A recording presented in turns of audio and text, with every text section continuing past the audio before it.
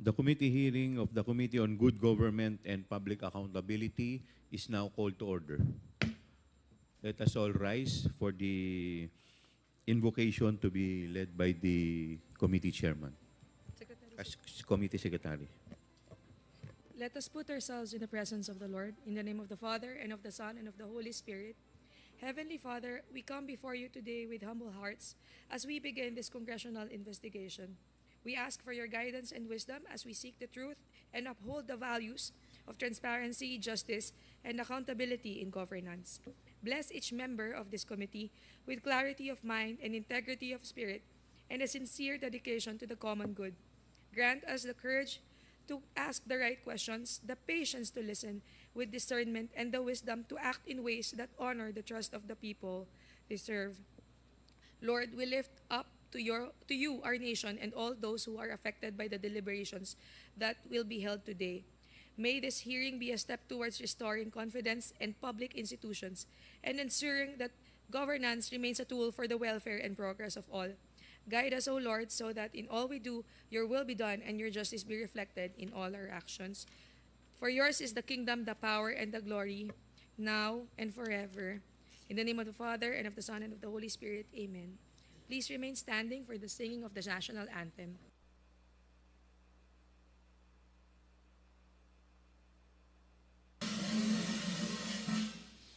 Bayang magiliw, perlas ng silanganan, hanap ng puso, sa dibdib mo'y buhay.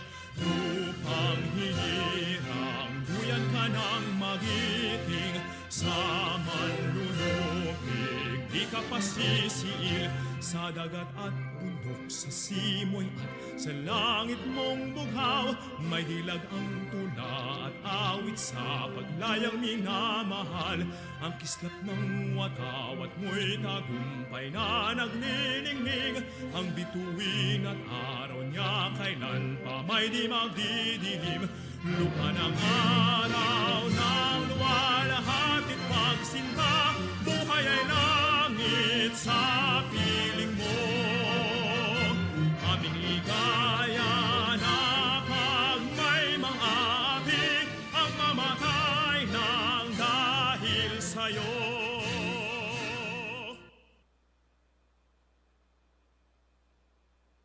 Pwede po tayong umupo.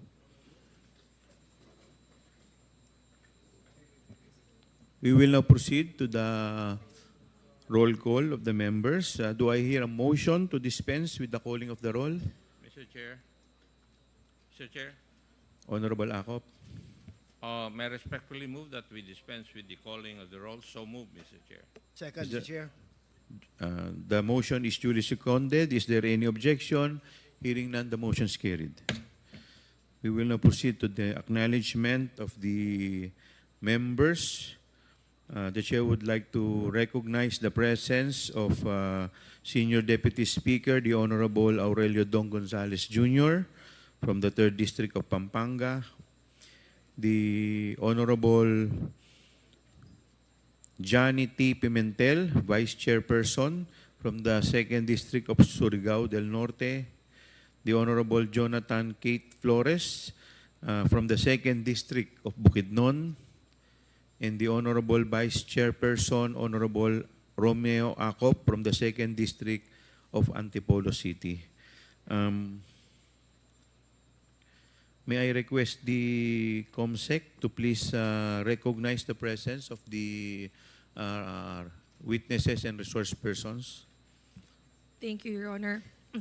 We have in attendance for today from the Department of Education, Undersecretary for School Infrastructures and Facilities, Mr. Pimaco Densing III. Can you please take the seat in the panel? Thank you. Undersecretary for Curriculum and Teaching, Ms. Gina O. Gono. Can you please take a seat in the panel on the right side, Mr. Undersecretary? Here, please. Thank you. Undersecretary for Procurement, Mr. Gerard L. Chan. Undersecretary for Finance Service Project Management, Ms. Annalyn M. Sevilla. Major General Nolasco A. Mempin, retired Undersecretary. Undersecretary for Administration, Attorney Mel John L. Verzosa.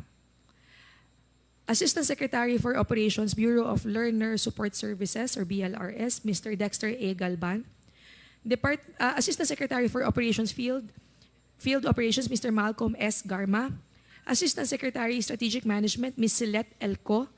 Assistant Secretary for Curriculum and Teaching, Mr. Janier T. Datukan. Senior Education Program Specialist of Procurement Planning and Management Division, Ms. Arlene J. Cabiten. Senior Education Program Specialist of Procurement Planning and Management Division of Schools, Division Office Manila, Ms. Mary Antoinette T. Bunyag. Chief Administrative Officer of Procurement Planning and Management Division of the Central Office, Ms. Maria Teresa Fulgar. Former Head of Procuring Entity, Mr. Michael Powa. We now have for the Department of Budget and Management, Undersecretary Rolando U. Toledo.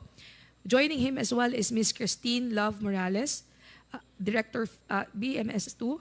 Project Development Officer, Mr. Alexis Red Luis Irasga. Division Head, Ms. Rosario S. Nunez. Acting Service BMS, Ms. April Ann R. De Los Trinos. And Senior BMS, Ms. Dior Jean Dr. de la Fuente. From the Philippine Army, Your Honors, we have here Colonel Buran Singh, Lieutenant Colonel Magtanggol Panopio, Major Rogelio A. Dumriga Jr., Retired Major General Adonis Bajao, sitting in the panel, Lieutenant Colonel Carlos B. Sangdaan Jr. From the Commission on Audit, we have here sitting in the panel Attorney Gloria A. Camora. We have Mr. Fahad bin Abdul Mawik Tumawis, Audit Team Leader. We have Attorney Erwin E. Lapitan for the Legal Affairs Office, Legal Services Sector. Ms. Sofia C. Hamora, Director 4 for the National Government Audit Sector, or NGAS. State Auditor 1, Audit Team Member, Ms. Zara Jane M. Fegalan. For the Bureau of Treasury, we have Ms. Concepcion S. Austria, OIC, NCR Regional Office, and Attorney Jericho A. Cadorna. If there is anyone that the committee secretary has failed to recognize, please approach the mic and introduce yourself, your designation, and the agency. Thank you. Thank you, Comsec. We will now move to the next item in our agenda, the approval of the minutes of the previous meeting. Do I hear a motion to dispense with the reading of the minutes of the previous meeting and approve the same? Mr. Chair, I move to dispense with the reading of the minutes and subsequently for the approval of the said minutes. Second, Mr. Chair. The motion is duly seconded. Is there any objection? Hearing none, the motion is carried.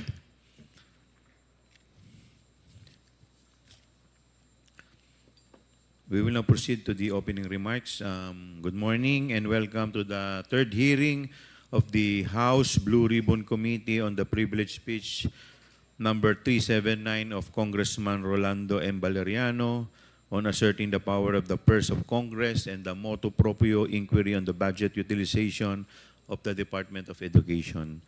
Conducting inquiries ay based sa discretion ng Kongreso at ito ay ayon sa ating saligang batas. In fact, in the first and second hearings already conducted by the committee, the following were seen.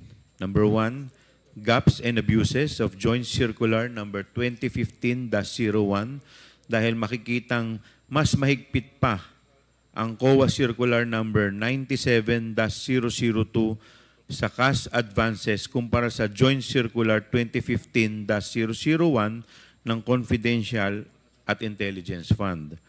Number 2, irregularities in the utilization of confidential fund ng OBP. Number 3, rekomendasyong amyendahan ng COA ang policy ng 180-day period to appeal dahil ito ay mahaba masyado. Number 4, regularity kung paano ginamit ang pondong inilagak sa OVP at DepEd, halintulad na lang sa DepEd na hindi pala maayos na naipatutupad ang last mile school projects, pati ang school-based feeding program kung saan madaming nasirang pagkain. At number 5, rekomendasyong mag-submit ng SALN ng accountable officers and special disbursing officers at iba pa. Ang Kongreso ang guardian of public funds. Ang investigasyon ng government transaction is a proper exercise of the power of inquiry. Kabilang sa mga transaksyong ito, ang government agencies created by Congress and officers whose positions are within the power of Congress to regulate or even abolish, since Congress has authority to inquire into the operations of the executive branch. It would be incongruous to hold that the power of inquiry does not extend to executive officials who are the most familiar with and informed on executive operations. Nararapat lamang na maipatawag ang mga empleyado ng executive na mas nakakaalam ng mga transaksyong pinasok nila. The power of inquiry with process to enforce it is grounded on the necessity of information in the legislative process. If the information possessed by executive officials on the operation of their offices is necessary for wise legislation on that subject, by parity of reasoning, Congress has the right to that information and the power to compel the disclosure thereof. It also follows that non-compliance and unjustified, baseless refusal with congressional inquiries is tantamount to a violation of the Constitution. Kung sa kaso nga ng Standard Chartered Bank versus Senate Committee on Banks, Financial Institutions, and Currencies 2007, the Supreme Court recognized that the Senate Committee on Banks summoned Standard Chartered Bank merely as resource persons or as witnesses.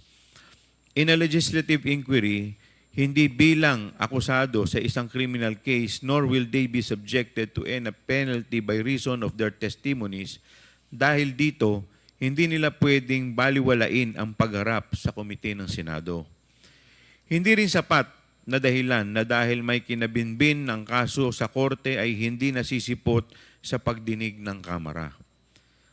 Sa 2009 case of Romero versus Estrada, the Supreme Court emphasized that the inapplicability of the sub judice rule to inquiries in aid of legislation is not limited to criminal or administrative cases. It can be extended to appealed cases and special civil actions awaiting final disposition before the Supreme Court. Otherwise, it would be extremely easy to subvert any intended inquiry by Congress through the convenient ploy of instituting a criminal or an administrative complaint. Surely the exercise of sovereign legislative authority, of which the power of legislative inquiry is an essential component, cannot be subordinate to a criminal or administrative investigation. This doctrine in Standard Chartered Bank has been adopted in Section 1 of the 19th Congress published Rules of Procedure governing inquiries in aid of legislation. To wit, the filing of pendency of a case before any court, tribunal, or quasi-judicial or administrative body shall not stop or abate any inquiry conducted to carry out a legislative purpose. Kung tungkol naman sa karapatan ng mga witnesses that include, among others, the right to due process, the right against self-incrimination, as well as the right to privacy of communications and correspondence of a private nature, the late Father Joaquin G. Bernas noted that since these rights are already enshrined in the Bill of Rights, the requirement under Section 21, Article 6 of the Constitution does not really create any additional constitutional right. Ito ang totoong karapatan ng mamamayan na malaman saan at paano ginastos ang kaban ng bayan. Bilang public officials, hindi ba nararapat lamang na ating sagutin ang mga katarungang ito? Hindi ba at nasa konstitusyon na public officers and employees must at all times be accountable to the people, serve them with utmost responsibility, integrity, loyalty, and efficiency, act with patriotism and justice, and lead modest lives? Kaya aking hinihikayat ang iba pang kawani ng pamahalaan na may kinalaman at kaalaman tungkol sa mga transaksyong ating sinisiyasat na lumabas na at lumapit sa House Blue Ribbon Committee upang tulungan tayong ilabas ang katotohanan sa paggamit ng pondo ng bayan upang magamit ito sa mga mas may katuturang bagay. Hindi nararapat na ang sambayanang umaako ng buwis pa ang maghihirap malaman ang katotohanan. We owe it to the Filipino people to render accounts. I move on to the committee secretary to provide the committee an update on the invitations, requests, correspondence, submissions, and compliance. Before that, Your Honor, may I also recognize Assistant Secretary for Procurement of the Department of Education, Mr. Reynold Munsaya, and Ms. Silene May L. Del Campo from the Commission on Audit, State Auditor. Now, for the updates, the Committee Secretariat has sent invitations via electric mail to all the agencies. To OVP, we have received their reply to the show cause order that was duly issued and served previously. For the Commission on Audit, they have submitted and complied with the subpoena duces tecum issued by the committee on September 25, 2024. For the Bureau of Treasury and the DBM, DBM also submitted and complied with the previous requirement to submit documents relating to the confidential fund of the OVP, and no additional submissions from the other agencies, Your Honor.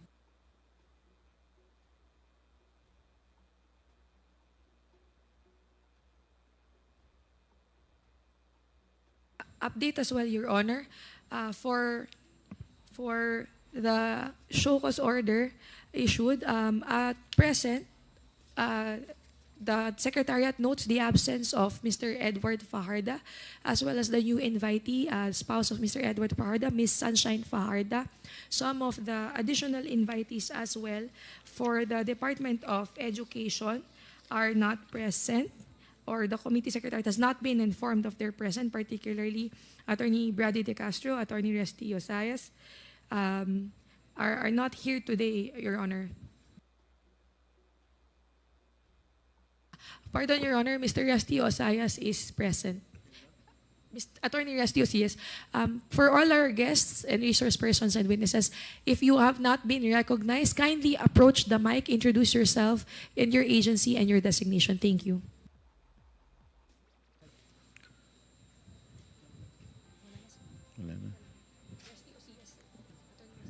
Please take your seat, Attorney Osayas. Thank you. Are you... Mr. Chair, just registering my attendance, I am former Undersecretary Omar Romero, formerly USEC for Legal of DepEd. I was invited also, but I have yet to be acknowledged, Mr. Chair. Thank you. Were we able to issue subpoena ad testificandum to the resource person that we invited, subject of the show cause order? No, Your Honor. No issuances for subpoena ad testificandum yet, Your Honor. Do I hear a motion from any member for the issuance of subpoena ad testificandum to the resource persons that we invited or subject of show cause order, and yet they refused to attend and recognize this committee? Mr. Chair, Yes, Honorable Flores. I move that we issue a subpoena ad testificandum to the persons named by the COMSEC, those who were issued the show cause orders. Your Honors, may I be recognized? Sir? Yes, Comsec. The individuals who were previously issued show cause orders were Attorney Zuleika T. Lopez, Attorney Lemuel Ortonio, Attorney Rosalina Sanchez, Ms. Gina F. Acosta, Ms. Julieta Villa del Rey, and Mr. Edward Fajarda, Your Honors. So those will be, those persons or resource persons are subject of the show cause order? Okay. So do I hear a second to the motion of the Honorable Kate? Duly seconded. Is there any objection? Hearing none. The COMSEC is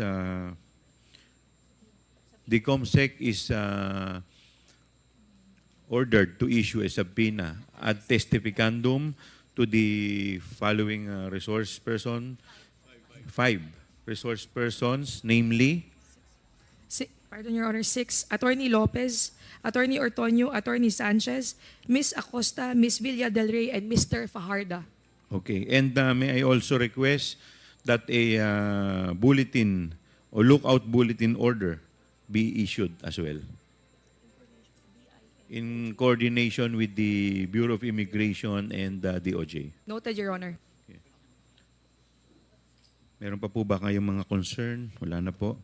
We will now, on that note, let us now proceed. Mr. Chair, Ay, Honorable Acop. in the second hearing that we have had, I think we have required the Department of Budget and Management to provide a copy of the letter request from the Office of the Vice President for the release of contingent funds in some requests for personal services and maintenance and operating expenses in 2022. Was this complied? Yes, Your Honor. Thank you. Yeah, DBM. May I know if the Commission on Audit, which was required to submit the following: a copy of the letter sent by the OVP through Attorney Lopez instructing the COA not to comply with the subpoena duces tecum issued by the House Committee on Appropriations; Yes, Your Honor. Also complied by the Commission on Audit. documents related to the OVP's liquidation of the 125 million confidential funds; Yes, Your Honor. Complied. documents related to the purchase of information, including details about how the 14 million pesos was spent and for what information; Complied as well, Your Honor. documents related to the payment of cash reward, including details about the recipients and purpose of the rewards; Complied as well, Your Honor. documents related to the OVP's safe houses, including the number of safe houses, their locations, and maintenance costs; Complied, Your Honor. documents related to the purchase of supplies, including details about suppliers and contractors; Complied, Your Honor. all attachments and documents related to the notice of disallowance issued by the Commission on Audit regarding the OVP's budget; Complied, Your Honor. and the audit action, in this case, the notice of disallowance and the liquidation report for the OVP's confidential funds; Complied, Your Honor.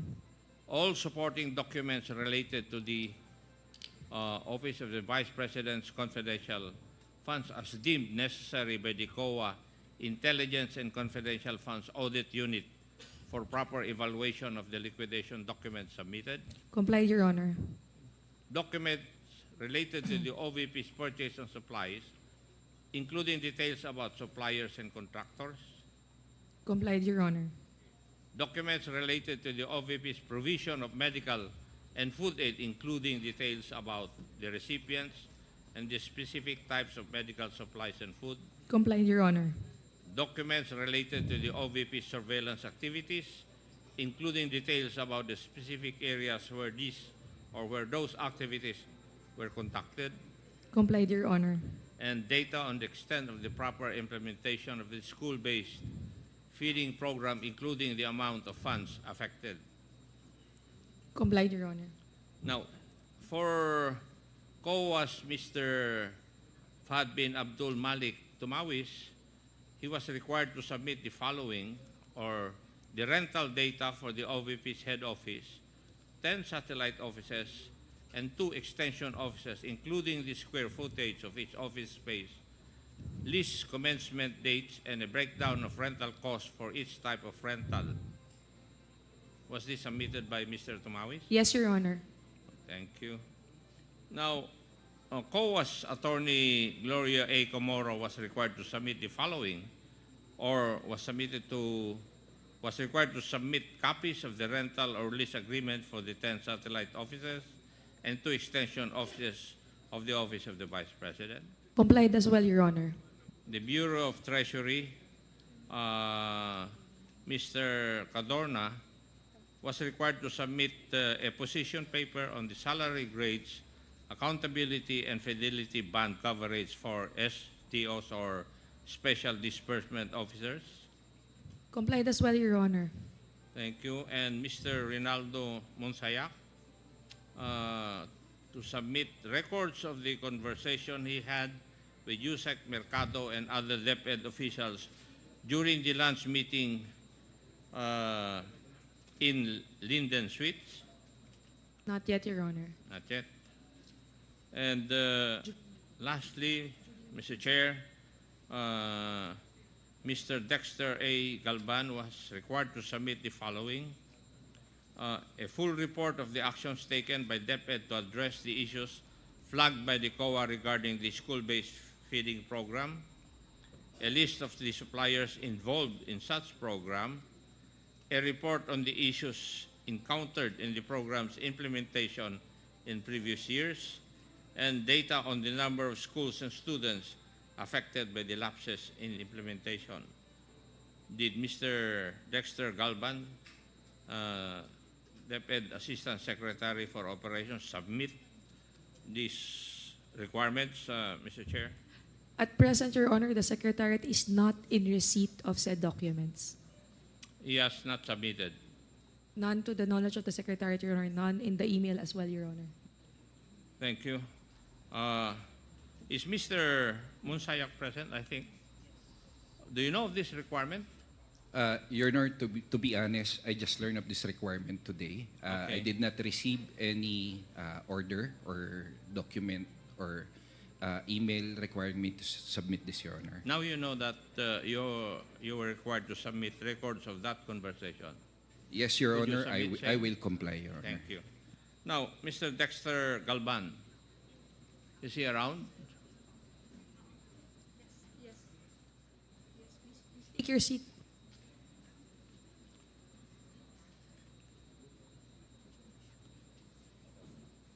Mr. Galban, did you know of this requirement for you to submit certain documents? Yes, Mr. Chair. And may I know the reason why you haven't complied with this requirement? We are confirming, as we have already prepared the reports prior, we shall confirm with the team for the transmittal of the documents because we already prepared the answers for such, Mr. Chair. We do hope to transmit while this committee is ongoing. In other words, you're going to submit the required documents today. We will check, sir, if there was a My problem in the question is, transmission. are you trying to tell us that you will submit the documents required today? Yes, Mr. Chair. Thank you. Mr. Chair, marami pong salamat for the administrative requirements. Thank you.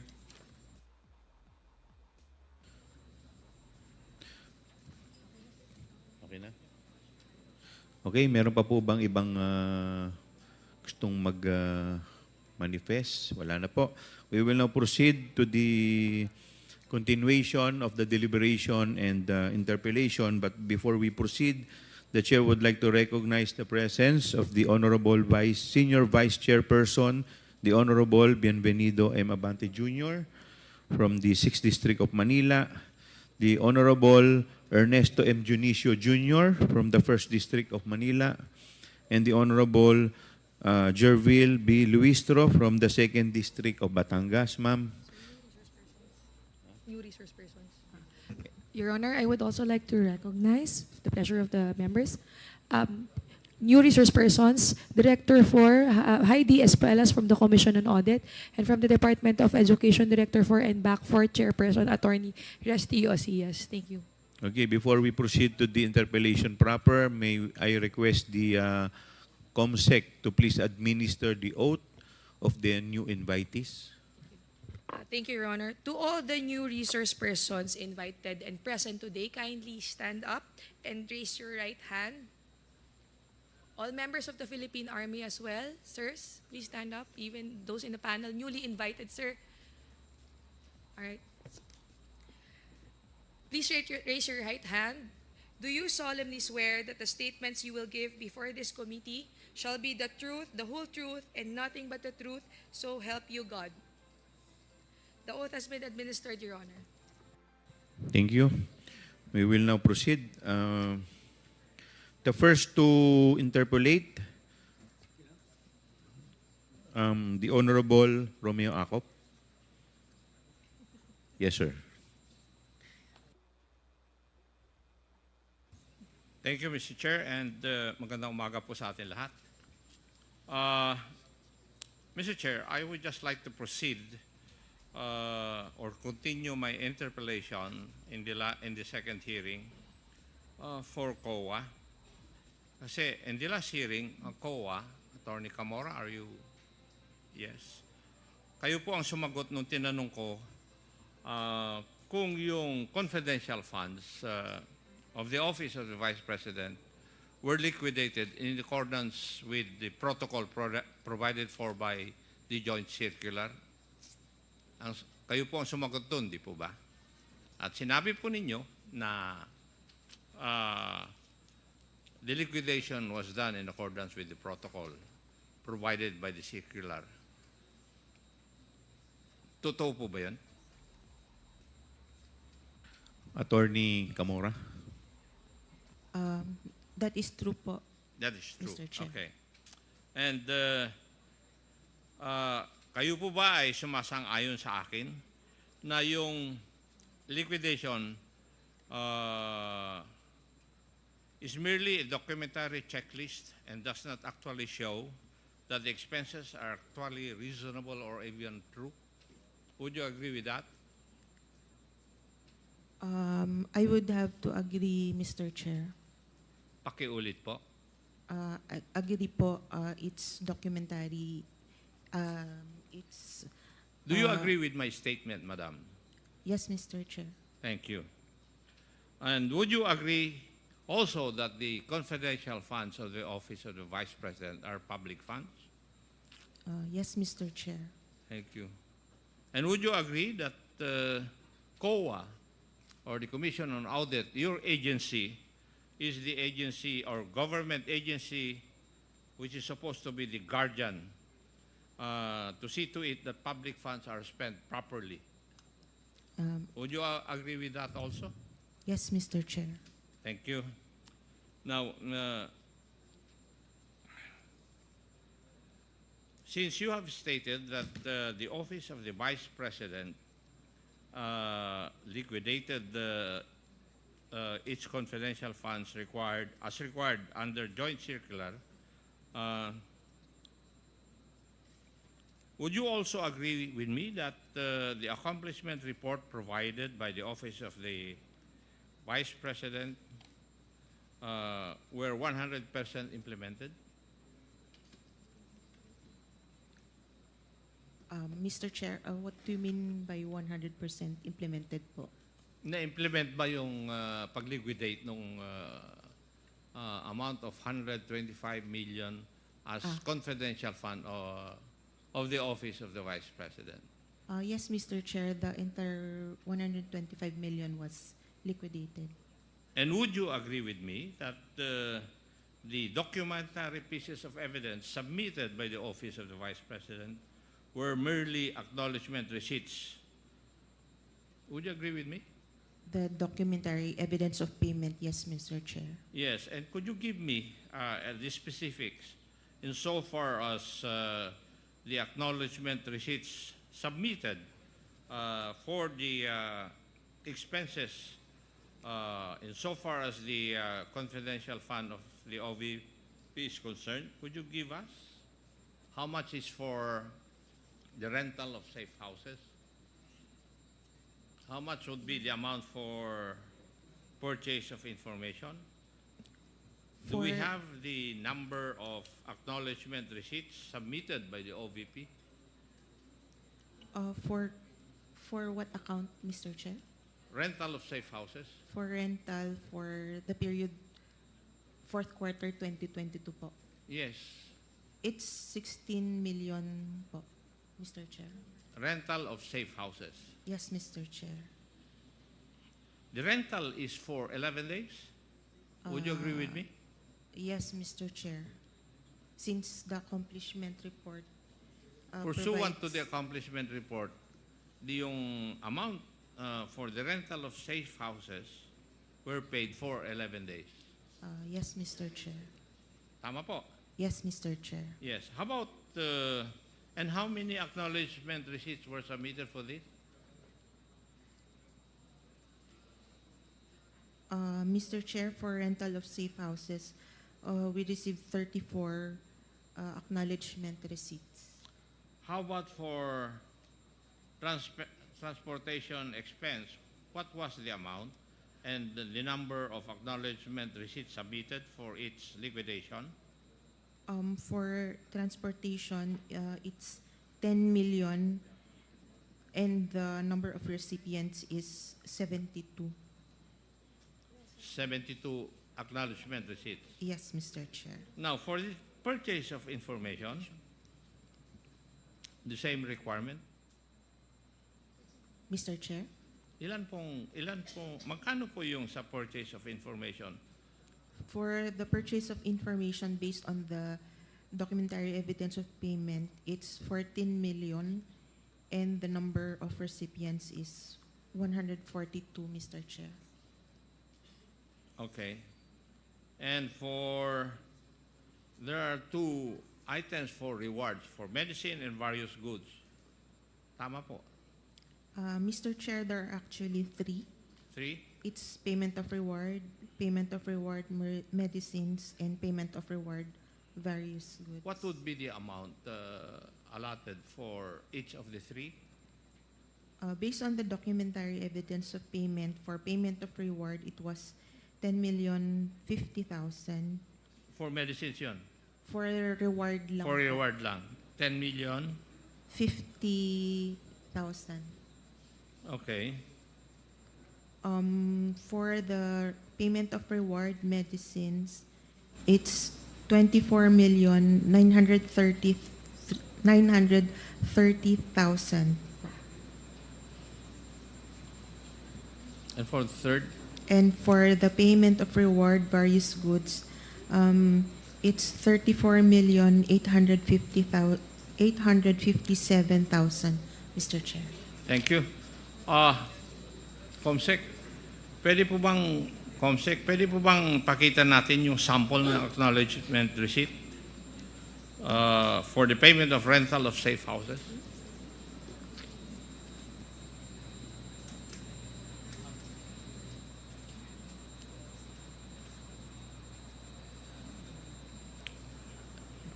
Nakikita nyo, Attorney Camora, yung sample o yung actual acknowledgement receipt na sinabit ng OVP with the names, shall we say, not shown because of confidentiality. Tama po ba ito? Yes, Mr. Chair. Is there an acknowledgement receipt which acknowledge the amount of 500,000 pesos for the payment of rental of safe house? I will check, Your Honor.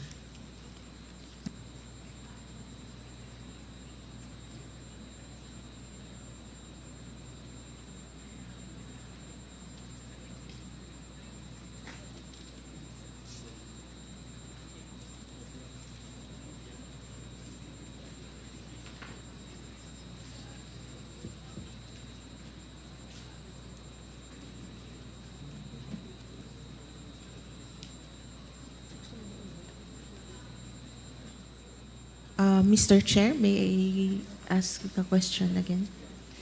Meron po bang acknowledgement receipt amounting to 500,000 for the payment of rental of safe house? Meron po, Mr. Chair. Para sa isang safe house lang ito? We have no information, Mr. Chair. What we know is para sa isang recipient nung yung money paid po. If I asked you the question, yung 500,000 ba yun for 11 days or for 1 day?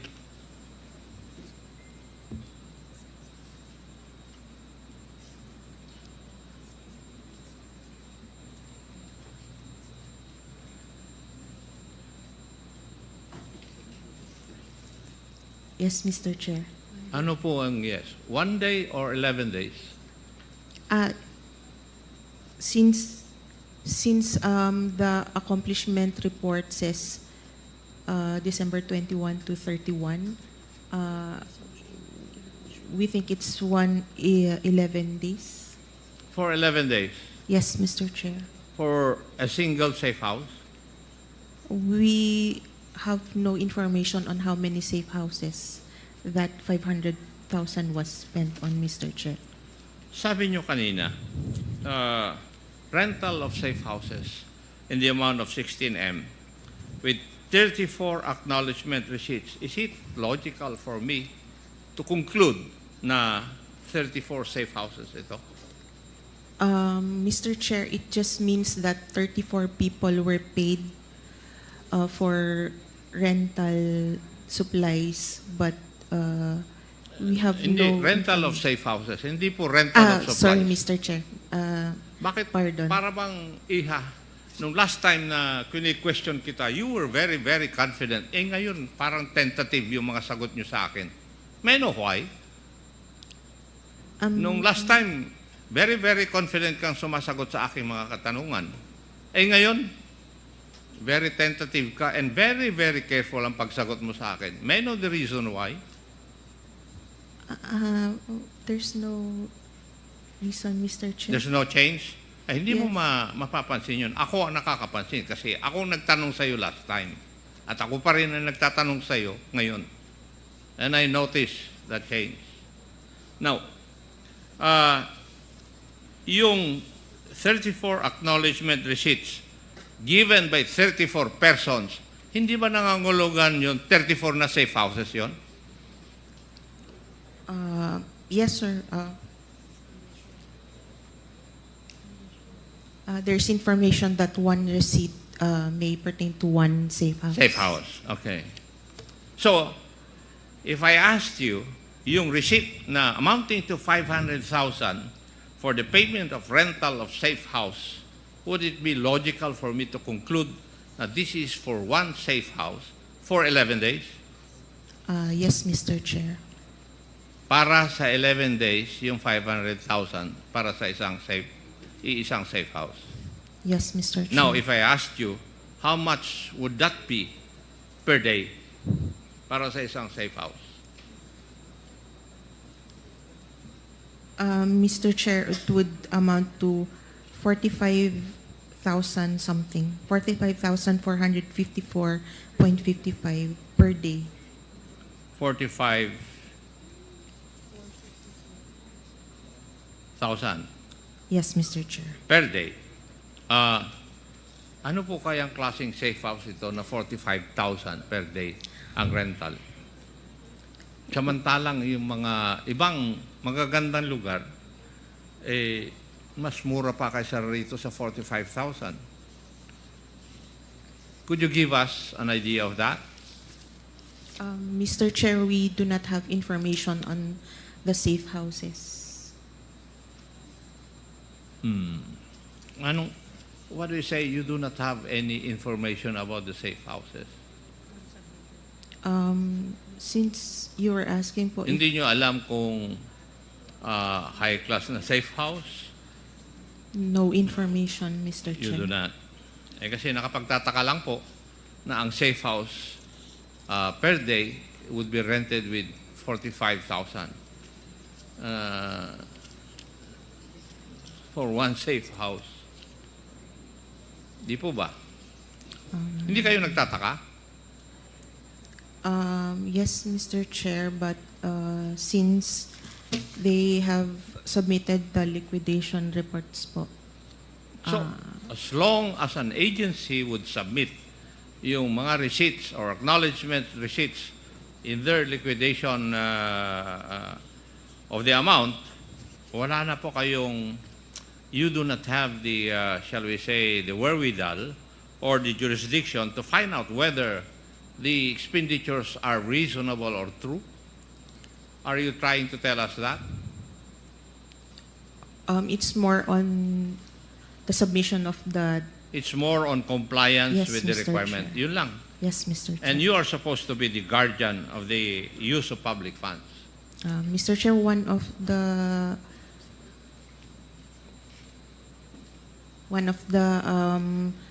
documents is their certification, so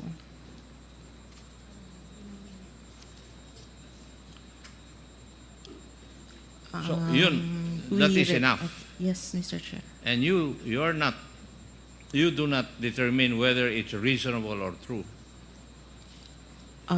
Since it is compliance, we often do not. Okay.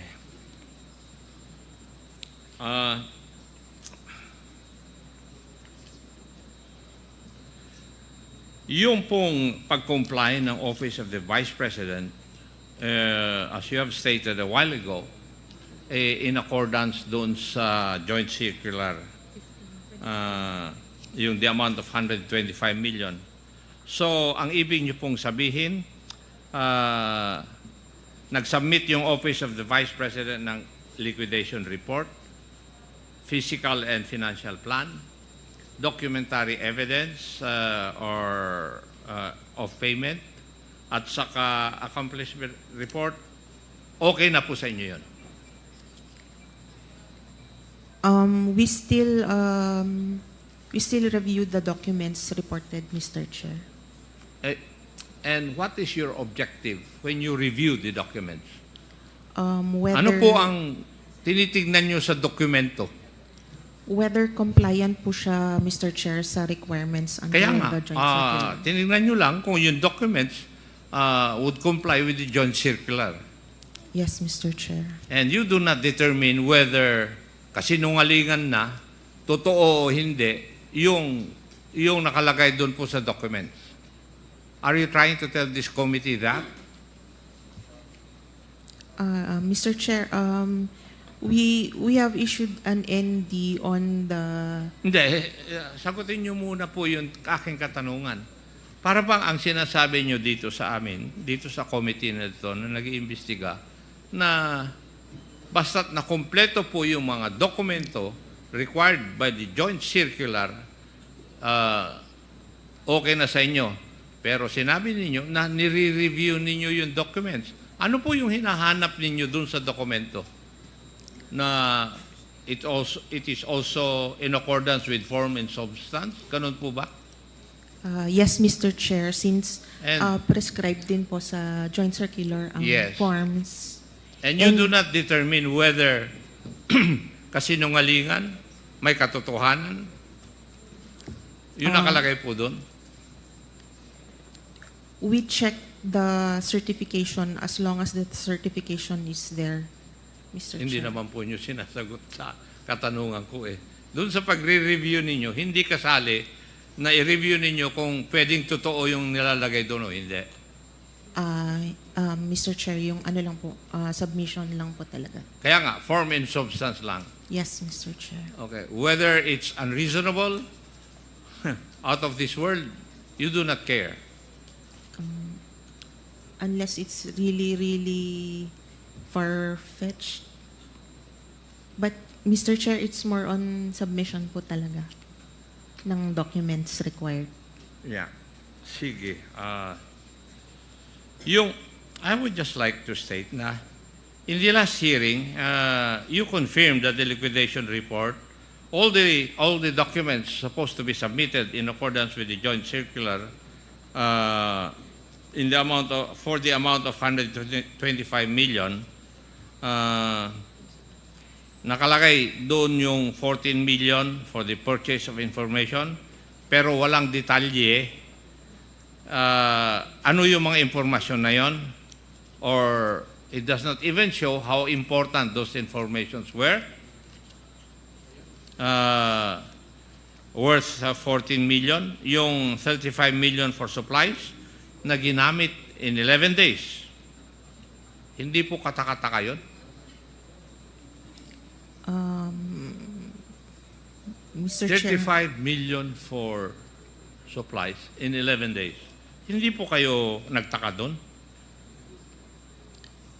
as long as they submitted po the Wala nga mangyayari sa atin. acknowledgement receipts. So long as they submit the acknowledgement receipts. Yes, Mr. Chair. Okay. Further, Mr. Chair, yung accomplishment report, it does not require further details po. And it is the only form under the joint circular. Okay. Hindi ko Which na they are po required. tinatanong. Kasi kung ganito po yung inyong patakaran, wala nga po kayong mababantayan. Di po Mr. ba? Chair, Mr. Chair, kaya po meron po silang certification yung head of agency. Pero may certification na, but you do not even determine whether the contents of the certification are reasonable or not. Whether they are true or not, you do not determine that. Yes, Mr. Chair, given the Yes. nature of the fund po. Yeah. Kagaya ng 40 million for medical and food aid, ilang kayang informant ang ginamot at binigyan ng gamot? In 11 days. 35 million. Hindi po kayo nagtataka? For supplies po, Yes. Hindi po ba? there Report were nyo kanina 69 for recipients. medical and food aid, 40 million. Di po ba? Yes, Mr. Chair. Yes. And for 11 days to be spent for medicine, medical aid. Hindi kayo nagtataka? Paano na-spend yun in 11 days? 5 of which are holidays. Mr. Chair, given the nature of the fund, it's confidential. Doon po so, kayo bumabalik doon sa nature of the fund palagi eh. Yun ang otherwise, napapansin Mr. ko Chair, na doon kayo nagko-cover. Pero definitely, your job is to see to it that public funds are spent properly. I asked you that. Yes, Mr. Chair. Yes. Now, may I ask you, personally, are you safeguarding the expenditure of public funds insofar as your job is concerned? I would like to think so, sir. Yes. You would like to think so. Okay. Wala nga tayong kuwan mangyayari. In other words, we can, or the COA relies only on the documentary evidence of payment, mainly. Tama po. Yes, Mr. Chair. Yun lang ang pasihan ninyo. Yes, Mr. And yung Chair. documentary evidence of payment, whether it is a lie, a truth, reasonable or unreasonable, you do not care. That is what you're trying to tell us.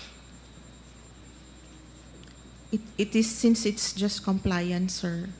Kaya nga. In other words, para pang ang sinasabi nyo sa akin, I do not know how my other colleagues would take that, pero parang ministerial na lang yung trabaho nyo pala. If we read through the Yes. joint circular. That is sir, what yes. you're trying to tell me. Okay? Ministerial lang pala yung trabaho ninyo. Masarap na trabaho yan, ah. Di po ba?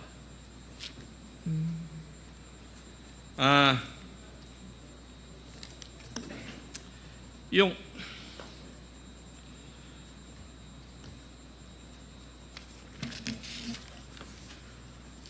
pagtignan natin ang liquidation report, ang nakalagay lang dito ay ginastos ng Office of the Vice President the amount of 125 million from December 21 to 31, 2022 or 11 days. And this was certified by the Vice President, by the Special Disbursing Officer, Madam Gina Acosta, and the Chief Accountant, Madam Julieta Villa del Rey. Would that be correct? Yes, Mr. Chair. Now, kung babase naman po tayo dun sa accomplishment report, ang makikita lang natin dito ay gumastos ang Office of the Vice President ng 125 million from December 21 to 31, 2022 for surveillance and monitoring activities in 132 areas. Dito rin, wala tayong magawa. Kagaya ng sagot po nyo sa akin, we have no choice but to check the documentary evidence of payments submitted by the office para malaman kung saan or paano ginastos ng OVP yung 125 million. Yun po yung pinararating nyo po sa amin. Yes, Mr. Chair.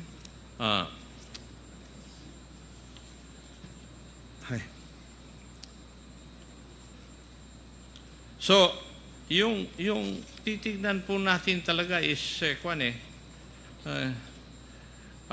yung pinakita natin acknowledgement receipt, ganyan lang talaga ang format.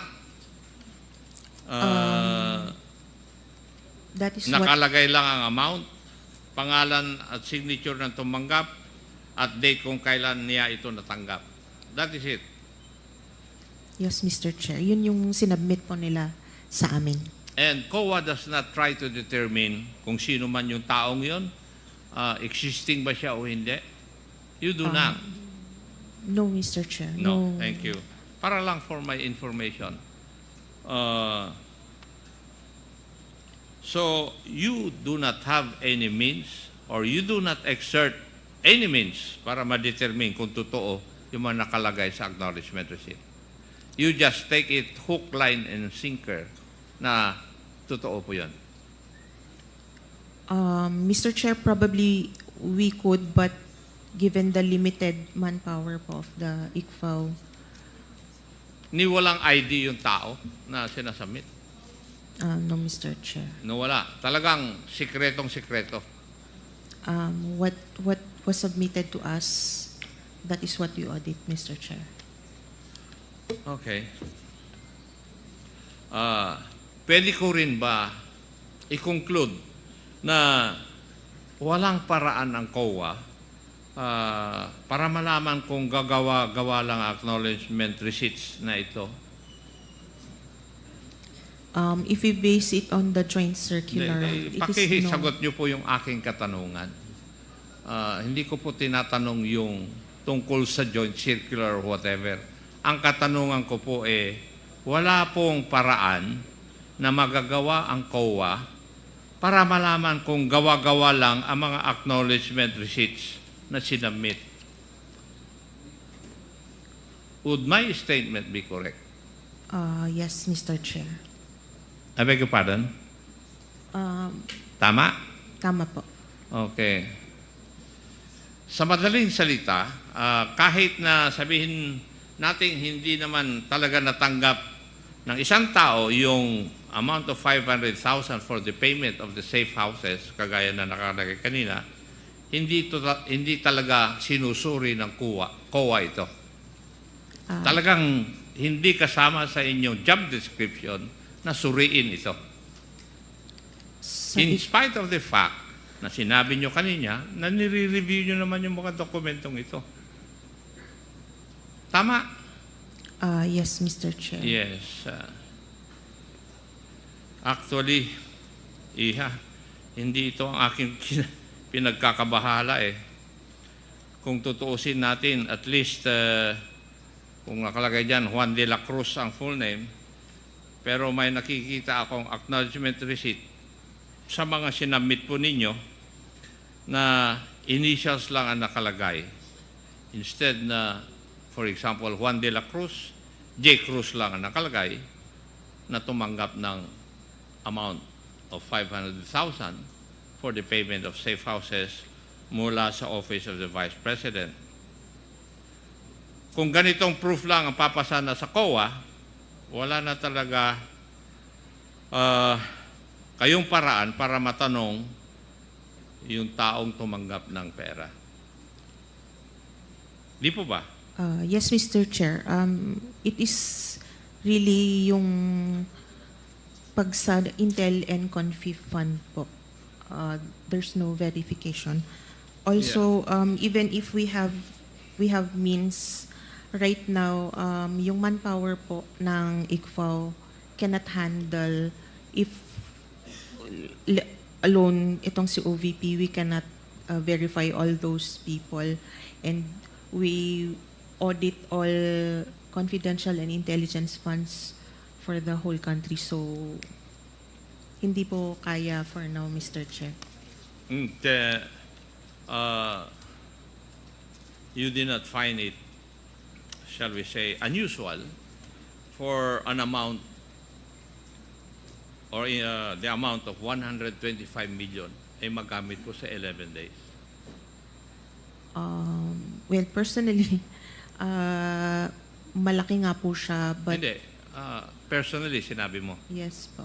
Personally, you find it unusual? It could be na medyo malaki nga po yung amount. And wala kang ginawa? Since You they've found it unusual and yet wala kang ginawa? since they've submitted all the requirements under the joint circular, Tama na. okay na po, Mr. Chair. Thank you, Mr. Chair. Marami pong salamat, Madam Kawa. Thank you, Mr. Chair. Congressman Akop. Ako po yung susunod na magtatanong. Susundutin ko lang po yung line of questioning ni Congressman Akop. Attorney Camora, pasensya na po kayo. Kayo po uli ang matatanong ko po. Batay po dun sa Joint Circular number 2015-01, ang isa po sa mga requirement po para sa liquidation po ng Confi Fund ay yung tinatawag po nating accomplishment report. Tama po ba? Yes, Mr. Chair. Okay. Pwede po bang pakita po dito yung accomplishment report sa ating TV? Yan, ito po. Yan po yung yan, ito po yung accomplishment report. So ang laman po ng accomplishment report, makikita po natin dito, nakalagay po dyan yung period covered. Yan po. Ito po, ibig sabihin po nito, ito yung araw o buwan na covered kung saan ginastos itong mga itong surveillance and monitoring. Tama po ba? Tama po, Mr. Okay. Chair. So dito naman sa actual outcome o accomplishment, nakalagay po dito yung mga dahilan kung ano po, saan po ginamit yung pera. Tama po ba? Tama po, Mr. Chair. Okay. At doon naman sa amount utilized, ibig sabihin, ito po kung breakdown nung amount, kung paano po ginamit o kung saan ginamit. Tama po ba? Tama po, Mr. Chair. At syempre, nandito po sa baba niyan, yung Special Disbursing Officer at saka po yung nag-approve. Tama po ba? So yan bali yan ang laman ng accomplishment report. Tama po ba? Tama po, Mr. Chair. Okay. So base po dito, dito po makikita po natin yung sa letter C, rental of other incidental expenses relative to the maintenance of safe houses. Dito po sa rental ng safe houses ng OBP, hindi po ito nagre-refer sa long-term lease. Tama ba? Hindi po, sir. We have no way of knowing. Tama po Yes ba? po. Okay. Basta't itong list na to, naka-pertain lang doon sa period covered, which is yung December 21 to December 31. Tama po ba? Yes, Mr. Chair. So, ibig sabihin, ito nakalagay po dyan na 16 million, ito lang po yung covered niya. Yung December 21 up to December 31. Yes, Mr. Chair. Okay. Yun yung time po na... Yun yung time na ginastos yung itong payment. 16 Opo, million. yes, Mr. Okay po? Chair. Yes, Mr. Okay. Chair.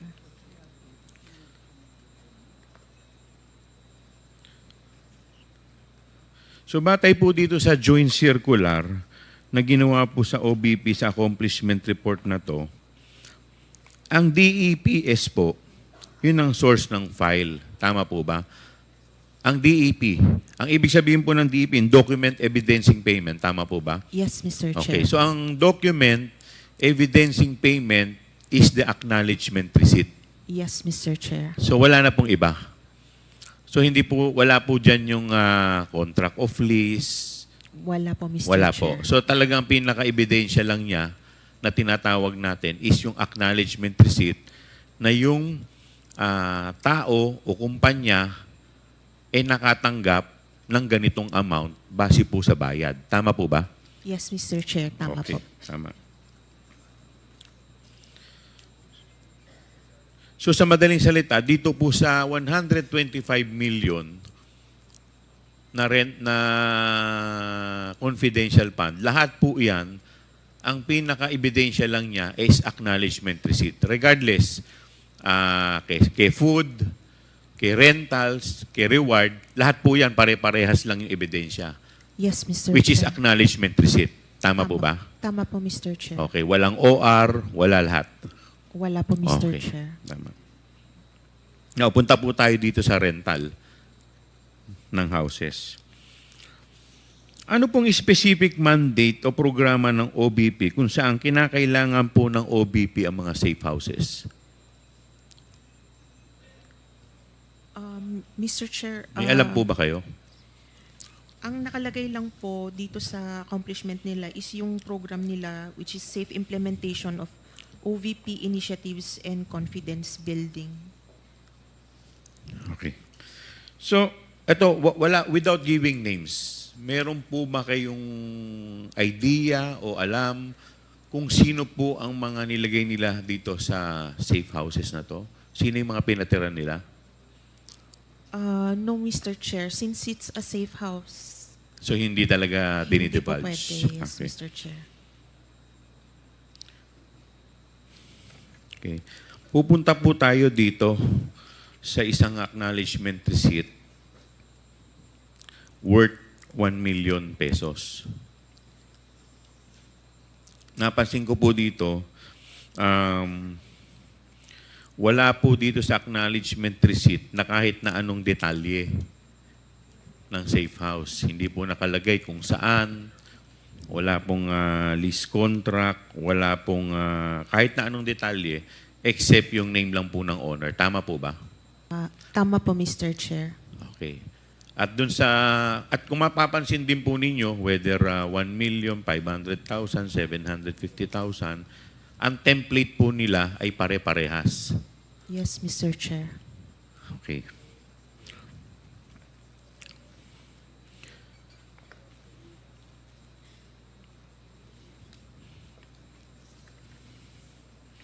Based po dito, sinasabi po ninyo sa liquidation ng OBP Confidential Fund, yung 2022, 34 ang acknowledgement receipt. At tama po ba? Yes, Mr. Chair. Okay. Tama At po. kanina, sinabi po ninyo, sa 34 na to, 34 po yung safe houses. So, ibig sabihin, isang resibo represents one safe house. Tama po? Yes, Mr. Chair. Okay. May idea po ba kayo dito sa safe house na to kung ito po ba ay bahay, kondo, o kung ilang palapag? Wala po, Mr. Chair. Wala pong information. Wala po kayong Kung idea. ano lang So, yung- ibig sabihin, wala kayong alam na detalye. No details, Mr. Chair. Okay. So, lumalabas din po dito, in 11 days, ang nagastos po nila sa safe houses is 16 million. Yes, Mr. Chair. Ayan po. Okay. Ano po yung pinakamurang safe house na kanilang nirentahan in 11 days? Yung pinakamura po. Magkano po yun? Mr. Chair, it's 250,000 po. Ang pinakamurang safe house na kanilang nirenta in 11 days is 250,000. 250,000, Mr. Chair. Okay. At ano naman po, magkakano naman po yung pinakamalaki?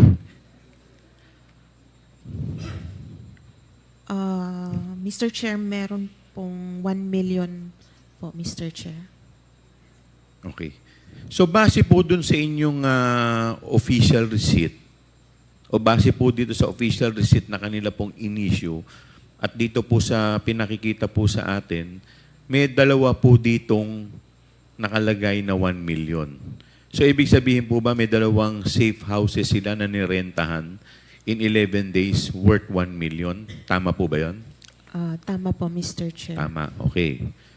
At dito po, nakalagay din po dito sa isang OR na worth 1 million, binayaran po nila to dated December 26 at yung isa naman dated, ano ba itong isa? December 28. Tama po, Mr. Chair. Dalawa po kasi yung interpretation ko niyan. Ano po ba ang tama? Ito pong 1 million na to ay for 11 days, which is December 21 to December 31. O dahil po dung sa date of payment December 26, doon po nagsisimula yung rentals. So 26, 27, 28, 29, 30, 31, which is 6 days. At doon naman po sa isa, December 28, which is 4 days. So yung bang 1 million na binayad nila na December 28, yung 1 million na yun in 4 days o in 11 days? Mr. Chair, it just means na nung date na yun po, nabayaran yung recipient po. Pwede But it pong- does not follow na yun yung period cover. Yes, Mr. Chair. Pwede pong Hindi ka ba nung 11 nagtaka po na yun. minsan na hindi ka naman, hindi po ba kayo nagtataka? Di ba normally po sa mga rentals, magbabayad ka muna bago ka mag-occupy? Yes po, sa normal rental po. So ito po hindi normal. It's a safe house, Mr. Chair. Hindi. Tama po, I understand na safe house. Pero di ba na normally po pagka ganyan po, may mag-uupa, pag-uupahan po ninyo ang isang lugar, hindi ka naman makakapag-occupy nang hindi ka muna nagbabayad. Minsan, meron nga pong down payment, meron pang advance payment. Ang karamihan, Hindi, di ba yun naman, meron ka bang instance na nauna muna yung pagpasok bago yung bayad? Meron po bang instance na ganun? Nangyayari po ba yun? wala po akong information. Wala pong kung may information. ganun Kasi po. ang normally po, Normally- magbabayad ka muna bago ka papayagan ng may-ari na pumasok. Tama po ba? Yes, Mr. Chair. So ito po, pwede rin naman na yung payment ng 1 million is just for 4 days. Possible din naman siya, Possible Mr. din. Chair. Tama po ba? Yes, Mr. Chair. Ayun. Hindi po ba kayo nagtaka na sobrang mahal nun, yung 1 million in just 4 days? Anong klase pong safe house to? May swimming pool po ba tong safe house? May wifi? Sa BGC? May pakikita po ako sa inyong isang resort sa Shangri-La. Shangri-La, Boracay. Ang per night po nito is 22,500. This is a high-end luxury resort. It is just 25,000 per day.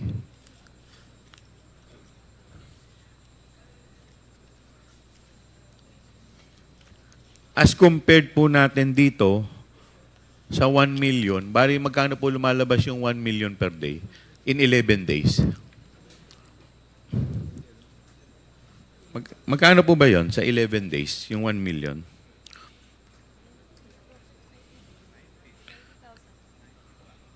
Mr. Chair, 90,000. 90,000 a day. 909. Yes, Mr. Chair. As compared po dun sa luxury resort. With complete amenities. Much worse kung 4 days. Yung 1 million. 200. Magkakano po lumalabas yun in 4 days? 250, Mr. 250,000 per day. Hindi po ba kayo nagtaka kung bakit ganun kamahal? Wala Hindi po naman kayo nagtaka? kaming information kung gaano kalaki building po ba Wala siya po kayong or- information kung gaano po kalaki yung building. Okay. May papakita pa rin po ako sa inyo. Yung mga condo unit po sa BGC. Yan po. 90,000 per day. 90,000 per month sa BGC Taguig po. Hindi po yan 90,000 per day. That is 90,000 per month ang rental po dyan sa BGC.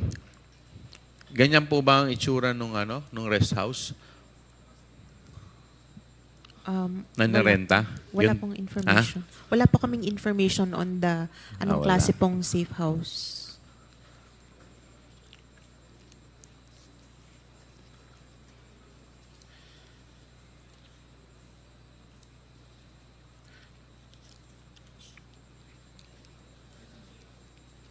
Alam po ninyo, medyo dapat nung tinitignan po ninyo, nagtaka na kayo sa laki po ng rentals in 11 days eh. 16 million, very glaring na po yun eh.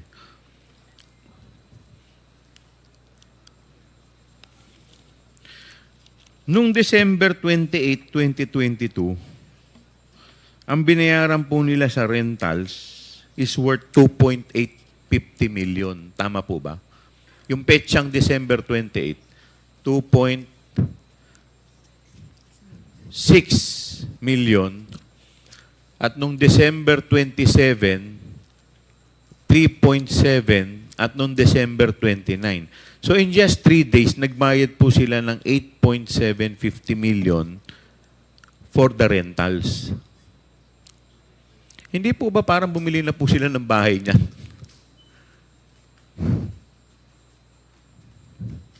Pwede. Tama Mr. po Chair, ba? hindi po allowed ang purchase ng Ayun, safe house. hindi allowed yung purchase. Since kailangan pong Yes. Hindi rin secret. allowed yung construction. Tama ba? Yes, Mr. Chair. Okay. But that amount is equivalent to one house. 8 something million. 8.7 million. Tama po ba? Lalong-lalo na kung sa probinsya. And we have 30... Ilan to? We have 32 ba to? 32 safe houses. 34 acknowledgement receipt.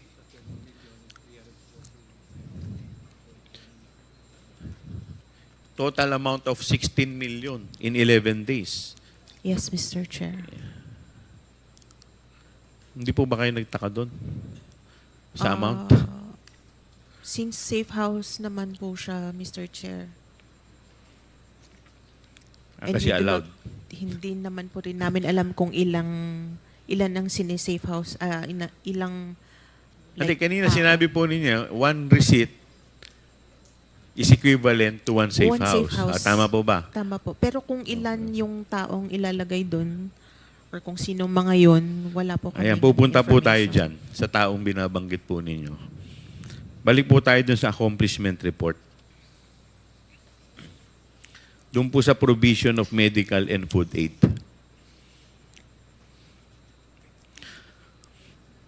Pwede po bang yan, provision of medical and food aid amounting to 42 million. 40 million, Mr. Ay, Chair. 40 million. At sa akin dito, 42. Okay. Amounting to 40 million. So that, dito po sa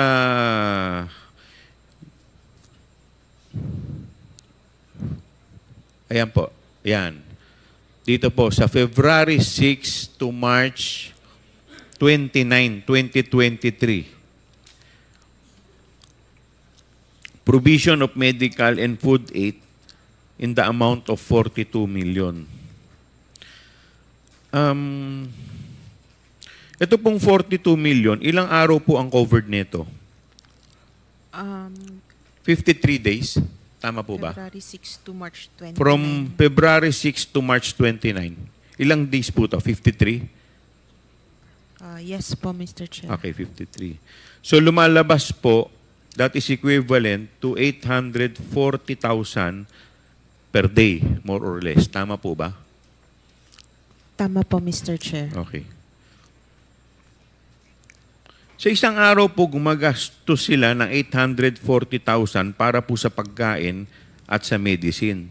Ang tanong ko po, ilang informant po ba yung kanilang binibigyan ng gamot at pagkain para makakonsume ka ng 840,000 sa isang araw?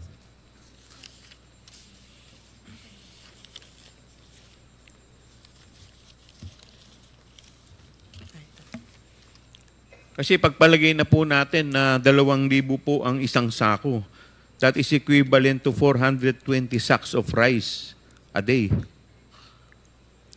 Mr. Chair, based sa documentary evidence of payment, Pakilakas there po. were 119 recipients po. 119. 19 na acknowledgement receipts po.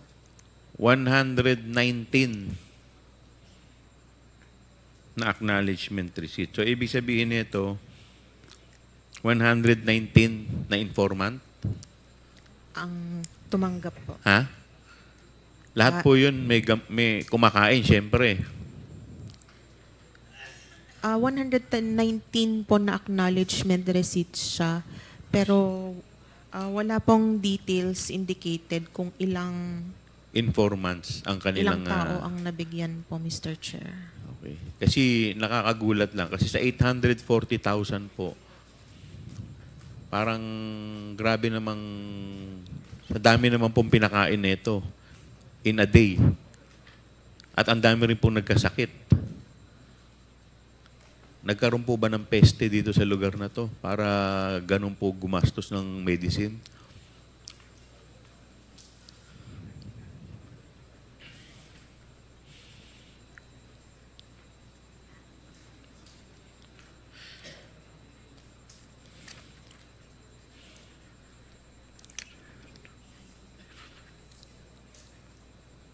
So again, dito po sa food and medicine, same DEPS. Ibig sabihin, same din po yung evidence na kanilang inilabas, which is yung acknowledgement receipt. Tama po ba? Tama po, Mr. To Chair. justify ito pong purchase of medicine and food. Tama po ba? Tama po, Mr. And Chair. same format. Tama po, Mr. Chair. Same format. Same format for the rentals and same format for the medicine and food. Opo, Mr. Chair. Okay, so pare-parehas po.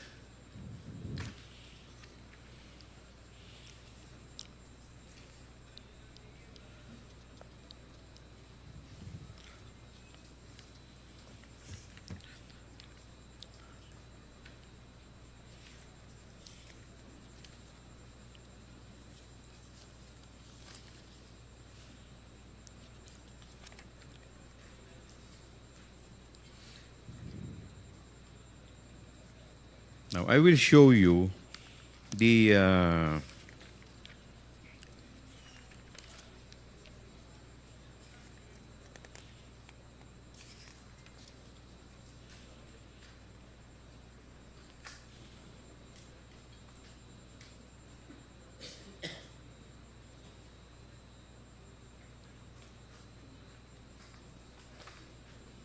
Now, Attorney Camora, since kayo po ang official na COA ng Intelligence and Confidential Fund of Audit Office, kabisado nyo po more or less yung mga expenses items na kasama sa accomplishment report ng OVP. Tama po ba? Tama po, Mr. Chair. Okay. Now, to refresh your memory, I am showing the relevant portion of the accomplishment report indicating the expense items covered by the 125 million confidential fund.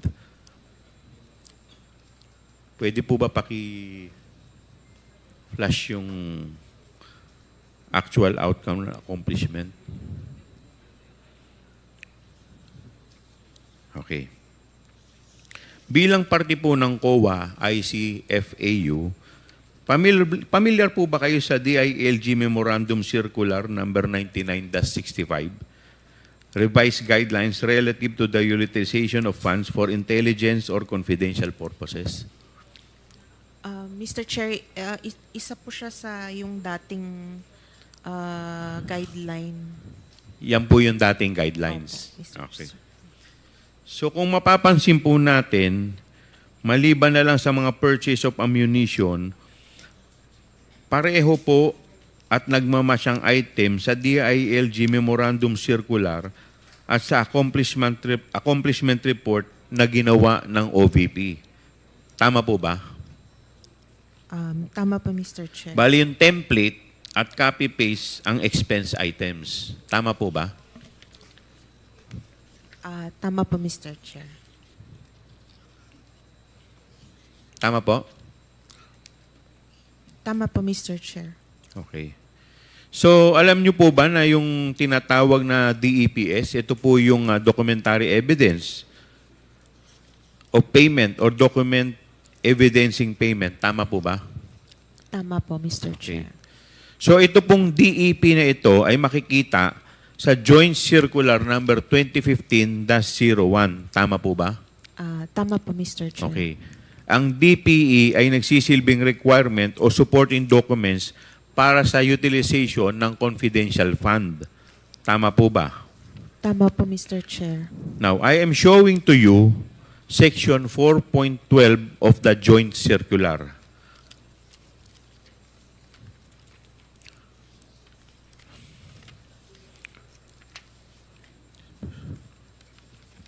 So nakalagay po dito, disbursement from confidential fund shall be supported with documentary evidence of payment, among others, which shall be submitted to the ICFAU in a sealed envelope signed by SDO. So ito pong DEP ay hindi kasama sa requirement na nakasaad sa DILG Memorandum Circular. Tama po ba? Tama po, Mr. Chair. Okay. Paki-confirm nga po, under sa DILG Memorandum Circular, documentary evidence of payment or DEPS are not required for liquidation of confidential fund? Under the DILG Yes, Memorandum MC po. Circular. Yes, Mr. Chair. So dun sa DILG, yung documentary evidence ng payment eh hindi nire-require sa liquidation. Nung time na to po na ito ang Yun ang sinusunod. sinusunod. And Okay. this is for LGUs po, since DILG. LGUs, tama po ba? Since Okay. DILG po ang Now, please also confirm that DEPS only became a requirement under the Joint Circular number 2015-01. Yes, Mr. Chair. Okay. In fact, ito pong DEP ay kasama sa mga items na nakapaloob sa certifications na ini-issue ni Special Disbursement Officer Gina Acosta para sa liquidation reports per quarter. Tama po ba? Tama po, Mr. Chair. Okay. Pakikita ko po sa inyo yung certification dated January 10, 2022.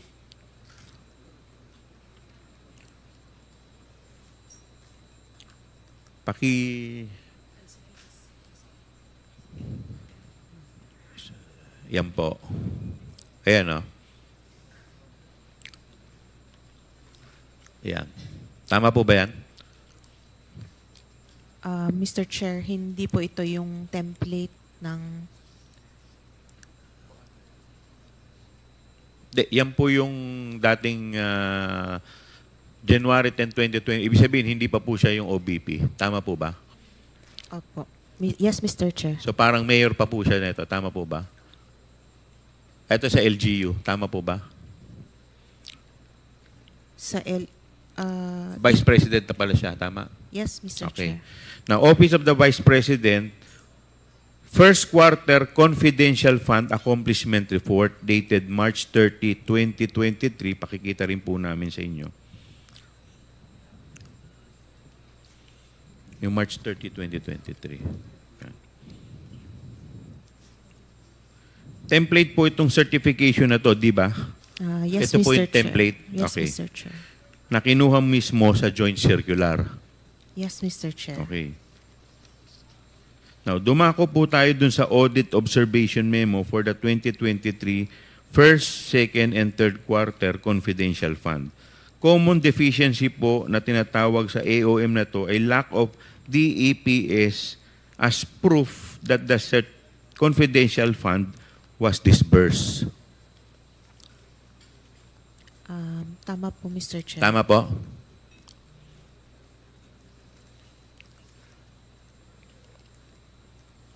Tama. Tama po, Mr. Chair. Ang rason po kaya kung bakit walang DEPS na inattach ang OBP ay ang ginagamit nilang batayan o standard sa pag-liquidate ng Confi Fund ay yung lumang DILG Memorandum Circular. Ano po sa tingin ninyo? Pwede. Pwede, Mr. Chair, since dati hindi pa po required ang DEPs. So marahil, ito na yung nakasanayan na guidelines ng staff ng OBP sa pag-liquidate po ng Confi Fund na galing po sa Davao. Tama po ba? Pwede, sir. Pwede. Pwede po, tama? Yes, Mr. Chair. Okay. So, ibig sabihin, kaya po nagkaroon po ng ganyan dahil parang yung nakakagawian po nila dati, yung pa rin ang ina-apply nila sa ngayon. Tama po ba? Tama po, Mr. Chair. Okay, thank you. Yun lang po. So, the next to interpolate, Congressman Ernix. Wala. Mr. Chair, pwede ba akong magtanong in relation to your Yes. question? And, Congressman, since wala po si Congressman Ernix, we will recognize the Senior Vice Chairman, Congressman Benny Abante. Attorney Camora,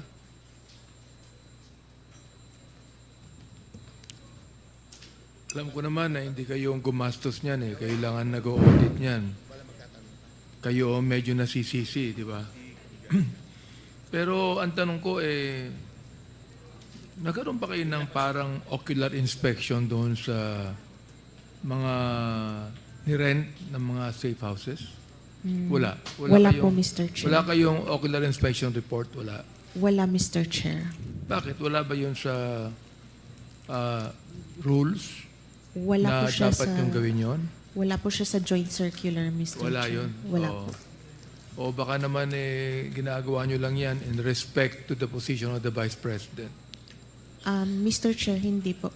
Kung ano po yung nasa joint circular, yun lang po sinusunod namin.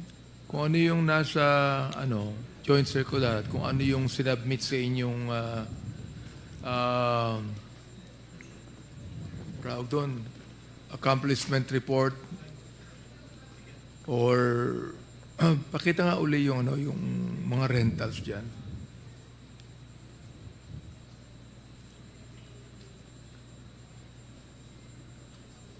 Yun lamang ang pinagbabasehan nyo na panggastos. At yan, acknowledgement receipt, nakalagay 500,000.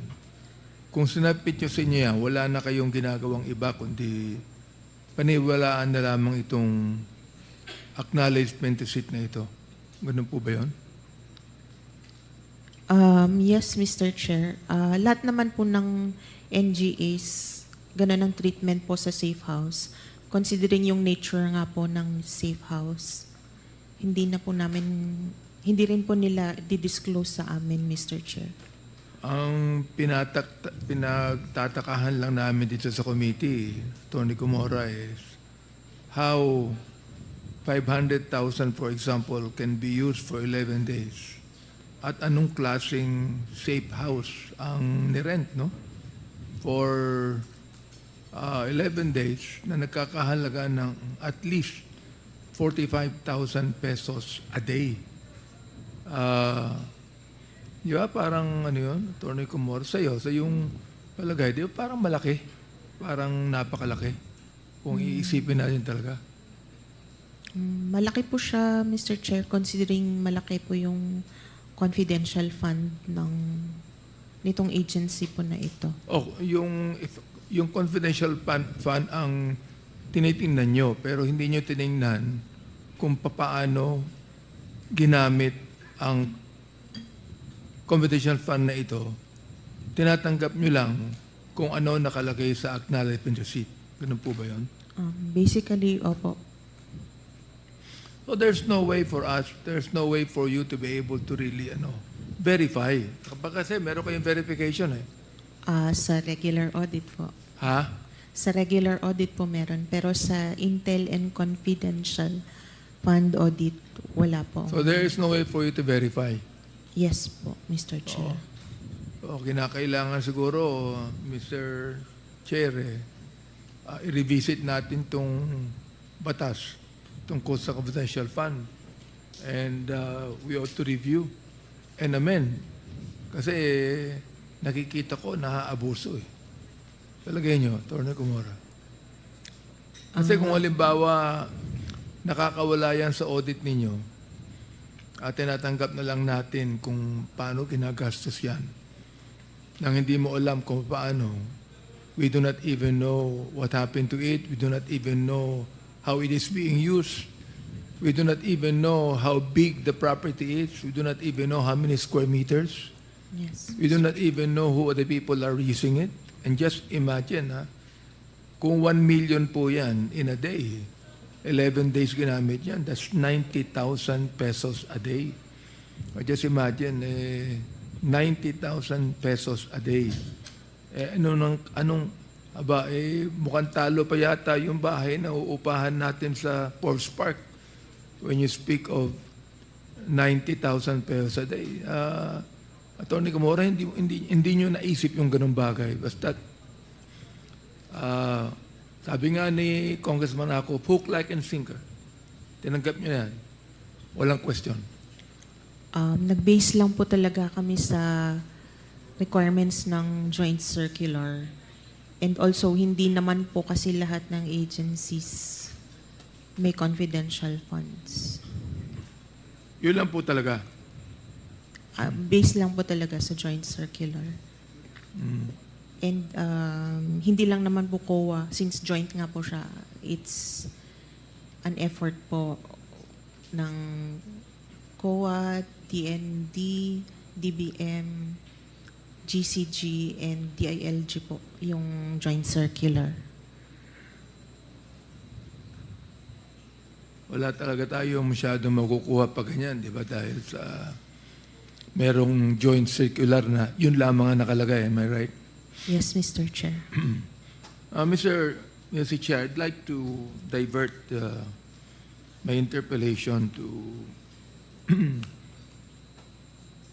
Major General Nolasco Mempin.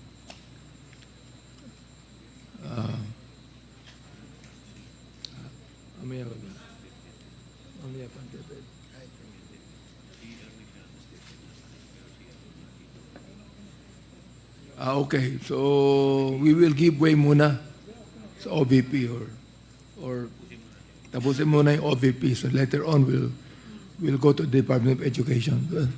Major Pin, mamaya na. Mamaya tayo mag-usap. Thank you, Congressman Abante.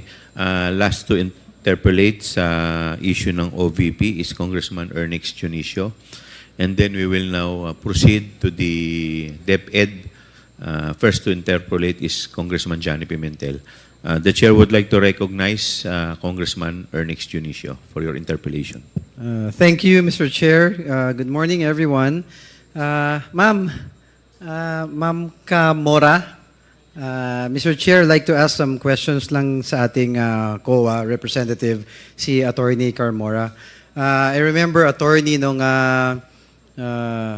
ilang beses na rin ako nakapagtanong sa iyo, you have always been cordial, respectful, and to the committee, and I believe that you're always prepared at napakabait po ng demeanor nyo. Thank you for giving respect and answering the questions to the committee. I hope you can answer some of the observations of these humble representations, ma'am. Ma'am, na-notice ko lang po kasi, habang nag-check po ako ng documents, meron po tayo do sa rental ng safe house. Naririnig ko po kanina sa tanong ni Congressman Acop at ni Congressman Chairman Joel Chua na, ma'am, tama po ba na mga acknowledgement receipts ang basis po ng COA sa pagsusuri nitong mga to, sa rentals, ma'am?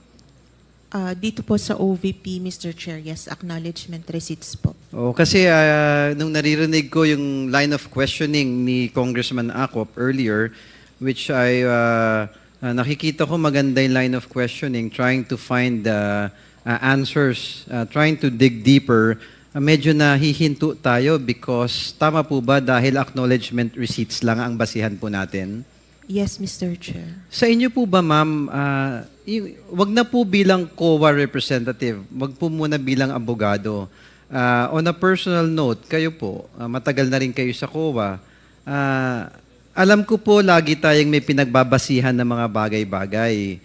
Pero as a person, as an individual, with your years of experience, gano'n na po ba kayo katagal sa COA?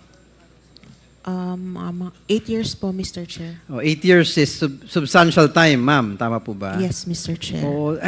Siguro nakapag-develop na rin tayo ng, how do I say this, innate gut feel natin if there is something wrong or if things are regular in nature. Tama po ba? Mr. Chair, ngayon Ma'am, lang- just ano lang to we're speaking candidly. Don't just tell me yung personal lang natin, ma'am. Kasi tayo in every endeavor natin sa career natin, sometimes we develop yung personal nating pag-aaral, 'di ba? Hindi naman lahat nakabase lang sa dokumento. Kayo po ba sa personal nyo, nakadevelop kayo ng somewhat, say natin, na yung innate panunuri nyo? Yes, Mr. Chair. Although as an auditor, parang less than 2 years pa lang po ako as an auditor sa COA. Mas leaning Yes, ma'am. towards the legal Opo, po. para lang mapabilis tayo, ma'am. Kasi ako, itong documents na nakita ko, ilang oras pa lang po na habang pinapakinggan ko lang base kay Congressman Acop and Congressman Joel Chua, ang ating chairman ng committee na to, meron na po akong na-observe na parang sa tingin ko, nakakapagtaka. For example, ma'am, if I may continue, Mr. Chair, tama, Please continue. Nung fourth quarter po noong 2022, ilan po ba yung ginamit para sa rental expenses? For 2022 po, 16,000 po. 16,000, ma'am? 16 million, sorry. 16 million po. And it was spent for how many days po, ma'am? For 11 days po. For 11 days. Some would say that it might be too much, but it's really hard to assess since it's just acknowledgement receipts that we have. Tama po ba, ma'am? Tama po, Mr. Chair. So, going to the line of questioning po, sa first quarter ng 2023 naman po, ma'am, magkano po ang nagastos for rental expenses? For the first quarter, 16 million din po, Mr. Chair. Pareho po? Yes, Mr. Chair. Ano pong duration naman siya ginamit? It's February 6 to March 29 po ang nasa accomplishment report nila. Suma total po, ilang araw po yun? 56 days po. 56? Or more or less, no? Nasa More or mga less. 50-something days. As to 53. compared to 11 days back in the fourth quarter. Tama po ba, ma'am? Yes, Mr. Chair. Yun kasi parang, actually ma'am, yun lang po yung na-notice ko, na parang with the same amount, but with a different number of days. So, I understand na parang, yun po ba hindi suspicious sa inyo or regular naman po kaya yun sa tingin nyo? Well, personally, I find it medyo steep po siya, considering na 11 days lang po. But, Hindi, yes ma'am, pero nung sumunod na quarter, parang mas humaba na. Napagkasya naman yung same amount na sinasabi nyo po, di ba? yes, Mr. Chair. So do we both agree na parang mas mura yata yung pagkakagastos nung sumunod na quarter? Yes, Mr. Chair, considering mas Mo- mahaba. Mathematics lang no? 11 days versus 53 days. Nung kayo po kayang second quarter naman nung 2023, ma'am, magkakano po ang nagamit? 16 million din po, Mr. Chair. So it's the same amount every quarter. Tama po, ma'am? At least for the fourth quarter of 2022, for the first quarter of 2023, and for the quarter 2 of 2023, it's all the same amount po, ma'am? Yes, Mr. Chair. And may you repeat again the amount po? 16 million po, Mr. Chair. Dito naman po sa second quarter ng 2023, gaano po naman katagal ginamit? 66 days, Mr. Chair. 66, ma'am. Yes, Mr. So Chair. mas humaba. Yes, Mr. Ma'am, if you may repeat 67 nga, days. medyo nalilito ako, maraming numero.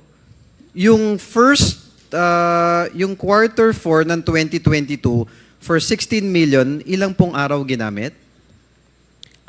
For 2022, 11 days po. 11 days. So, nung quarter 1 naman ng 2023, makikita dito, ilang araw po ulit, ma'am? 53 days. 53 days. Opo. So, with the same amount, mas marami ng araw ang paggamit. Yes, Mr. Nung Chair. sa quarter 2 of 2023, with the same amount of 16 million, ilang araw naman po ginamit? 66 ang sabi niyo po? 67 po, based on computation ng... 67 days. Opo, Mr. So Chair. having said that, ma'am, sa personal po ninyong opinion, 10 million for 11 days. Compared po dun sa 2023 na almost parang... Ma'am, ano po bang basihan nyo dito sa lahat ito? Bukod po sa acknowledgement receipt, meron po ba kayong breakdown na itong mga paggamit ng pondo na to? Yung nasa accomplishment report po, Mr. Chair. Yung accomplishment report, yung report nila. Kung But did it say magkano- po, ma'am, kung saan ginamit? Anong klaseng facility ba ito? No information, Wala pong Mr. Chair. information. Opo. So, very bare po. Yes, Mr. Chair. Based on the observation of this humble representation, Mr. Chair, parang I agree with you and Congressman Acop that there has to be a new law that we have to make, to be able to check so that we can protect better the funds of the people. Your Honor, ito po, if I may, meron pa po akong konting oras. Thank you, Mr. Chair. Ang quarter 3 naman po, ma'am, ng 2023, magkakano po ang nagamit para sa rental? Mr. If Chair. I may repeat, Mr. Chair, it's quarter 3 of 2023. It was 5 million po. Ma'am, pakilakas po. Ano po yun? 5 million po, Mr. Chair. 5 million. Yes, Mr. Chair. Parang malayo po doon sa mga nakaraang quarter. Mr. Chair, yes. So, correct me if I'm wrong, Mama, 16 million fourth quarter of 2022, 16 million quarter 1 of 2023, another 16 million of quarter 2 of 2023, tapos ng quarter 3 of the same year, biglang nag-drop po ng 5 million. Tama po? Tama po, Mr. Chair. Para sa ilang araw naman po nagamit yung 5 million na yon? Yung durations po, 79 ma'am. days po. Sorry po? 79 days. 79? Yes po. So, mahigit 2 buwan. Yes po. Hindi po ba na parang nakakapagtaka na 5 million na pagkasya sa 79 days, tapos medyo extreme kumpara sa quarter 4 ng 2022 na 16 million for 11 days?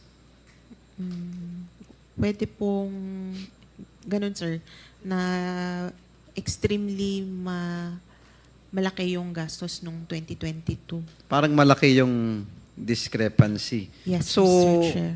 I think any person could simply or easily deduce a question na kung napagkasya yung 5 million for 79 days ng quarter 3 in the year 2023, bakit kailangan gumastos ng 16 million for 11 days sa quarter 4 ng 2022? Yun yung tinatanong ko kanina, ma'am, na bilang parte ng Commission on Audit at isang attorney, abogado, na 8 years na rin po kayo sa commission, yung para bang hindi tayo dapat maging ministerial lang. I do understand that we base everything based on documents. Being a lawyer, I'm sure that that's how you process everything. Pero gaya ng sinabi ni Congressman Acop na bilang tagapagbantay ng pondo ng taong bayan, siyempre naroon din naman yung pagkakataon na may gut feel tayo.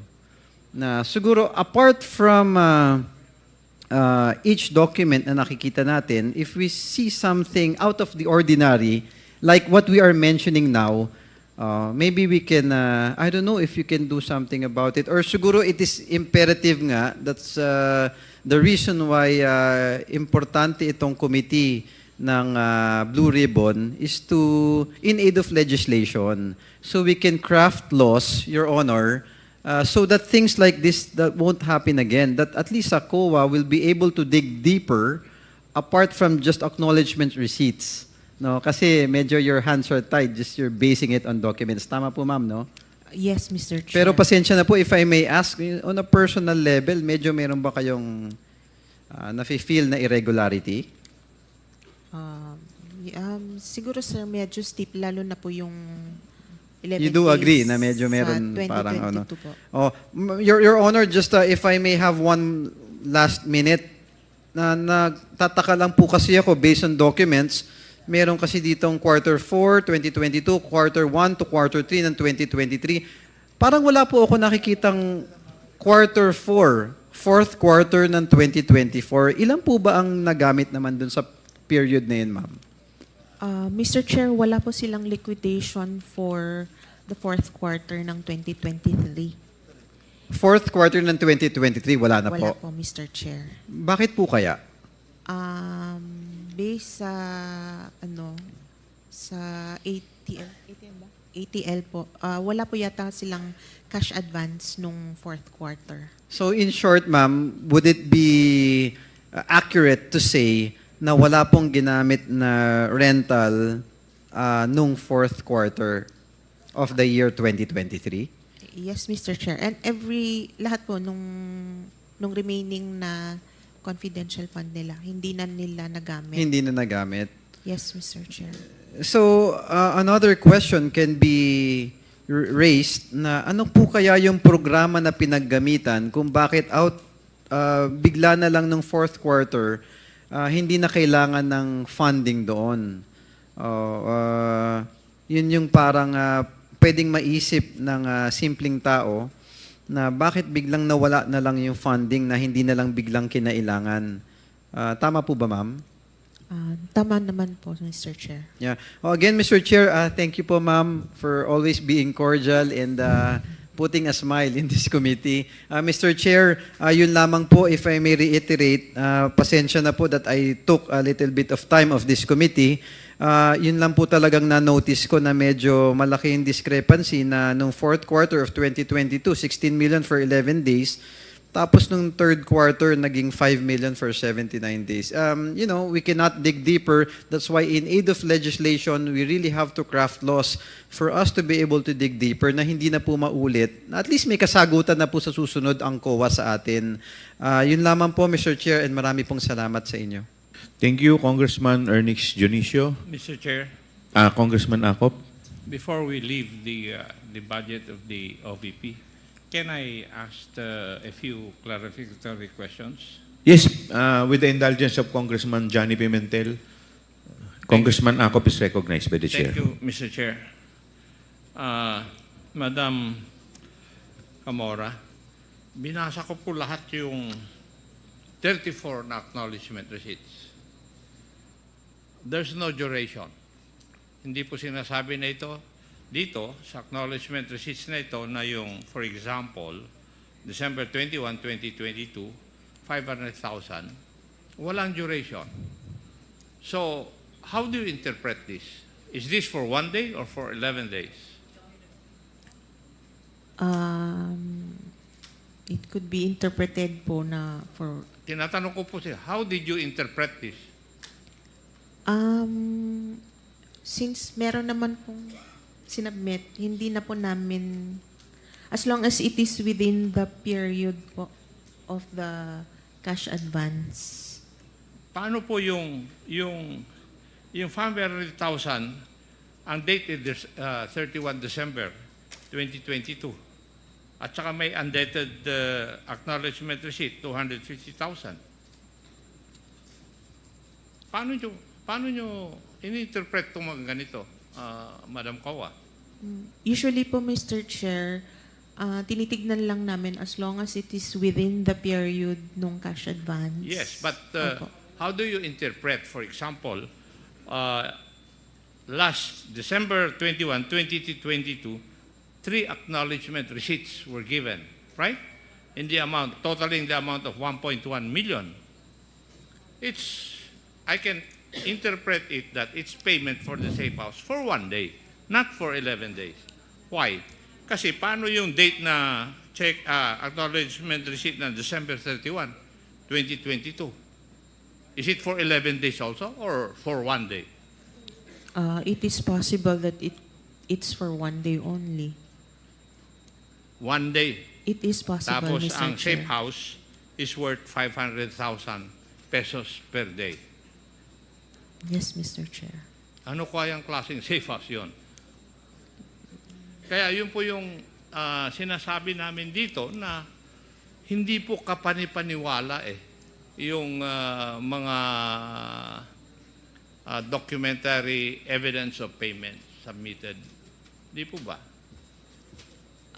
Talaga bang sa acknowledgement receipt, for example, for the payment of rentals, hindi nakalagay doon yung duration? Wala po? Wala po, Mr. Chair. Based dun sa itsura niya kanina, Mr. Chair, wala pong duration yung... Ilan po kayong this- taga-COA na nandito?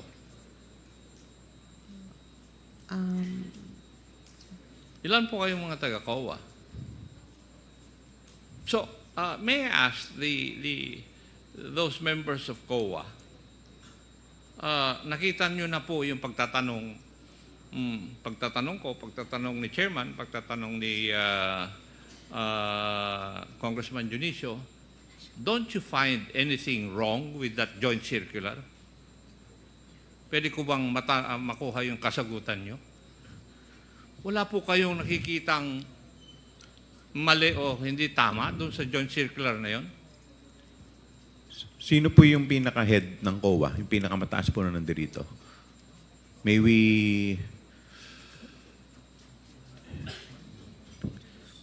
Could you please introduce yourself, ma'am?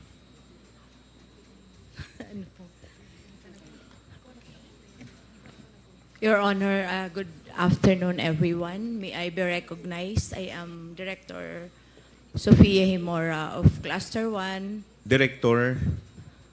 4. Okay. Ma'am, nakapag-oath na po ba kayo? Yes, sir. Okay. The last time we were here, the last preceding During the last to hearing? this. Yes, Apa. yes, Your Honor. Sige. You may continue, ma'am. Tanong ko po, Madam, I would like to repeat it.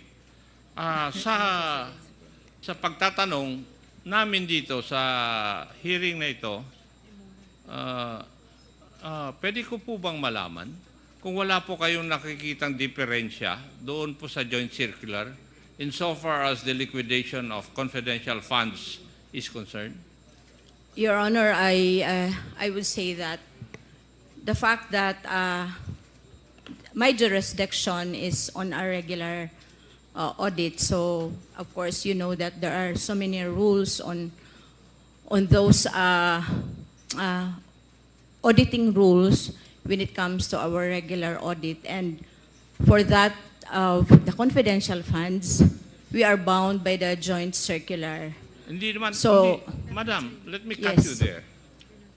Kasi ito na po yung last na, ako na po yung last na magtatanong tungkol sa confidential funds ng Office of the Vice President.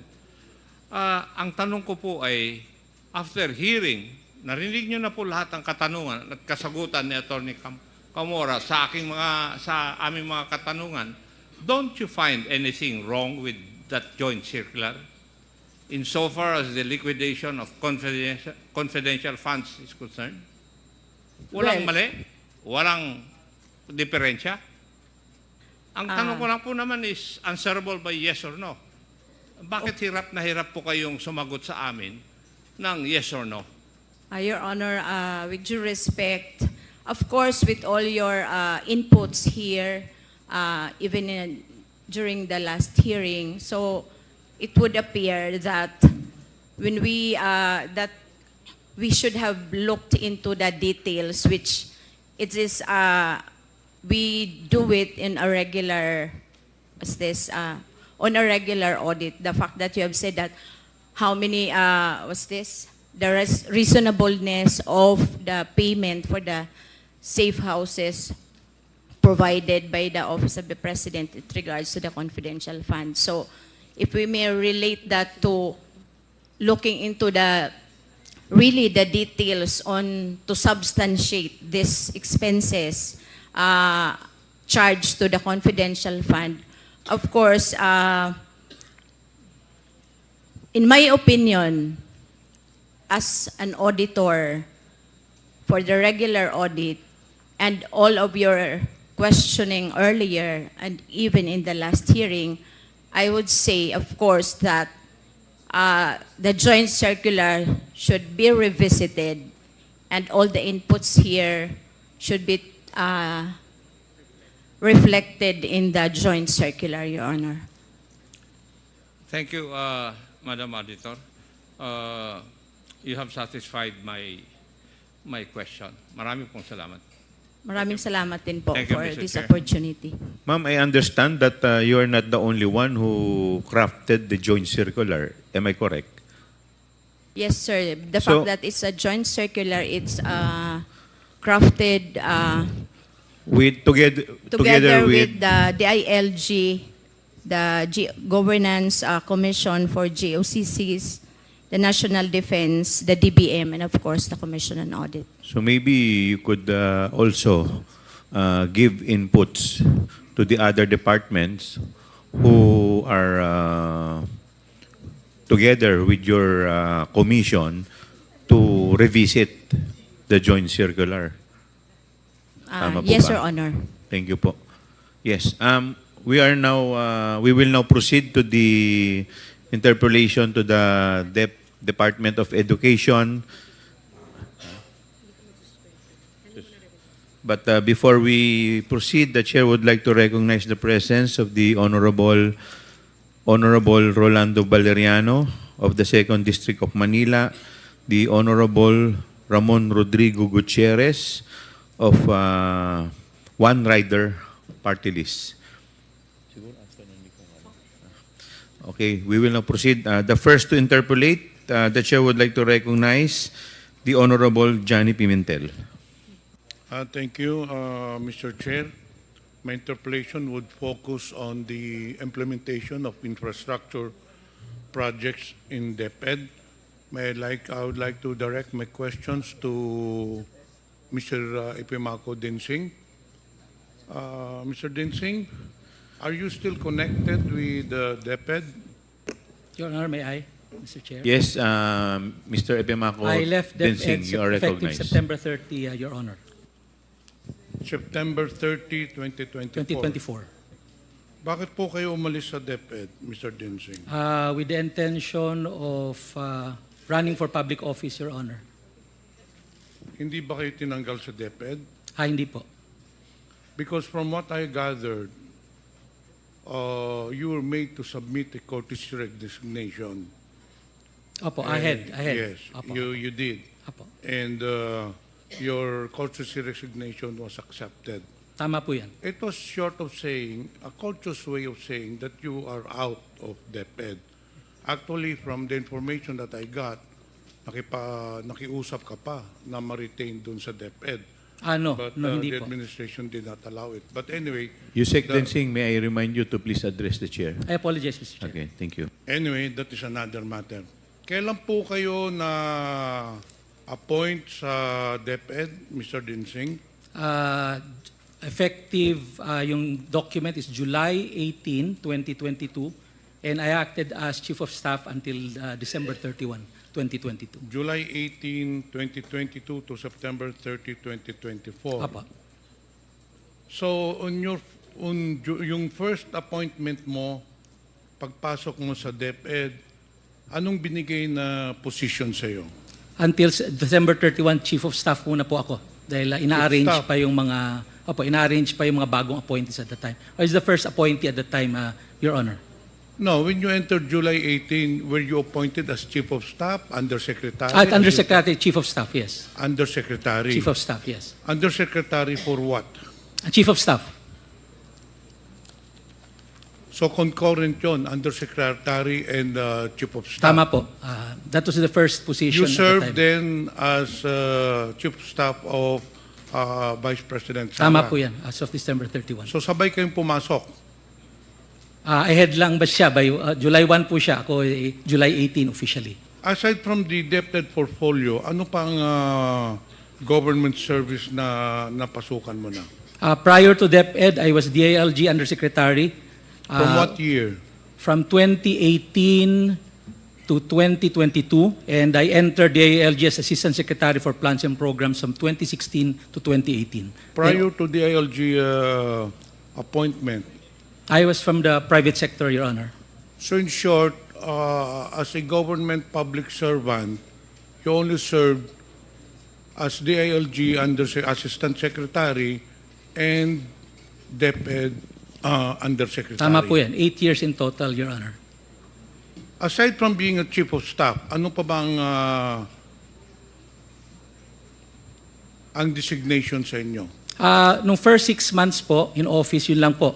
Then when the Matatag agenda was formulated, the form reform areas included infrastructure.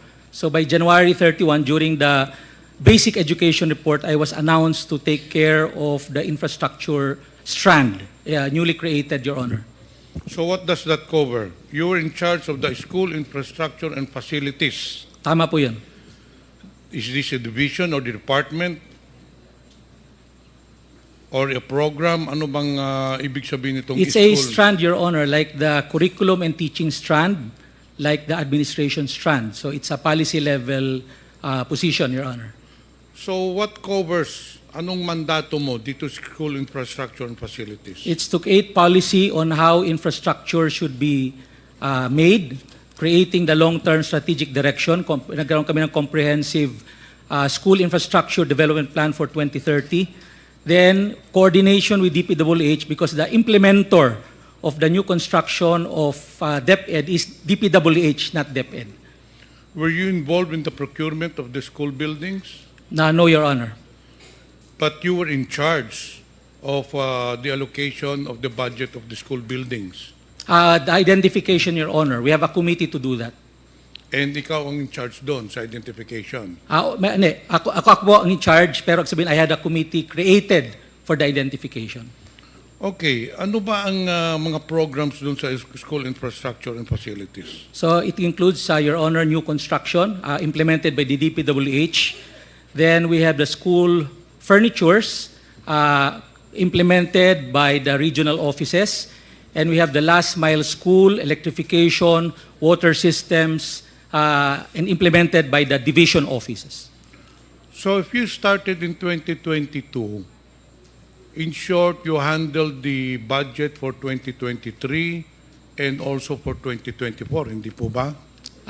For the school buildings. For the 2023 po, hindi po. The school buildings was under the administration strand.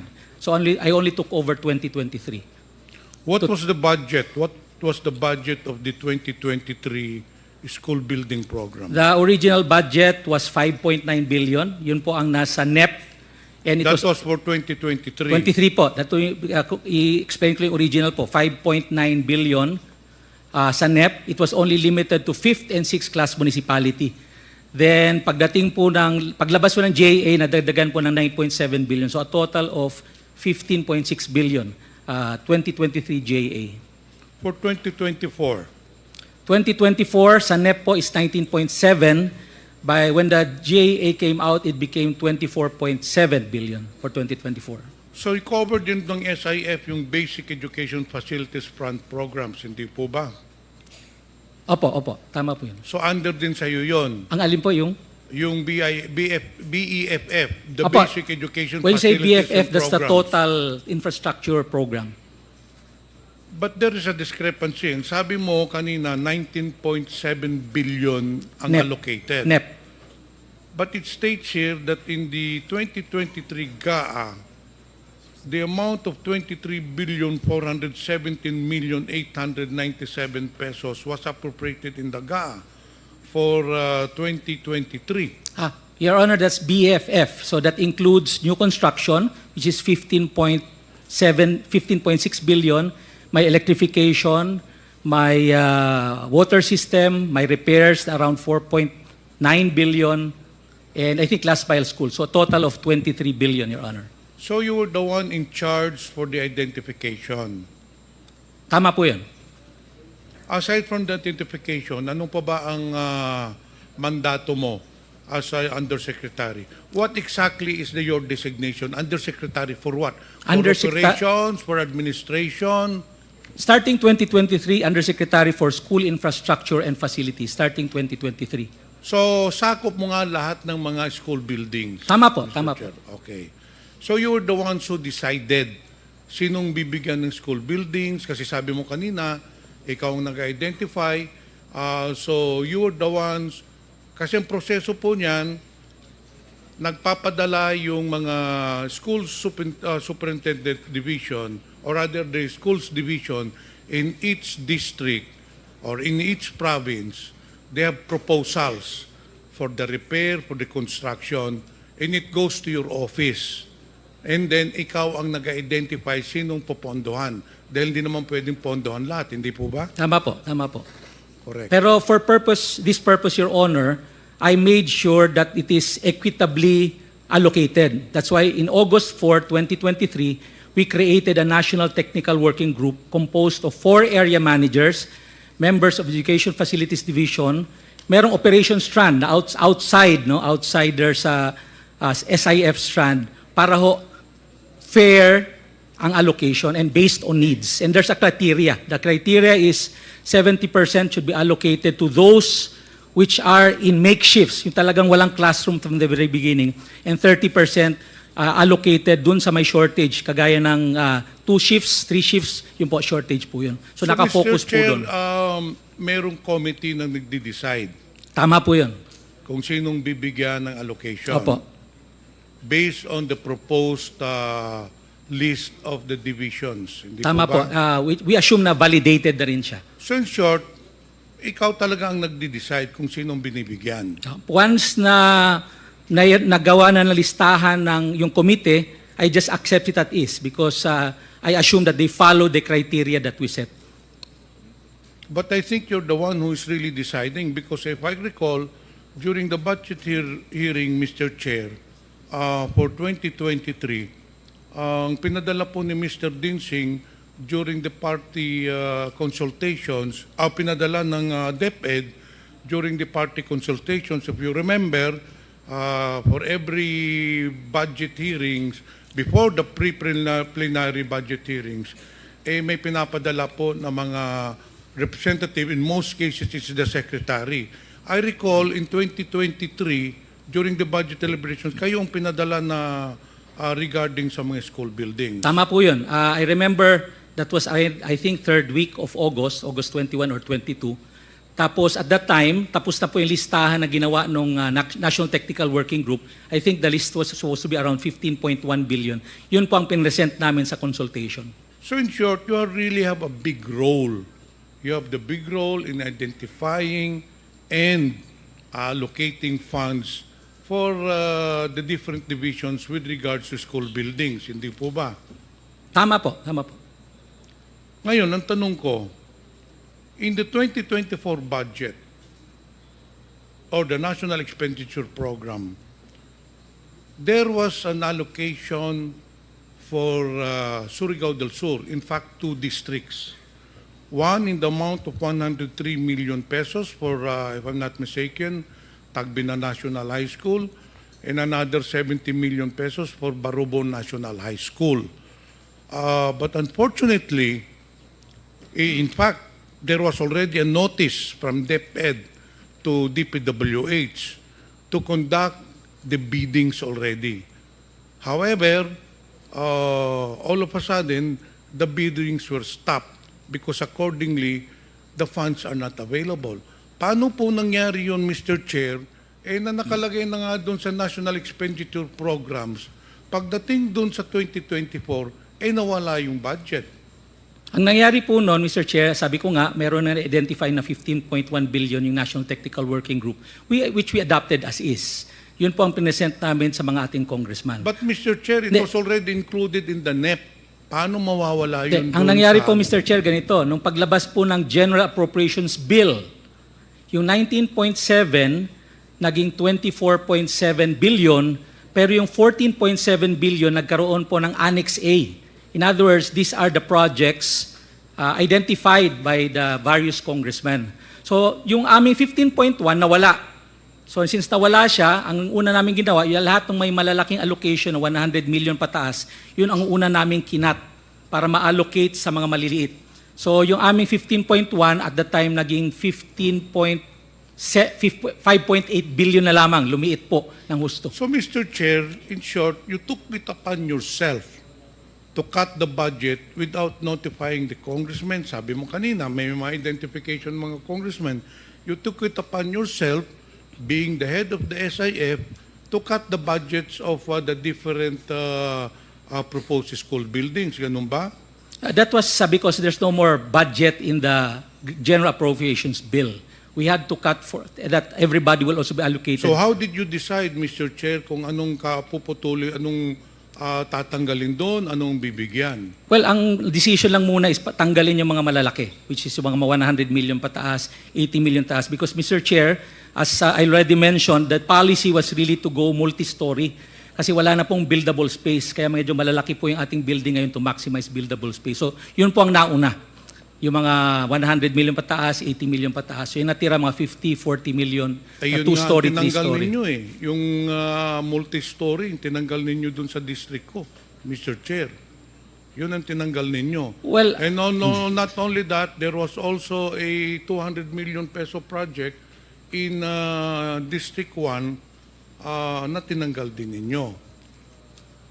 Hindi ako familiar in detail, pero I don't remember there's a 200 million school building in any school for that matter. You know what, Mr. Chair? I'll give you an explanation bakit ninyo tinanggal. Do you know a certain Mr. Greg Murillo? Yes, sir, Mr. Chair.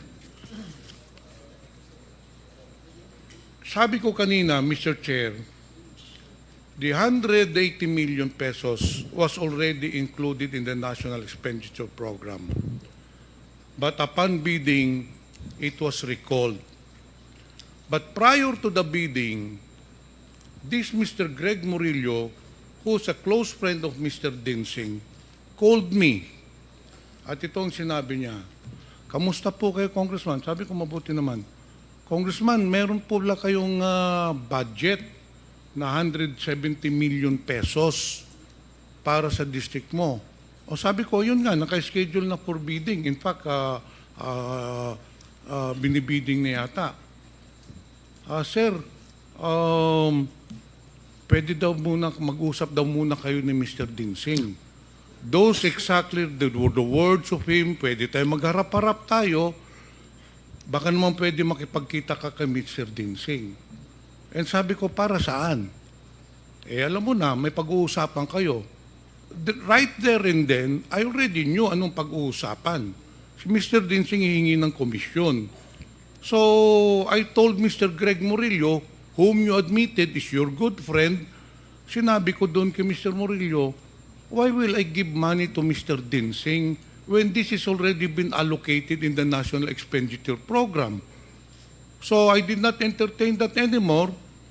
And Mr. Chair, lo and behold, the funds did not come through. Kinancel yung bidding and then nawala na nga because I did not come across to the request of Mr. Dinsing na humingi siya ng komisyon. And not only that, Mr. Dinsing, hindi lang akong biktima niyan. Marami pong mga congressmen. And for the record, I want to put it in record, maraming mga congressmen na nagsabi din sa akin that you approach them. In fact, there is one congressman in Visayas that you were asking for 18% commission of the school buildings. Kasi ikaw nga ang nagdidesisyon kung sinong bibigyan, sino ang tatanggalan. In fact, it is on record. You just said kanina, na ikaw ang nagdesisyon kung sinong tatanggalan, sinong bibigyan. Not only that, sometime last year or probably within this year, you met with some of the congressmen in Manila. I already talked to them. Humarap ka doon, may kasama ka pang contractor. Do you know a certain architect, Ralph Texon? Yes, yes, sir. Yes. Yung po ang kasama mo nung humarap ka sa congressman sa Manila. And just the same, you were implying, you were asking for a commission, hindi lang yun, sinabi mo pa na yung contractor mong gagawa, itong si Mr. architect Ralph Texon. And that is the reason why, Mr. Chair, tinanggal si Mr. Dinsing sa DepEd. He did not resign. I knew from the very beginning that he will be taken out because there were already anomalies in the distribution and the allocation of school buildings program. In fact, Mr. Chair, nung pag-alis niya sa DepEd, may isa pang inipit na 34 million pesos sa Bislig Central Elementary School, which is in my district. Now, I will not mention anymore the name. One official of the new administration sa DepEd called me. Ano ang sabi sa akin, Mr. Densing? Kung meron ka bang project na 34 million sa Bislig Central Elementary School? Sabi ko, meron. Ano, nakabidding na? Hindi, ini-stop nga eh. Sir, ito, ilalabas na ho namin. Inipit ho ni Mr. Dinsing. And that is the reason why, Mr. Chair, this person was taken out of DepEd because of his anomalous practices in DepEd. Yun po ang katotohanan niyan. Nakiusap ka pa na ma-retain ka pero hindi na tinanggap ni Senator Sani Angara, and that's good for DepEd because you have been doing the rounds para ka nagbebenta ng isda. Inaalok mo sa lahat ng congressmen ang allocation ng school buildings asking for a commission. Mr. Chair, may I now respond? Yes, please. Well, first of all, respond. it's a blatant lie asking for commission. And that's the very reason I'm process-oriented. Sasabihin mo, Mr. Chair, Process-oriented po ako, Mr. ang mga Chair. congressmen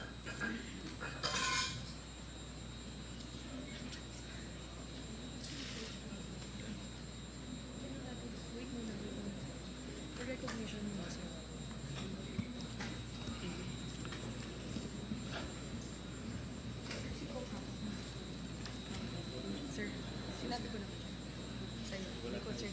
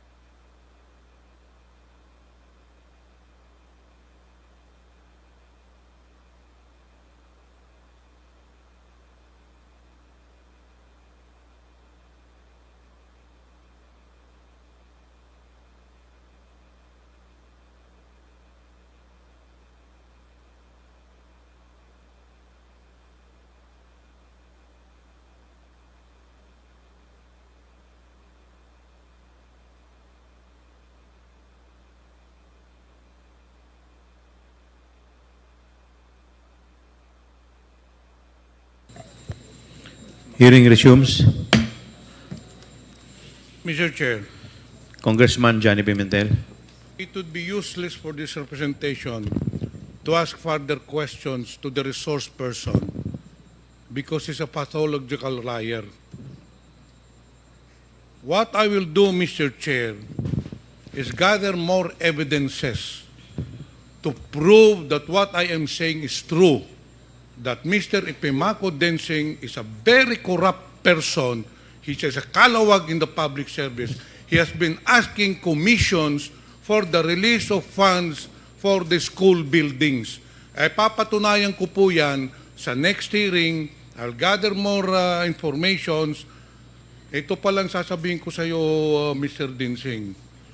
Dapat huwag ka nang bumalik sa gobyerno. The government does not need your kind.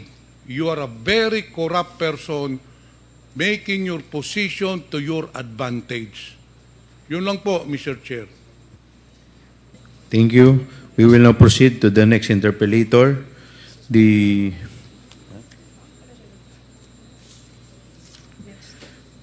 Honorable Senior Deputy Speaker, Congressman Dong Gonzales.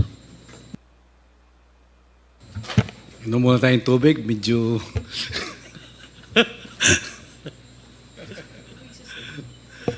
Anyway, magandang tanghali po sa ating lahat.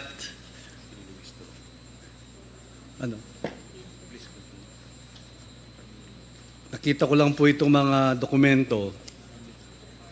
Nandito ba si Yusek Sevilla? Hi, ma'am. Good morning po. Good afternoon po. So, pangilang secretary na po sa DepEd ito? At ilang taon na po kayo sa DepEd? Magandang hapon po, Mr. Chair. Your Honor, I have been with the Department of Education for more than 8 years, and I have served for 3 secretaries already.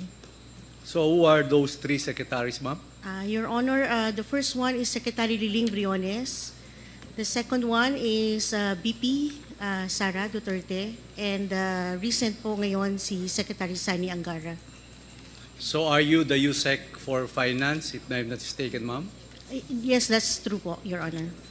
So, bilang Undersecretary for Finance, so you're one of the crafting of the budget of the Department of Education at tumutulong po kayo sa fiscal year na dumarating. So, tama ho yun, USEC? Yes, Your Honor, that's true.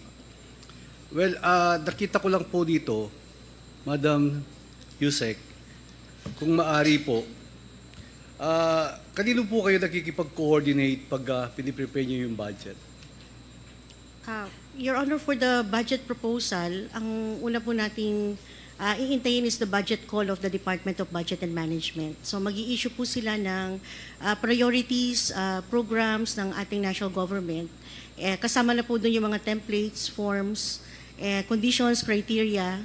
And then, yun po ay gagawin natin internally sa DepEd para ma-orient po lahat ng opisina natin na ito yung magiging trust or ito yung direction ng national government. So, within DepEd, nakipag-coordinate po kami sa colleagues or undersecretaries, assistant secretaries, regional directors para po pag nagawa tayo ng budget proposal, ito po ay talagang galing doon sa pangangailangan ng opisina.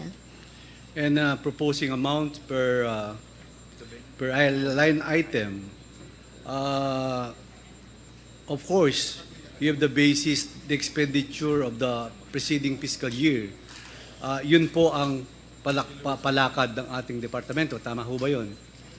Kasama po sa budget call ng Department of Budget and Management yung tinatawag na Tier 1. Tier 1, ibig sabihin, i-continue nyo yung operation na lagi pong kailangan ng ahensya. So, Tier 1 po yung mga regular programs. Tama po, Your Honor. Madam Yusek, during the preparation of your budget, like for example, so to speak, this fiscal year 2023, did you propose a line item on confidential funds, ma'am? For 2023, we submitted in 2022. Ang submission po natin officially is May of 2022. So, wala po doon sa proposal namin yung confidential fund. So, kailan po nyo na ipasok yung confidential funds? Your Honor, technically, submitted na po yung proposal ng 2023 by May. And then pagdating ng July, August, may bagong administration. So ang DBM po ay sumulat sa atin to confirm yung proposal na sinabmit nung May. Now, nung pong sinabmit namin yung proposal for 2023 in August, wala naman pong nakalagay na linya na confidential fund sa proposal, pero nung lumabas po yung NEP, National Expenditure Program, meron na pong nakalagay doon na confidential expense at 150 million. So Yusek, do you confirm that was the first time that DepEd proposed an item of confidential funds, ma'am? Yes, Your Honor. First time po sa Department of Education na magkaroon ng confidential So fund. kailan po yun naipasok? That was 2023? National Expenditure Program, NEP 2023 po. So how the amount determined? Paano determine? At paano nyo nilalagay sa line item? Did you enter in the budget of DepEd? And then what's the cost of this insertion, ma'am? Ano ang formula to put it as a line item of DCF? Respectfully, Your Honor, I would like to defer to DBM, to the Department of Budget and Management, kasi sila na po yung nagpasok nung line item na confidential fund sa NEP. If I may, Your Honor. Yes, Mr. Chair. Mr. Chairman. Mr. Chair, I know that this point has been repeated over and over again, but I invite everyone to another angle here. The amount of confidential funds that the DepEd would have appears to have been arbitrarily set, and would appear that it was arbitrarily set by the former Secretary and now Vice President. Ma'am, as a USEC for Finance, what was your involvement with respect to the confidential funds of Department of Education? When it was already, Your Honor, when it was already included in the GAA of 2023, our role will be to process and release the fund in compliance with the joint circular on the confidential fund. So in your recollection, ma'am, in the year 2023, how many checks did you sign for the confidential fund? Per the provision of the joint circular, allowed po kami na mag-issue ng cash advance for 3 months. So per quarter. At 3 po yung cheque na na-issue po namin for the first, second, and third quarters of 2023, Your So Honor. meaning to say 12 months divided by 4, that is equivalent to 3 months. Yes, Your Honor. Tatlong tig 37.5 yung in-issue niyo po. That's correct, Your Honor. So, ilang signatories po sa cheque ang pumipirma? Pag yung cheque for the CF, Madam Yusek. The same with regular funds po, ang template ng ating cheque ay 2 ang magsasign. Sa Department of Education, meron po tayong signing authority. Kapag po 10 million and below, ako po at saka yung aming accountant or the finance director. Pag 10 million and up po, ako po or any other undersecretary can sign the check po. Tama po ba na kasama si Yusek Mercado sa pagpirma ng cheque? Yes, Your Honor. Siya po yung co-signatory doon sa 3 cheque po for the confidential fund. Thank you po. Isa-isayin lang po natin itong mga cheque. Ito yung cheque na pinirmahan po ni Yusek Mercado para sa first quarter ng 2023. Tama ba ito yung unang 37.5 million ng confidential funds at ito ay na-issue sa pangalan ni Mr. Edward Paharda. Tama po ba? Nasa screen po yata. Tama po ba, Madam Yusek? Pakitingnan February po 20, 2023, opo, sa pangalan po ng Special Disbursing Officer Edward Fajarda. So that was February 20, 2023. Opo. Ang cheque na ito ay may corresponding disbursement voucher, tama? Meron po, Your Honor. At ikaw rin ang signatory ng disbursement voucher na ito, tama ho ba, ma'am? Sa disbursement voucher po, marami pong nakasign. Yung pong nagre-request, ang una. Susunod po yung accountant para sabihin na kumpleto yung supporting documents sa hinihingi na babayaran or i-disburse. At pangatlo po ako, yung approval po, dahil sa level ko po itong 37.5 million, Your Honor. So meaning talagang dadaan po yan sa accounting. Yes po. Ang check na ito ay corresponding disbursement voucher at ito rin ang mga signatory sa disbursement voucher at ito'y nagkakalaman ng presyo ng 37.5 million. Tama ho ba, Madam Chair? Tama po, Your Honor. Yusek, I am a little confused. I do not see where it is disbursement voucher. It states na para sa confidential fund, ang nakalagay po dito ay MOOE, which means maintenance and other operating expenses, na para po ba sa kaalaman ng ating mga kababayan ay category of expenditures relating to operations of government agencies just such as expenses for supplies and materials, transportation and travel, utilities. Related po ito sa regular funds at hindi sa confidential funds. Tama ho ba? Your Honor, yung pong disbursement voucher ay ginagawa ng mga end user or ang ibig sabihin kung sino po yung magre-request ng magpa-issue ng cheque. So yung pong particulars dito would be supplied by the end user. But nakita naman po namin when it went to the accounting, kahit hindi po nakalagay na confidential fund, nakalagay naman po doon yung reference ng kung nasaan yung confidential fund. For example, Your Honor, makikita po dito sa third line, under page 376 of RA 11936, yun po yung JA 2023. Saka yung section 85 ng general provision, pag tinignan po yun, nakalagay po doon, confidential fund.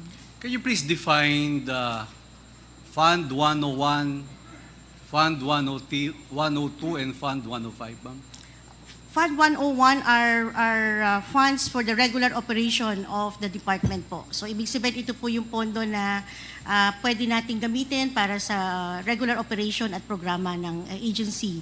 Yung Fund 102 po ay pang foreign assisted projects. So, pag meron po mga loans or proceeds na nanggagaling sa mga bilateral or multilateral sources, yun po yung 102. Meron din pong trust receipts at ito po yung 151 or 152. Yun po yung classification ng mga pondo. So meaning to say, yung ginawa nating voucher is under Fund 101. Yes, sir. Opo, this is Fund 101. Yusek, ito kung nakabase sa Fund 101 at this is a confidential fund, paano process ito? May magsasabi ba sa'yo, Yusek Sevilla, please prepare the voucher and lagay mo ang i-payable natin kay Mr. Paharda, Edward Paharda. Paano nyo ba nag-emanate itong voucher? How did it start? May nagbibigay ng instruction from other USEC or sa secretary mismo? Opo po. For the confidential fund, talaga po ang sinusunod namin yung joint circular. Nakalagay din po sa joint circular yung steps kung paano ilalabas yung pera or i-disburse yung pera. So magsisimula po, Your Honor, on the identification of the SDO or the Special Disbursing Officer. So meron po dapat na pirmado, authorized by the head of the agency na siya yung ina-identify na Special Disbursing Officer. So we were informed of that through a memo. Second is, kailangan po naka-banded or mag-apply ng fidelity bond yung ating Special Disbursing Officer. So meron din pong application, yung SDO, at approved din po ito ng Bureau of Treasury. Yung po yung susunod na hahanapin namin. And then susunod po would be the obligation request. Ibig sabihin magpapa-obligate siya, magpapa-release. And then ito pong disbursement voucher. So lahat po yun would be signed by the head of the agency as indicated po dito sa ating joint circular. So tama ho. I agree that pag gagawin nyo yan, si Mr. Edward Fajarda nakapangalan sa PAYE, pero kayo ang magpapa-approve and of course signed by the Secretary and of course the Vice President of the Republic of the Philippines, Sara Duterte, Vice President Sara Duterte. So, pagkatapos po dito ma-approve, si Mr. Edward Fajarda ho ba ang nagkiklaim sa cashier to get the check? I think, Your Honor, kung babalik po natin dun sa disbursement voucher, if I may request, Your Honor, you can see that at the bottom, sa bottom po niyan, meron pong receipt of payment. Ayun po, sige pa po. Receipt of Sino ang nakatanggap? Ayun. Kasi signature lang po yan, walang kay pangalan. Sir Edward Pajarda po yan, kailangan niyang i-sign na natanggap na po niya yung cheque. So siya ang nakatanggap ng cheque. Opo. And then si Mr. Pajarda, pagkatanggap ng cheque, hindi siya mag-issue ng resibo? Hindi na po, Your Honor, kasi ito na po yung proof na natanggap niya yung cheque as cash advance. Tapos hawak niya ang cheque, siya na po ang magpapa-encash po nito. Mr. Pajarda, siya ang SDO natin. Siya ang Special Disbursing Officer po natin. Tama po ba? Your Honor, siya po ang authorized SDO po natin. Okay. And then, Mr. Pajarda, pagkakuha ng cheque, dadali niya yung cheque sa Land Bank. Land Bank check po yan, di ba? Opo, but ang finance po kasi magtatapos na po sa disbursement voucher pag nakuha na po yung cheque, pupunta na po ito sa cash. Kaya nga, ang tinatanong ko po yung cashier, kung anong checking gagamitin niya. Kung gagamitin DBP, Land Bank, dalawa po yan, di ba? Land Bank po siguro yan. Anong check po ginamit? Opo, Land Bank check po kami, yun po ang bank account ng DepEd. So meaning to say, Land Bank po yung ginamit, worth 37.5. At yung 37.5 na yun, dadali ni Mr. Pajarda sa Land Bank. So paano pa niya ho pinapa-incas ito? Binibigay siyempre, cash yan, papa-incas po yung cheque sa counter ng Land Bank, ibibigay niya yan, cash, di ba? Madam Chair? Yes, Your Madam Honor. Yusek, sorry. Yeah. Opo, yes, Honor. The records will show under the cash division na ito rin po ay na-encash. So, na-encash. Opo. So, andyan mo ba si Mr. Pajarda? Si Mr. Pajarda? Si Mr. Edward Pajarda, nandito ba? Not present. Not present. Not present? Hindi ba tayo nagpadala ng invitation po kay Mr. Pajarda? Your Honor, invitation was sent. Committee also issued a subpoena ad testificandum to compel his appearance in the next hearing, Your Honor. Kasi siya makakasagot sa tanong ko eh. Pag halimbawang pina-encash yung cheque, siyempre tatanggapin niya yung 37.5, papirma ng bangko. Medyo mabigat-bigat po to, 37.5 million. Kailangan may kasama siya. At I went in DepEd building already, how many times, wala naman pong elevator yung DepEd office nyo, di ba? Agdan lang po, di ba? Wala namang elevator. So, paano nyo kinakarga yung 37.5 million? Saan niya dinadala? May office ba sa DepEd si Mr. Pajarda? Opo, may opisina po siya, executive assistant po siya under the office of the secretary, but I wouldn't know po the circumstances after po ng issuance ng check ng finance. So, hindi ko po, apologies po, hindi ko ba ko-confirm or masasagot kung paano po to na-encash o nadadala.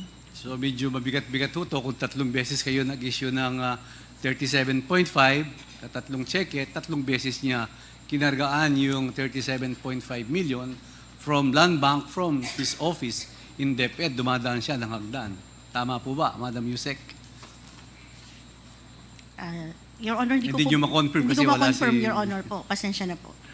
Well, anyway, at least po, itong 3 cheque, 3 voucher, signed by the Secretary, signed by the 2 Yusecs, yung voucher at pinirmahan po itong cheque, ay katunayan po at natanggap po itong 37.5 times 3, that is equivalent to 112.5 million total ang natanggap na 3 cheque ni Mr. Pajarda.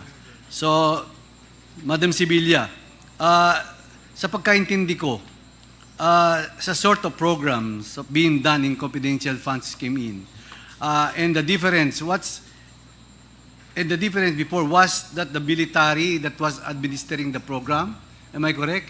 Ang military po ang binibigay ni Mr. Pajarda sa mga military para sa mga programa ng ating ibang programa ng DepEd? Unfortunately, Mr. Chair, I have no knowledge on the utilization of the fund kasi hindi po talaga kasama na ang finance sa pag-utilize. In fact, pati po yung liquidation at saka reporting, hindi po yan pupunta sa DepEd. wala pong record na makikita sa accounting or budget on the utilization or liquidation. Ang bibigay po sa amin para makuha yung susunod na tranche ng cheque is the proof na nasubmit ang report sa Commission on Audit na ICFAO, yung pong sa opisina nila. Ang ibibigay po sa amin would be the cover letter na na-receive ng ICFAO, yung utilization report and the liquidation. Pag po nabigyan kami ng kopya na yon, pwede nang i-process yung susunod na tranches po, Your Honor. So if there is a specific department under the Department of Education that is in charge with expenditure confidential funds, how about the operations department? May alam po ba kayo doon? Sa confidential funds? Kung kanino nila, sino ang USEC of operations ng fiscal year 2023 para doon sa confidential funds at kanino nila binibigay? I honestly do not know how to answer that, Your Honor. Kung USEC for operation ng regular mandate ng DepEd, may USEC po for operation. Pero kung who is in charge of the operations for the confidential fund, hindi po yan, hindi kami aware or hindi yan dinidiscuss sa amin sa regular meetings ng mga undersecretaries. Ma'am, are you familiar with the National Task Force to End Local Communist Armed Conflict or the NTF-ELCAC? Party po ba ng NTF-ELCAC ang DepEd? Tama po ba, Madam Yusek? And this NTF-ELCAC has been existing since 2018? Tama po ba, Madam Yusek?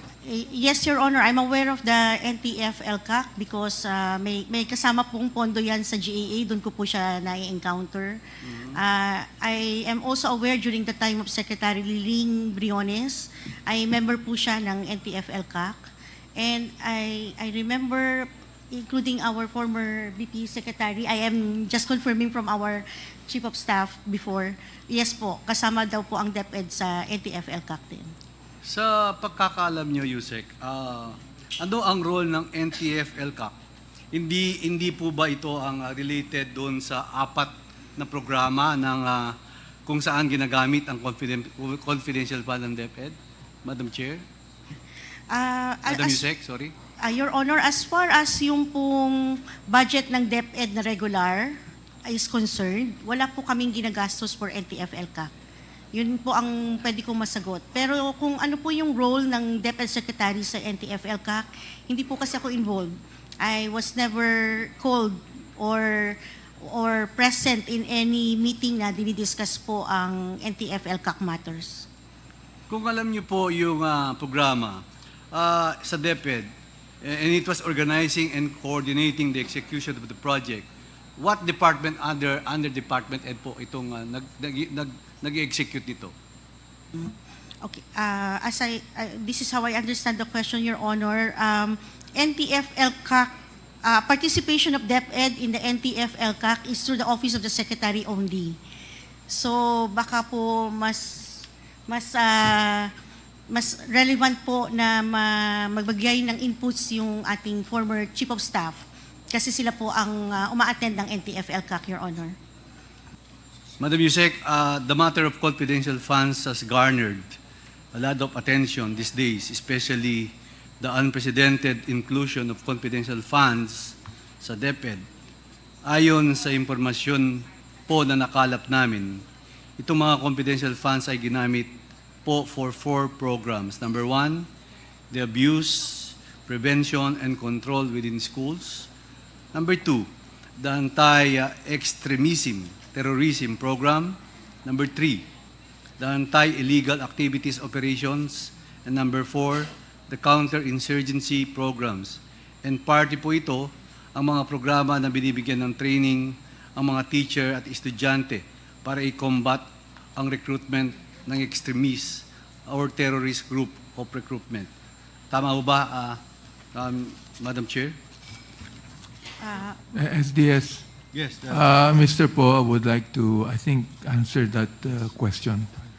Mr. Chair, thank you, if I may be recognized. As far I was the Chief of Staff, Undersecretary and Chief of Staff of the Vice President that time, but I only started kasi April 1 po, 2023. So, on the question on NTF-ELCAC, kasi kahit po ako, or I'm not involved in the operations mismo of the confidential funds. So, I have no details on that. But on the NTF-ELCAC, I would remember that one project, at least that of my personal knowledge, is we had a joint press conference with NTF-ELCAC po sa DepEd regarding yung mga programa nila against anti-extremism, insurgency. At least, to the best of my knowledge, yun po yung isang naging proyekto with NTF-ELCAC. Nag-joint press con po kami. At that time, I was still spokesperson. Opo. Just to add to the, ano po. Thank you. Thank you. Thank you. Thank you, Mr. Poa. Thank you, Mr. Chairman. Well, I just continue. So, Madam Yusek, Mr. Chairman, so ibig sabihin, yung 37.5, pag gumagawa ko kayo ng cheque, ng voucher, meron pong particulars na nakatouch yan. Yan ba, puro voucher lang po yan and you will type it na pay Mr. Paharda? Wala akong attachment ho yan? Yes, Your Honor. We are compliant with the joint circular. Sa amin po, ang naka-attach lang would be the authority, kung sino po yung Special Disbursing Officer. Second is the obligation request. Third is the disbursement voucher. At yung pong certification na nasubmit na yung report sa COA, yun lang po. Ano po yung ang kailangan circular na sinasabi nyo? Hindi ko po masyadong alam. Yun po yung joint circular on the release, utilization, monitoring, liquidation, reporting, accountability of the confidential and intelligence fund. The Civil Commission on Audit, DBM, DILG, GCC, GCG, Department of National Defense, Joint Circular Number 2015-01, Your Honor. So, yun po. So, ang mga payables po nyo, ginagamit nyo talaga cheque. Paano nyo ginagamit yung mga cheque nyo? Sa MOOE lang? Sa accounts payables? Paano nyo ginagamit yung mga check for paying other suppliers or paano mga payroll? Paano nyo ginagamit yung mga check? Yes. Tama po, Your Honor. The checks are used for all programs and projects and activities. So, pwede pong MOE, pwede rin pong payroll sa sweldo, pwede po sa supplier, pwede sa contractor. In this case, kasi po nakalagay sa joint circular na ang confidential fund should be in the form of cash advance. Yeah. So pag cash advance, cheque po talaga ang dapat na ilabas under the name of the authorized special disbursing officer. So yun po yung procedure na sinusunod namin based on the COA policy. Sinabidyo na po ba yung mga attachment ng 37.5 kung saan ginamit yun? Wala po kaming copy noon, Your Honor. Ang magre-report po kung saan siya ginamit would be the Special Disbursing Officer and the Head of Agency. At ito po ay sinasubmit sa COA Chairman through the ICPAO. Yun po yung opisina. So, ang talagang makakasagot dito is Mr. Paharda? Yes, Your Kasi Honor. siyang disbursement officer. Tama ho ba? Tama po, Your Honor. Well, di ba, pag nagbabayad tayo sa gobyerno, meron tayong tinatawag na ADA, meron tayong tinatawag na LDAP, LDDAP, meaning to say, List of Due and Demandable Accounts Payable, or the Advice to Debt Account. Hindi ho pwedeng i-apply yan na i-deposit mo na lang as ADA yung 37.5 million, bakit cheque pa ginagamit natin? Your Honor, that will not be compliant with the joint circular because the joint circular specifically provided under Section 6 of Joint Circular 2015-01, the grant of the confidential fund is only through cash advance.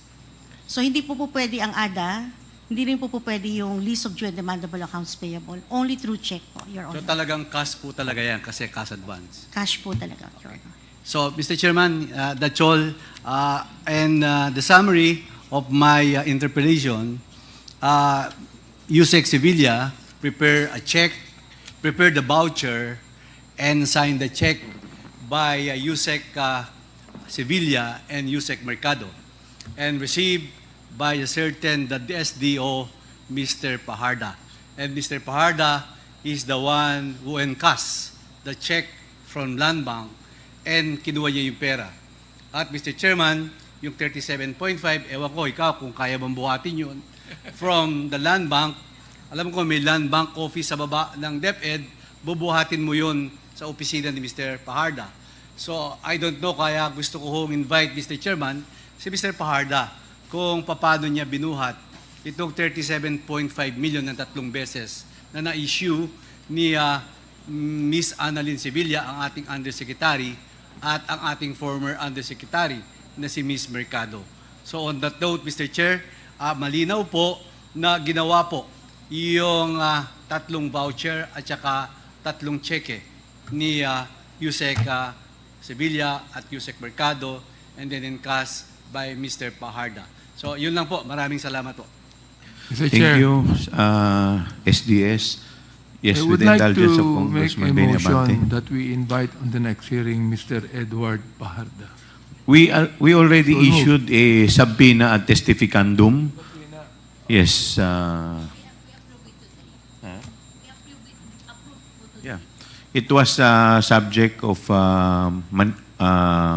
motion a while ago. So we have already issued the subpoena at testificandum to Mr. Paharda. To appear before this committee. To appear.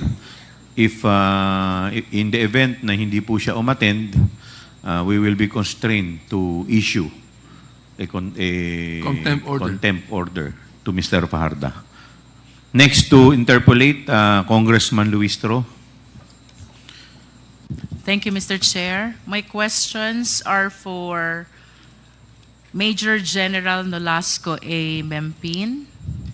Good afternoon, sir. Good afternoon, ma'am. Your Honor. You are the former Undersecretary for Administration of the Department of Education. That was during the stint of former Secretary, Vice President Sara Duterte. Do you confirm? Major General, Former Major General Nolasco, Nolasco, you're recognized by the chair. Mr. Chair. Mr. Chair? Please answer the question of Congresswoman Luis Tro. Yes, Your Honor.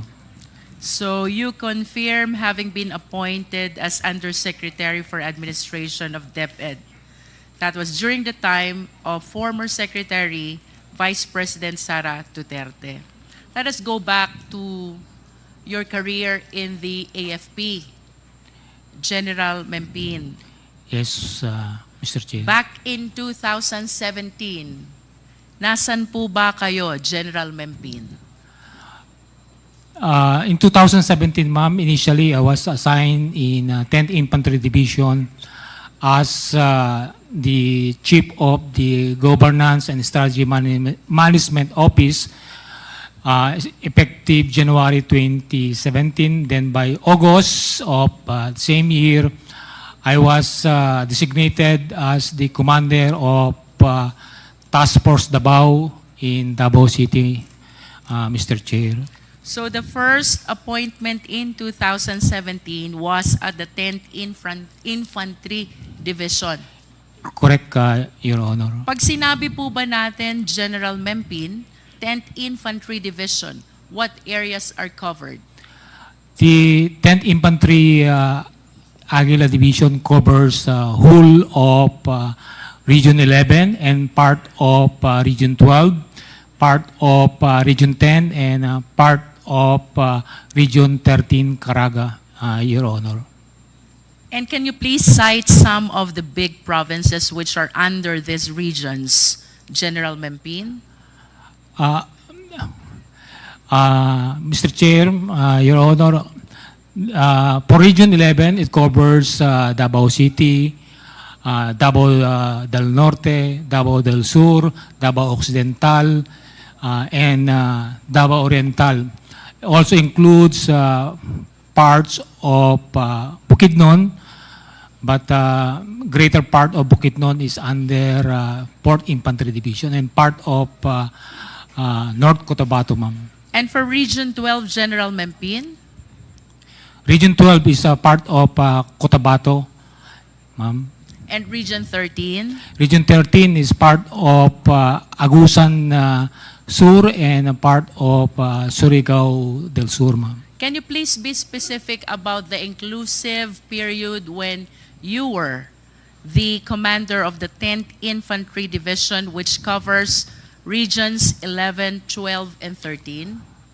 I was designated as commander of the 10th Infantry Division in February of 2022 until my retirement in January 28, 2023, ma'am. Your Honor and Earlier, Mr. Chair. you mentioned about 2017, and you were likewise at the 10th Infantry Division. What specific assignment do you have during that time? From 2017, ma'am, I was assigned as the commander of Task Force Davao, in charge of covering, actually it only covers the downtown Davao, in charge of the anti-terrorism unit of the armed forces because of the series of bombing. Because Task Force Davao was established in 2003. Then after that, in 2019, I was, after my stint at the Task Force Davao, I was designated as the commander of the 1003rd Infantry Brigade, covering parts of Davao region, specifically Davao del Norte, parts of Davao Oriental, parts of the northern or the mountainous area of Davao City, and then some parts of Bukidnon and some parts of North Cotabato, ma'am. So, would it be correct to say 2017, General Mempin, you were heading the Task Force Davao, primarily in charge with Davao City and the major parts of the Davao region. Do you confirm that? Ma'am, for clarification, Mr. Chair, during my stint as Task Force Davao, it only covers the downtown because Davao City is divided into 3 areas. It has the downtown, midtown, and the uptown. The midtown is the downtown is the central district. Then midtown and uptown are those areas. So which part are you in charge with? For 2017, ma'am, 2017 until Midtown? 2019 in Uptown or downtown? Downtown during task You force. are in charge of downtown in 2017 Until as the head of Task Force Davao. Correct, ma'am. And then Your Honor. sometime in 2019, you became in charge of the 10th Infantry Brigade covering most parts of the Davao region. Not yet, ma'am. 2019, I was designated as the brigade commander. Brigade commander is under the 10th Infantry Division still, covering Davao, some parts of Davao region, specifically Davao del Norte, Davao Oriental, and not Davao Oriental, Davao del Norte. Yes, part General, of Davao you have City. stated that Yes, ma'am. already. And then for 2022, this is the time that you were in charge of the 10th Infantry Division covering the regions 11, 12, and 13. That's correct, Your Honor, Mr. Chair. And of course, I just wish to manifest that during this time, 2017 to 2022, the President was former President Rodrigo Roa Duterte. Yes, that's correct, Your Honor, Mr. Chair. And for Davao City, the mayor during that time was our Vice President, Sara Duterte. That's correct, Your Honor, Mr. Chair. And considering that you are taking care of the regions, the provinces, and the city, which are considered the hometown of the President, may I know, was there any marching order coming from the President having assigned to those places? Actually, because as member of the armed forces, our main objective is to ensure to protect the people and secure the territory for our sovereignty. So basically for the Army or the 10th Infantry Aguila Division, our focus is on insurgency problem. While in Davao City, during my stint as Task Force Davao Commander, is for the extreme terrorism, like bombing of the extreme With all due terrorists. respect, General Mempin, I hope you will be responsive to the question, because Davao, of course, is the place of the former president. So this representation is interested whether in your assignment in 2017, 2019, and 2022, all pertaining to the Davao region, mayroon po bang specific na marching order ang presidente, considering that these places are his home places? I have not received any specific instructions, but Thank you, General Mempin. I think you have answered the question already. Thank you, Your Honor. How Mr. about Chair. any marching order from the Vice President during your stint as Task Force Davao head? The only instruction that I received during our assumption, or during my assumption as Task Force Davao Commander, is to have zero bombing incident, because he said if there's a bombing incident in Davao City, then you failed your mission as Commander of Task Force Davao. So zero bombing, that's the specific instructions of former Mayor Sara Duterte. I wish to remind you of the article which was published in Sunstar. Ang sabi po ng ating Vice Presidente noon ay City Mayor, kayo po ang head ng Task Force Davao. Don't sleep, don't breathe, don't embarrass me. Do you confirm that? That's correct. I still have the newspaper on that, ma'am. Now, please enlighten us, walk us through. During the time that you were assigned in Davao City and the rest of the other areas of Davao region, how will you describe the peace and order situation in Davao? In Davao City, ma'am, actually, when I first arrived, because I was also assigned in Davao region for a short stint in 2008, the first thing that I noticed in Davao... With all due respect, Mr. Chair, let us remind our resource speaker to be responsive to the question. We are asking General Mempin about the status of Davao with respect to the peace and order situation during your time as the head of Task Force Davao. I think that is 2017 until 2019. For the Davao, downtown Davao, ma'am, it is very peaceful, but still the threat of terrorism is there. So the existence of Task Force Davao is still In the scale needed. of 1 to 10, 1 being the lowest and 10 being the highest, how peaceful is Davao?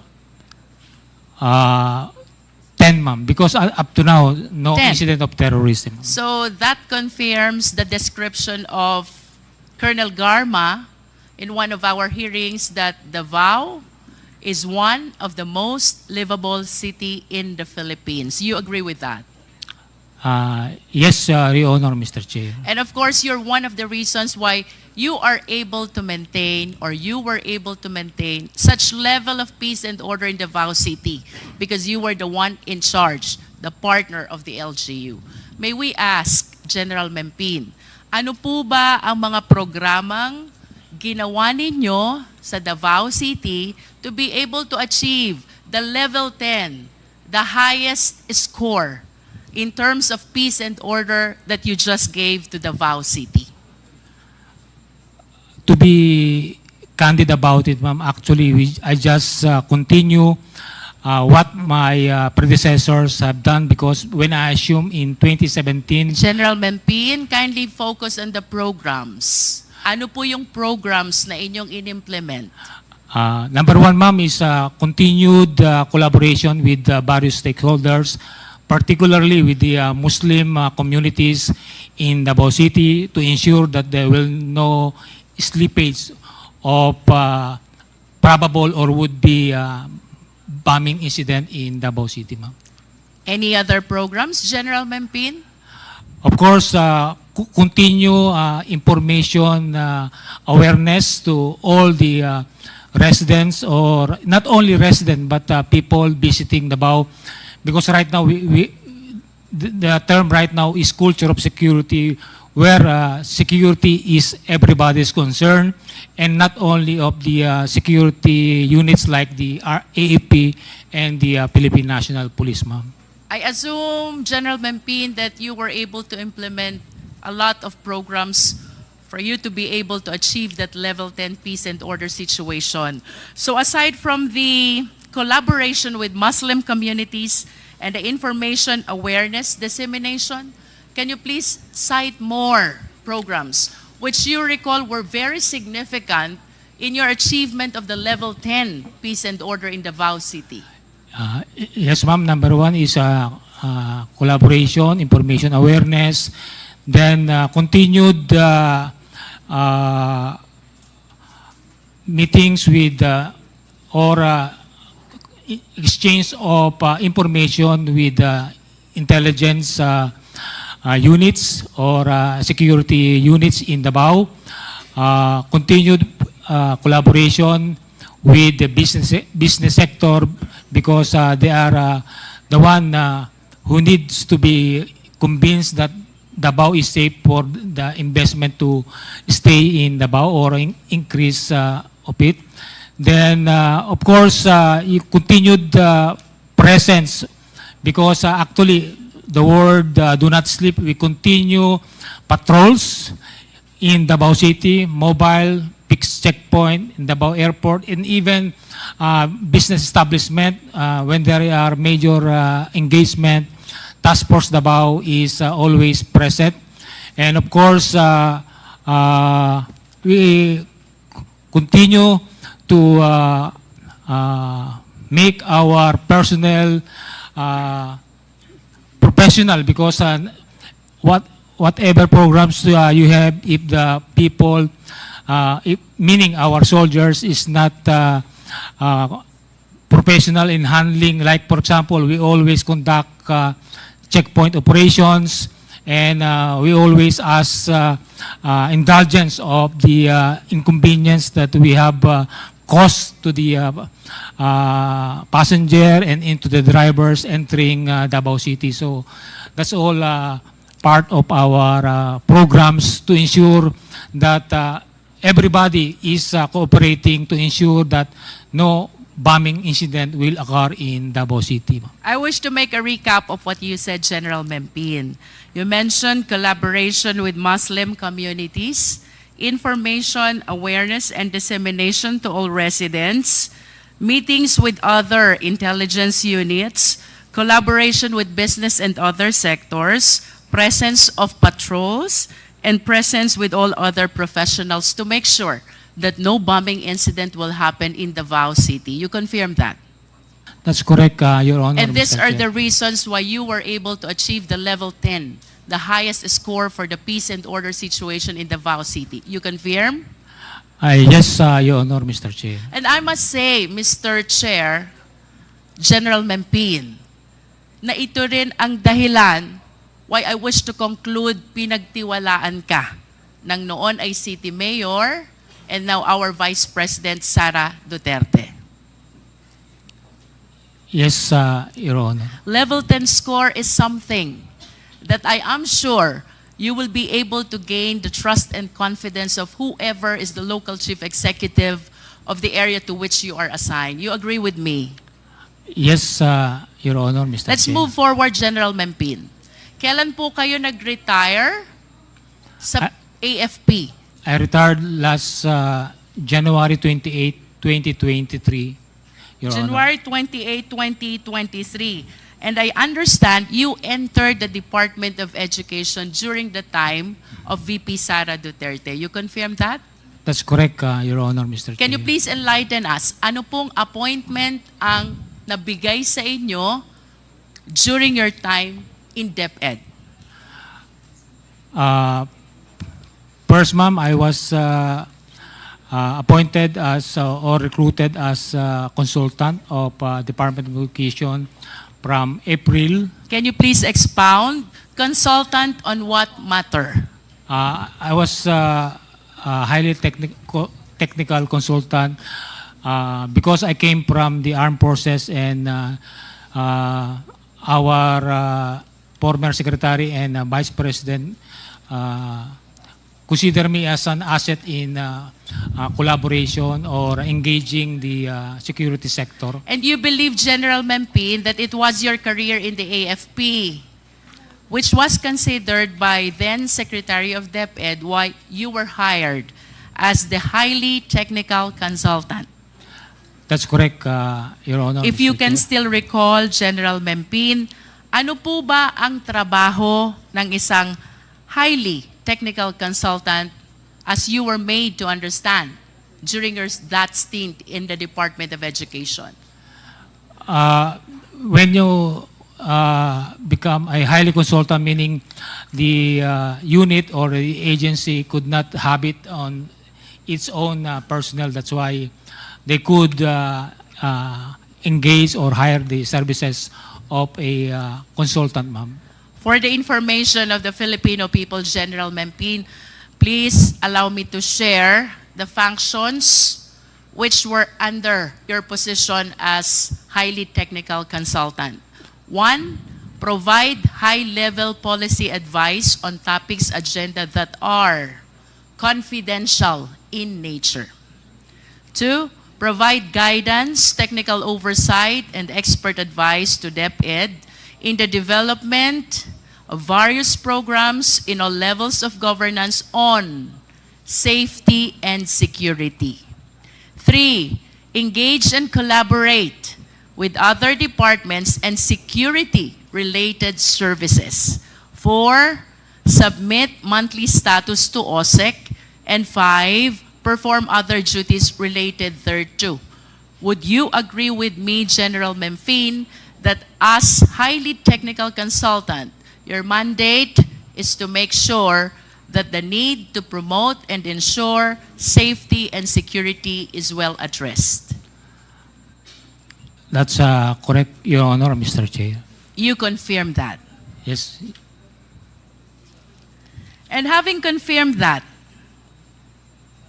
tama po bang isipin, you are the one in charge also of the confidential funds of the Department of Education? That's not correct, Your Honor, Mr. Chair. Then, General Mempin, if you're not the one in charge of this confidential fund, then who is or who was? I was not aware of, because I only more on, because after April, May, when USEC for administration is open, I was again asked if I could, but I'm not part of the utilization or how the confidential fund But you is, agree with me, General Mempin, lahat ng trabaho na ibinigay sa inyo, hindi nyo ito kayang isagawa without the necessary funding. And the funding that is allowed for these purposes is, of course, the confidential fund. Do you agree with me? That's correct, Your Honor, Mr. Chair, but I have not received any instructions and also funds, for that matter, on in the performance or in the accomplishment of tasks given or mandate to me as the consultant, Your In Honor. other words, General Mempin, while your job description as highly technical consultant pertains to safety and security, you have no access to confidential fund, and you did not give any instruction from the head of the agency. That is your statement. Do you confirm that? Yes, Your Honor. I am not part of Thank the you. utilization. Let us move of forward, General Memphine. Kanina may na-mention po kayo. After some time, you were appointed as the USEC for Administration. Did you apply for this position? No, ma'am. I was recruited by the former Secretary and Vice President. Balikan ko po yung highly technical consultant.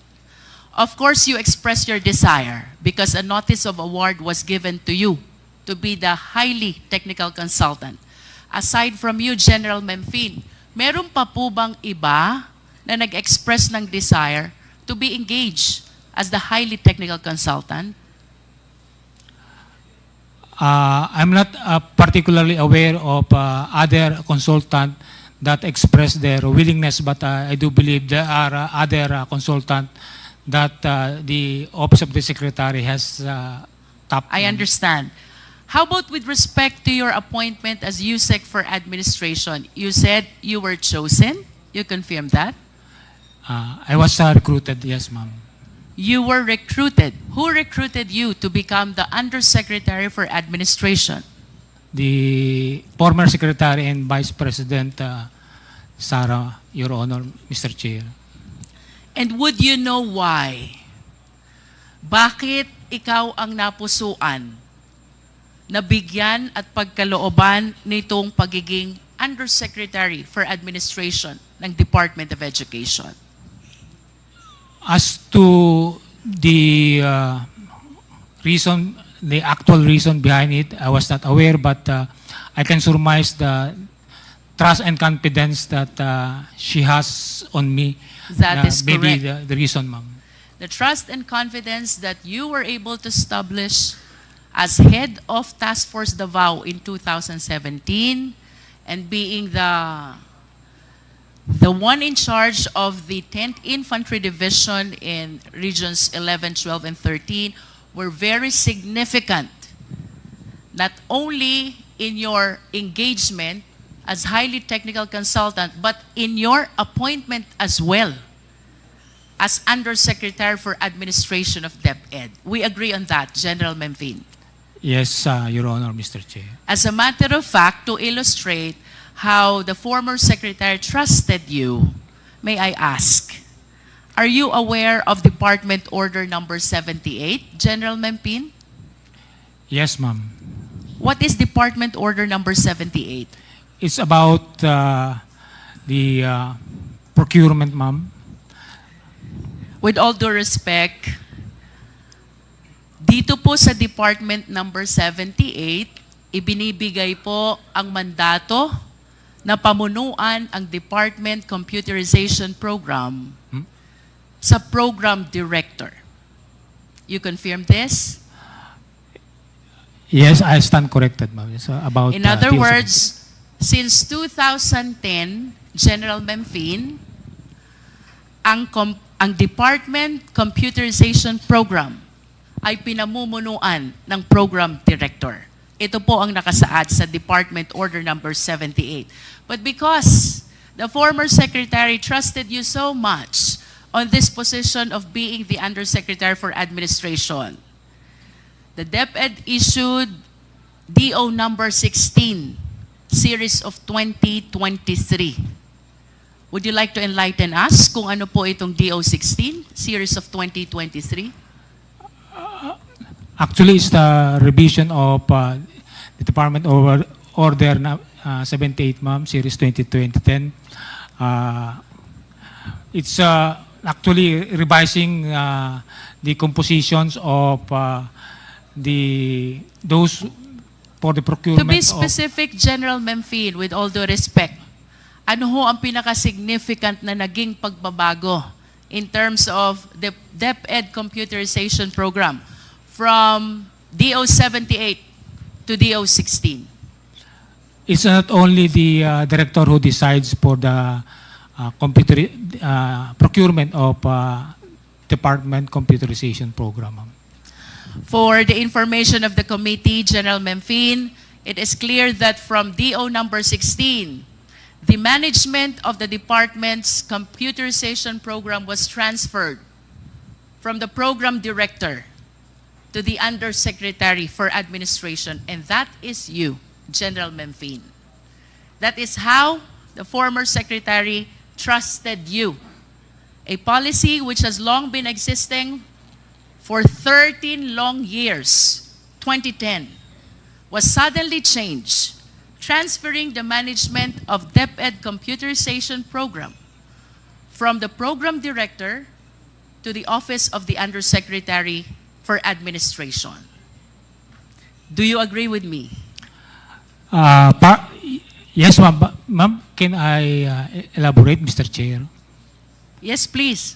Please continue. Actually, before the computerization program is, because actually we notice some issues in the DCP procurement, particularly in terms of the members. So, because there's a huge amount of money involved in the DepEd computerization program, so it was agreed through the executive committee as a collegial body to elevate the authority of deciding the DepEd computerization program from program director to but basically the program director is actively involved in the decision making. I understand, General Memphine. Now let us go to the DepEd computerization program. Per fiscal year 2023, mayroon po kayong report.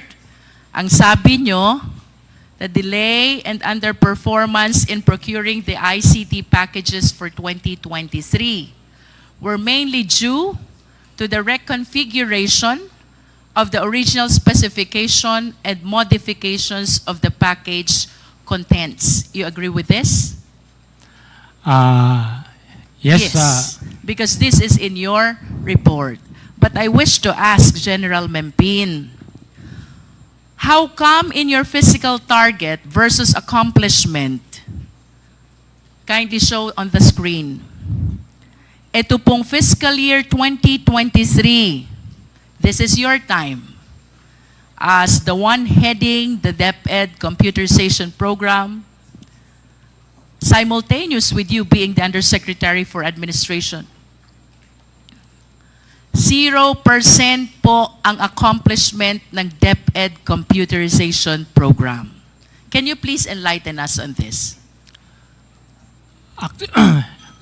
Actually, ma'am, nandito po yung director ng ICTS, but to give you insight on the performance, because ma'am, when we arrived in DepEd 2023, actually, it's still the 2022 DCP programs being processed because of the delay during the 2022 because of the change of the administration. So actually, ma'am, late 2023 na po na process completely yung May we know why, DCP. General Memphine? Of course, we understand from the records na yung 2023 budget, hindi nyo po na-utilize, and that is the reason kung bakit naka 0% ang accomplishment rate. May we know the reason why? Because of the partly of the procurement process, because it has to go to the Bids and Awards Committee, and the members of the Bids and Awards Committee is still hands in full in terms of the DCP 2023. But of course, you realize, General Memphine, the value of this DepEd computerization program with respect to the learning of the students who are supposedly relying on this. Tama po ba? That's correct, Your Honor, Mr. And to Chair. complete the picture, General Memphine, I wish to share to the committee, mayroon po kayong na-procure 44,638 ICT packages and DepEd packages sa taong 2022 and 2023, ngunit ayon sa annual audit report ng COA, ang na-deliver nyo lang is 16,580. This is not even one half of what is supposed to be delivered. So to make it clear, General Memphine, na kapag procure po kayo ng 44,638 ICT packages, but per report of COA, ang delivered pa lang is 16,580, equivalent to 37% of the supposed accomplishment. Can you please explain this?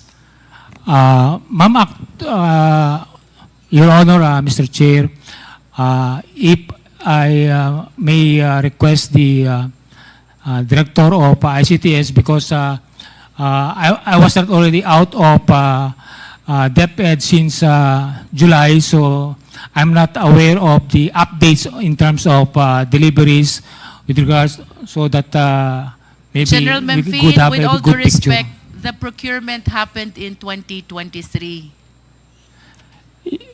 Yes, ma'am. Ibig sabihin, nabili na po ito. 44,638 ICT packages. You were still with DepEd. Yes, You ma'am, but resigned only last July 2024. Tama Yes, po ma'am. ba? From your perspective as Undersecretary for Administration and the one heading the DepEd computerization program, ano po ba naging appreciation nyo dito? Anong naging dahilan why you were way below the supposed accomplishment when in fact, ang dami nyo naman palang nabili? Or, if I may rephrase the question, nasan po yung nawawalang ICT packages? Your Honor, Mr. Chair, during the 2023, only the DCP 2022 was processed, procured, and only started delivering in late 2023. And actually, only the first three. In both dates that you mentioned, General Memphine, you're very much connected still with the Department of Education. Yes, ma'am. So I'm explaining that during the 2023, ma'am, the DCP 2022 is prioritized, so it's only being deliberated or processed in the procurement. And late of October, there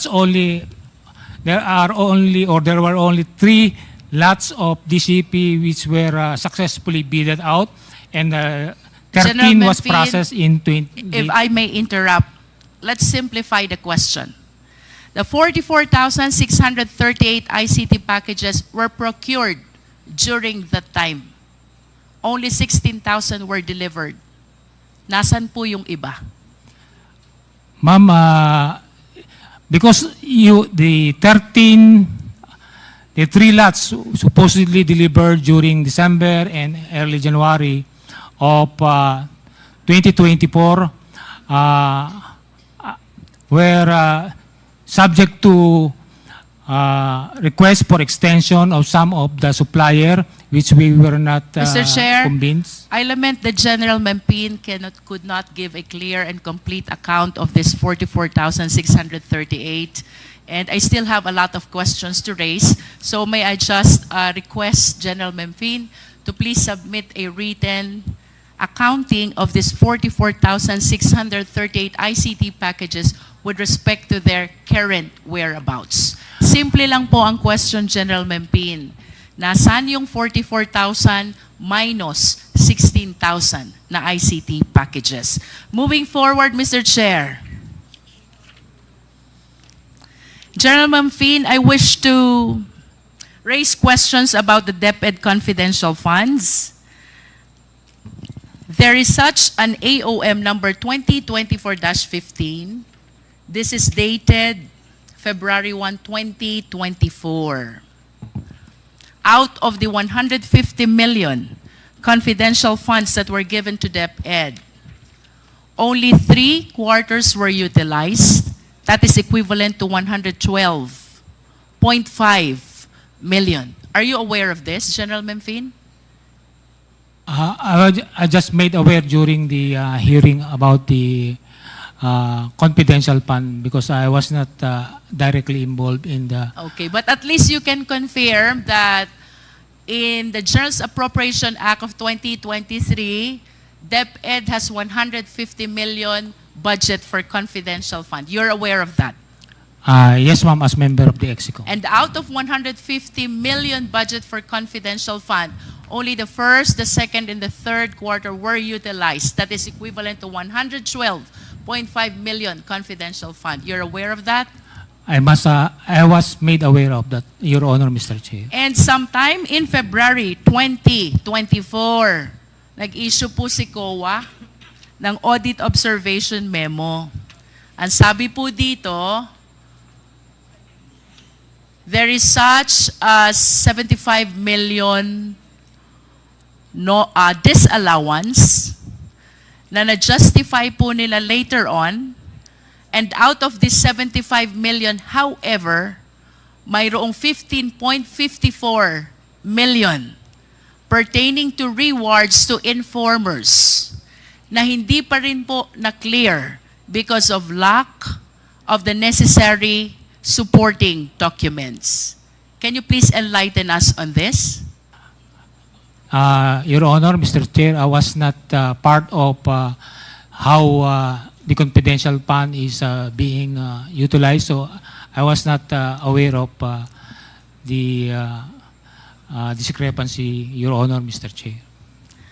I understand. Nevertheless, General Memphine, having spent a long years of career in the military, of course you are aware about what confidential fund is. Yes, Your Honor, Mr. Chair. Can you please enlighten us? What do you understand about confidential fund? Confidential funds are funds allocated for the certain units or organizations for its security, maybe, and other in the furtherance of its mandate, particularly those who cannot be gathered through the regular means of acquiring, for example, information. And how will you differentiate confidential fund from intelligence fund? Your Honor, Mr. Chair, in my opinion, intelligence fund are specifically have program being, although it's not being elaborated, but it has go to the programs of organization, for example, the law enforcement unit, the armed forces, and even the LGUs, while confidential fund has more on flexibility, but as we discussed, there is certain protocol SOPs being followed under the JMC 2015-01, ma'am. To recap what you said, General Memphine, and please agree with me if I am correct, no? Both have a purpose of addressing the safety and security of the nation. Tama po ba? Yes, Your Honor. However, confidential fund is given to civilian offices. Tama? Yes, Your Honor. While intelligence fund is given to military offices. Tama po ba? Military and other law enforcement Yes. units, ma'am. In other words, they have the same purpose, confidential and intelligence fund. That is to take care of the national safety and security. However, magkaibang opisina ang gumagamit. Kapag confidential fund, it is given to civilian offices, at kapag intelligence fund, military, and like what you said, law enforcement offices. Tama, General Memphine? Yes, Your Honor, Mr. Chair. But we have to share also that under Republic Act 7160, the Local Government Code, the LGUs are given confidential fund as well. They're authorized to have and utilize confidential fund. You must be aware of this because for the longest period of time, nandun po kayo sa Davao. And I understand, like any other LGUs, nag-utilize din sila ng kanilang confidential fund. You agree with me? I don't have the exact information, but I do believe they have. They are using confidential funds in furtherance of their mandate in respective LGUs, ma'am. Remind lang po natin, Mr. Chair, because this was flashed already in the previous hearings. Ito po yung, should I say, escalation of confidential fund of the City of Davao starting from 2016, 144 million. 2017, you were already the head of the Task Force Davao, 294 million. And then 2010, nandun na po kayo sa 10th Infantry Division. They have 420 million confidential fund in Davao City. And then that's 2018. And then 2019 to 2022, consistent na 460 million confidential fund. Napakalaki po nito, General Memphine. Puntahan ko po yung 2017, 294 million. You were the head of Task Force Davao. Pwede po bang malaman how you appreciate the utilization of the 294 million confidential fund? Again, ma'am, in my to be candid about it, Your Honor, Mr. Chair, I was not aware of how the confidential fund is being utilized or implemented. But I just wanted to report to the body that the LGU of Davao, even before and after my term, is being supported in terms of logistics, meaning our vehicles, the maintenance of vehicles are coming from the LGU. And if there are major activities like gathering, like Kadayawan, Araw ng Davao, all the security elements involved in the securing Davao City and its major events, the LGU is providing support in terms of meals and logistics, meaning fuel to our vehicles, ma'am. In other words, General Memphine, all the activities that you raised earlier, collaboration with the Muslim communities, information dissemination, meetings with other intelligence units, collaboration with different sectors, presence of patrols, and coordination with other professionals. These are the activities which were supported by that 294 million in 2017. I have no idea, but because aside from Task Force Davao, there are also members of the Joint Task Force Haribon. At least, those activities were part of the expenditures of the 294 million in 2017. Do you agree? I believe so, ma'am, but I'm not 100% sure. Thank you. Now let us go to AOM 2024-15. Ito po yung na-mention ko kanina, General Memphine, na merong disallowance na 75 million. Out of 75 million, the basis of the disallowance of 15.54 million is the lack of supporting documents for payment of rewards. Reward to informers. And in response to the AOM, nakatanggap po ang COA ng certification galing sa 4 na AFP officers.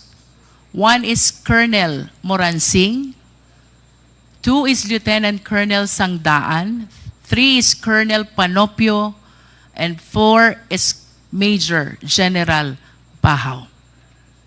mayroon pong pinapa-explain ang COA na 15 million.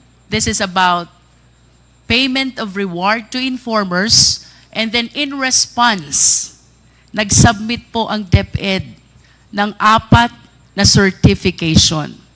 General Memphine, can you please enlighten us? What are these certifications all about?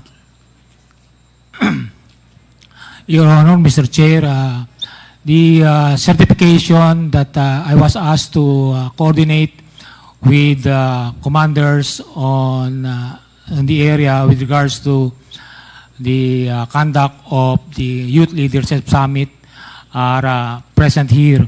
And I was just asked to get the feedback from these units of the Army in particular of how they conduct the Youth Leadership Summit in their respective area and how effective it in securing or ensuring that these student out of school youth and even indigenous peoples, youth of indigenous peoples are protected, no?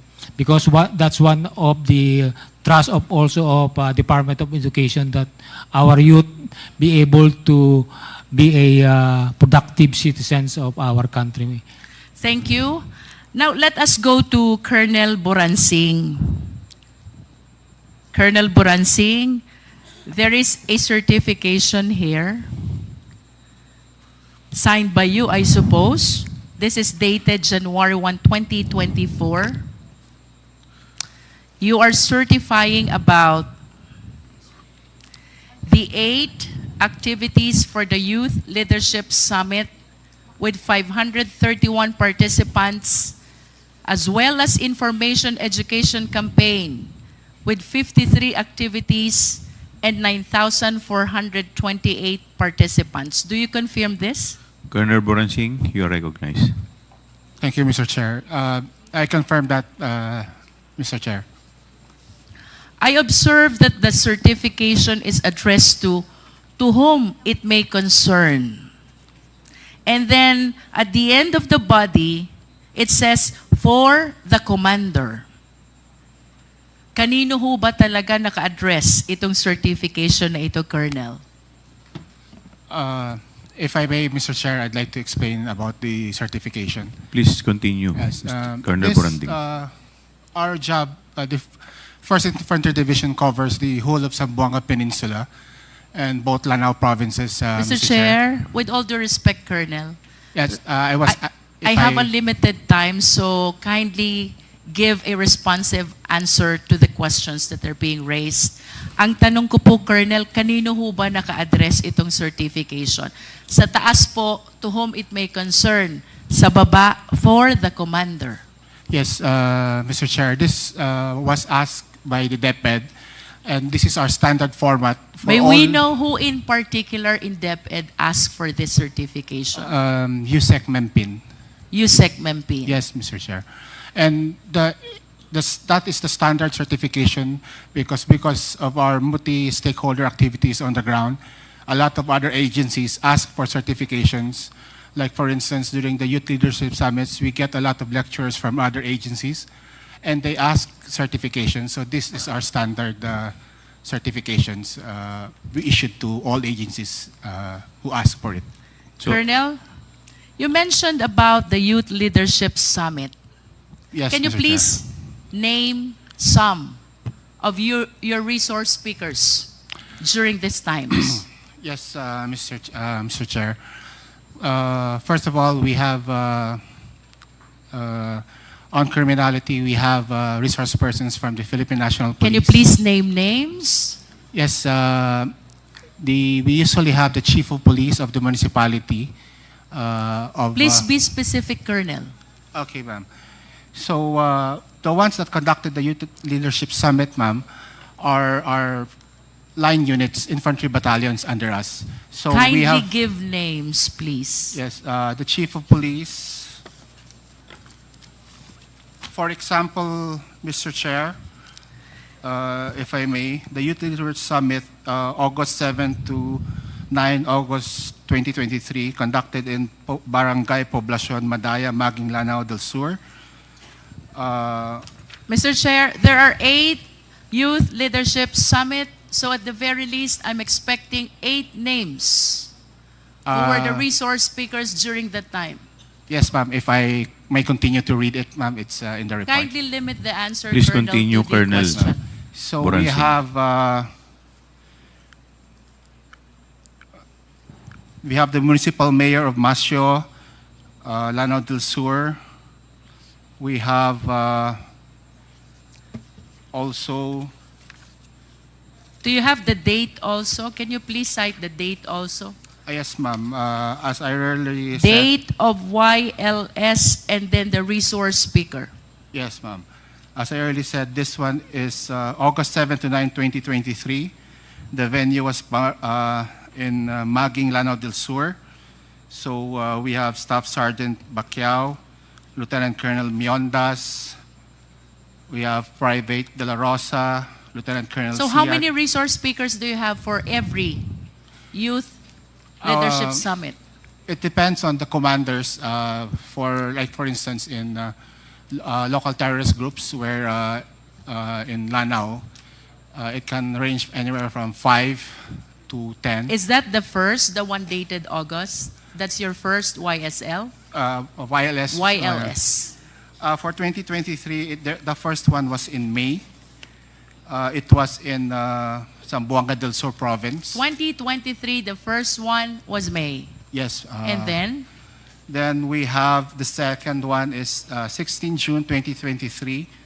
This was in Lanao del Sur, the municipality of Bubong. And then the third? We have July 26 for the 44th Infantry Battalion in Cabasalan, Zamboanga, Sibugay Province, Mr. Chair. Then we fifth? have July 29 in the Digkilaan National High School, Iligan City. Sixth? Then on September 29, we have in Barangay Pugan, Concepcion, Misamis Occidental. Then December 12, we had in Barangay D1, Dipolog City, Zamboanga del Norte. And as I earlier mentioned, another one in Zamboanga del Sur, this time in Dumingag municipality, ma'am. So those are 8 that were conducted in the various areas. Mr. Chair, with the manifestation of Colonel Boransing, I respectfully move that we issue subpoena duces tecum to the head of the schools. Are they schools? No, ma'am. Not all of them are schools. One is Digkalaan. So what are they if they are not schools? Like for instance, the first one last May was conducted in a barangay, in a sitio, ma'am. So we Mr. just Chair, I am moving for the issuance of subpoena duces tecum either to head of the school or barangay, which became the recipient of the Youth Leadership Summit conducted by Colonel Boransing. Yes, ma'am. Now let's go to... There's a motion by Honorable Congressman Luistro to issue a subpoena duces tecum to the head of school or barangay. Second, Mr. Chair. Subject to the YLS. Youth Leadership Summit conducted by Colonel Boransing. Is there any Second, Mr. Chair. Duly seconded by Honorable Flores. Is there any objection? Hearing none, the motion is carried. May we request as well, Mr. Chair, that the documents in the possession of Colonel Boransing, which I believe pertains to the Youth Leadership Summit, be submitted to the committee? Mr. Chair, according to the Freedom of Information Act, since these are confidential, we can share it, but if we follow the Act, the Philippine Army or the General Headquarters Armed Forces would like to ask a written request from the committee, which is according to the Freedom of Information Act. Then we will The provide. COMSEC is requested to draft a letter Thank you, Mr. as Chair. requested by Colonel Boransing. Please continue, Congressman Luistro. Mr. Chair, I wish to direct the next question to Lieutenant Sangdaan. Lieutenant, Kindly occupy one of the seats.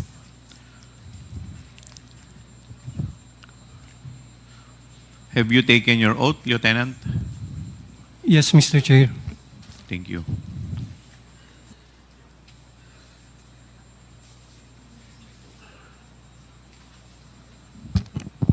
Lieutenant Sangdaan, I have here a certification which bears your signature, I suppose. This is about the 22 activities for the Youth Leadership Summit and 49 activities for the Information Education Campaign. This was held in the provinces of Ilocos Norte and Ilocos Sur, as well as La Union. Do you confirm this certification? Yes, Mr. Chair, Your Honor. And the certification, similar to the one issued by Colonel Boransing, is addressed to whom it may concern on the upper part and then on the lower part for the commander. For the record, Lieutenant Colonel Sangdaan, kanino niyo Yes. po ba talaga ina-address itong certification? Lieutenant Yes, ma'am, Sandaan, to the please. DepEd, ma'am. And can you be particular? Sino po sa DepEd? Ma'am, can I just give the background, ma'am? That was the instruction of I- my commander, and according to my commander, it was Major General Mempin who Okay, requested. you it. answered the question already. Yes, ma'am. And similar to the questions which I raised to Colonel Boransing, do Yes, you ma'am. have also some documents with you which Ma- can provide details about the recipient of this 22 Youth Leadership Summit? Ma'am, right now, ma'am, I don't have the documents because I am no longer with the 5th Infantry Division, ma'am. I'm already reassigned to GHQ. But Let- I assure you, ma'am, that You can there are produce. documents. You in can the 5th produce. Infantry. Yes, ma'am. Okay. May I just state for the record, Mr. Chair, that Lieutenant Colonel Sangdaan manifested his commitment to submit the document about the 22 activities for Youth Leadership Summit. Yes, ma'am. Just like what Colonel Boransing have said a while ago, ma'am. I think it's much better for the Yes, Secretary. we will. Yes, We will, ma'am. Lieutenant Colonel. Yes. What is important, the manifestation Lieutenant of Colonel? Colonel Sangdahan for the committee to write a letter. Yun po ba yung gusto ninyo? Yes, ma'am. Yes, Okay. sir. Yes, sir. Yes, The Mr. Chair. COMSEC is directed to please write a letter requesting for the documents as requested by Congresswoman Luistro. Noted, Please, Your Honor. please continue, Congresswoman Luistro. But at least, Lieutenant Colonel Sangdaan, can you name some of those 22 activities? Yung naaalala nyo lang po, because this is quite a lot compared to the one which Colonel Boransing had. He had only 8. You had 22. Ma'am, actually, these YLS were conducted by the line units of the 5th Infantry Division, sir. Ma'am, just like the 5 Offers Brigade, the 5th CMO Battalion, and other infantry battalions in the area, ma'am. As to the specific of which, ma'am, hindi ko na ma-remember, ma'am. You mentioned which infantry division conducted this? 5th Infantry Division. Saan po ba kayo kasama? Sa 5th po ba? 5th Infantry Division, ma'am, as a staff of the 5th Infantry Division, ma'am. As one of the staff of the Yes, 5th yes. Infantry Division. But I suppose that since you were the one who certified, you're supposed to have a personal knowledge of what happened. We base it on our records, ma'am, on our tabulated records. Do you intend to tell us, Lieutenant Colonel, that you were not the one who actually conducted this Youth Leadership Summit? Yes, ma'am. The line units, ma'am, were the one who conducted those activities. If it is not you, then who? The different battalions, ma'am. For example, ma'am, the 77th IB, the 5th CMO Battalion, the... Bakit po kayo ang nag-issue ng certification? We have the tabulated data, ma'am. Yes, I understand. But for one to be able to issue a certification, dapat alam nyo. Dapat may knowledge kayo. Yes, ma'am. As a matter of fact, this is an inquiry in aid of legislation. You were sworn in before we started the hearing, and this will elevate the status of being a sworn certification already. Yes, ma'am. Bakit po kayo nag-issue ng certification kung wala kayong personal knowledge?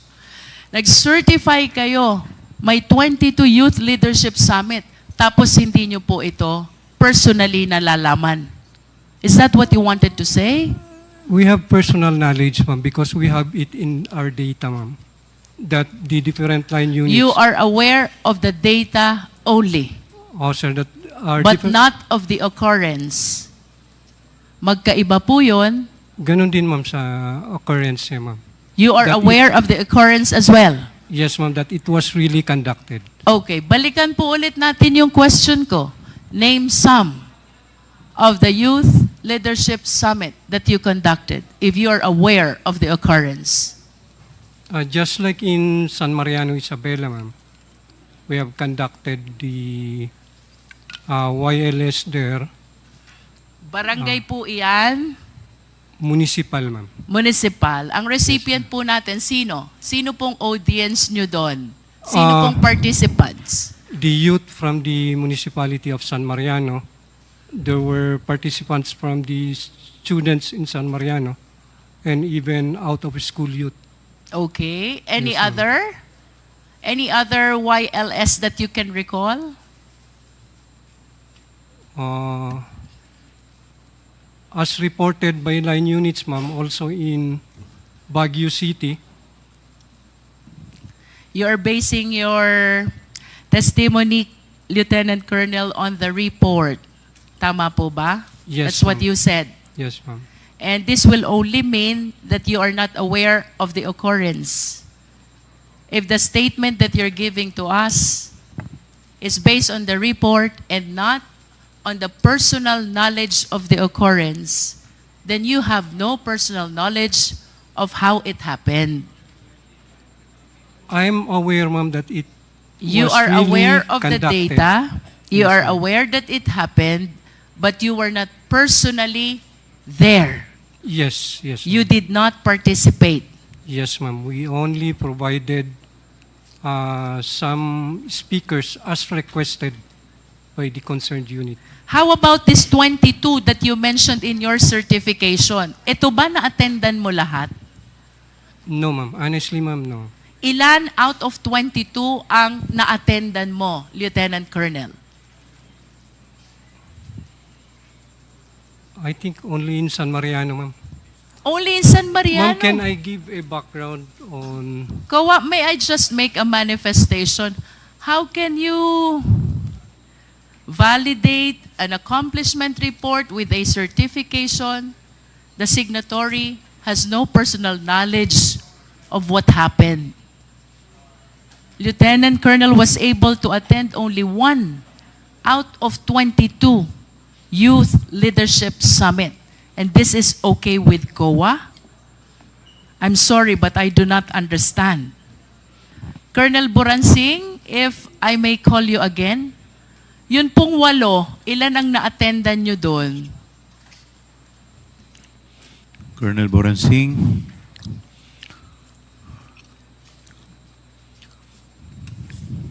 Out of 8 Youth Leadership Summit, ilan po yung na-attendan nyo?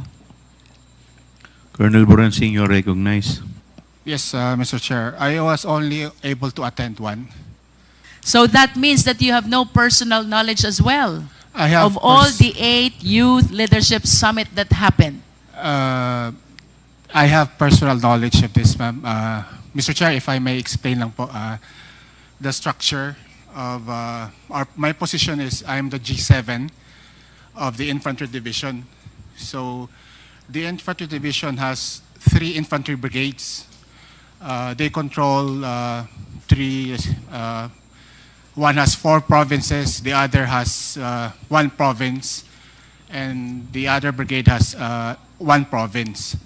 So I am in charge of supervising. I am the Civil Military Operations Officer, Mr. Chair. So I closely monitor, we all closely monitor the program of the Youth Leadership Summit to ensure that it is multi-stakeholder and it fits the objectives of the program. So we have personal knowledge. We can't go around in each barangay, but they have, since we used budget from the Philippine Army, we have after-activity reports, fund utilization reports, pictures, and documentations. And we have to ensure this because we have a yearly inspection from higher headquarters. So we may not have been there, but we have personal knowledge. We are the program managers of this book. You mentioned a while ago, Colonel Boransing, Yes. you were using the fund of the Philippine Army. You confirm yes. that? Yes, Mr. Are you sure? Yes, sir. Yes, Mr. Chair. For the 8 YLS Yes, that Mr. were Chair. conducted, you used the fund of the Philippine Army. For our participants, we used the Philippine Army.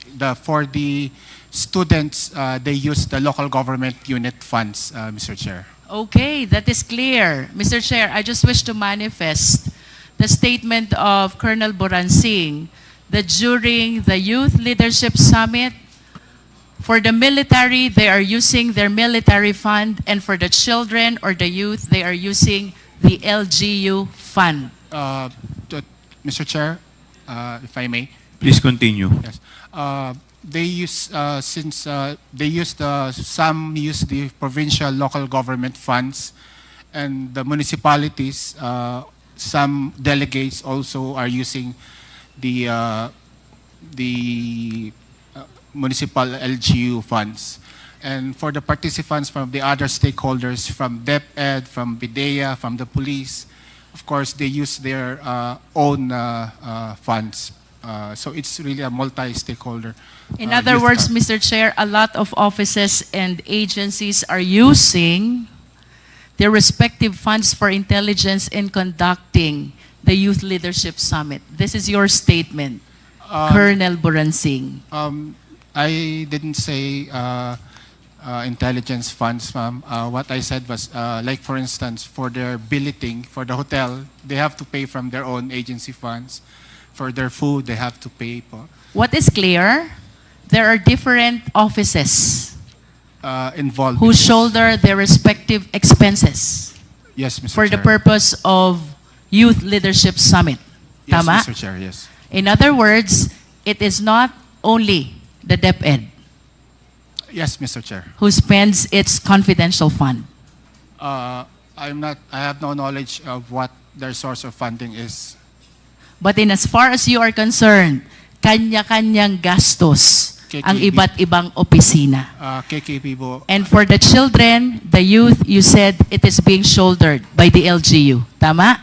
Yes, Mr. Chair. Thank you, Colonel. May we request Lieutenant Colonel Panopio? Colonel Panopio, you are recognized. Good afternoon, Mr. Chairman, Your Honor. Colonel, I have with me another certification bearing the signature of Magtanggol Panopio. Is this your signature? Yes, Your Honor, Mr. Chairman. On this certification, you certified 205 youth students from different schools. 3 youth leadership summits held in the provinces of Bulacan, Nueva Ecija, and Zambales. You confirm this? Yes, Mr. Chairman, Your Honor. And similar to my question to Colonel Buransing and the other Lieutenant Colonel, nakalagay po sa certification nyo, to whom it may concern, to sa taas, sa baba, for the commander. Kanino po ba talaga naka-address itong certification nyo? This is addressed to DepEd, ma'am. May I explain for the commander, ma'am? And can you please kindly be particular? Who in DepEd? Ang dami po nila sa DepEd. Sino po sa DepEd ang kausap nyo when you submitted this certification? Yusek Nolasco Mempin, ma'am. That's Yusek Mempin. Okay. And can you please substantiate as well the 3 youth leadership summit that you conducted in your province? Ikaw ba nakaparticipate dito? Your Honor, Mr. Chairman, hindi po kami nag-participate specifically because as a staff, we are just supervising and monitoring the activities of the Youth Leadership Summit. So because- similar to Colonel Buransing, you are just aware of the occurrence, but you were not part of the event. Yes, Your Honor, Mr. Chairman. And with respect to the expenditures for similar programs, would you confirm the statement of Colonel Buransing na Yes, ang Your Honor. mga opisinang participants ay kanya-kanya ng gastos? Yes, Your Honor, Mr. Chairman. And with respect to the participating children and students thereat, tama po ba yung sinabi ni Colonel Buransing, LGU ang sumusuporta sa expenses nila? Yes, Your Honor, Mr. Chairman. Are you sure? Yes, Your Honor, Mr. Chairman.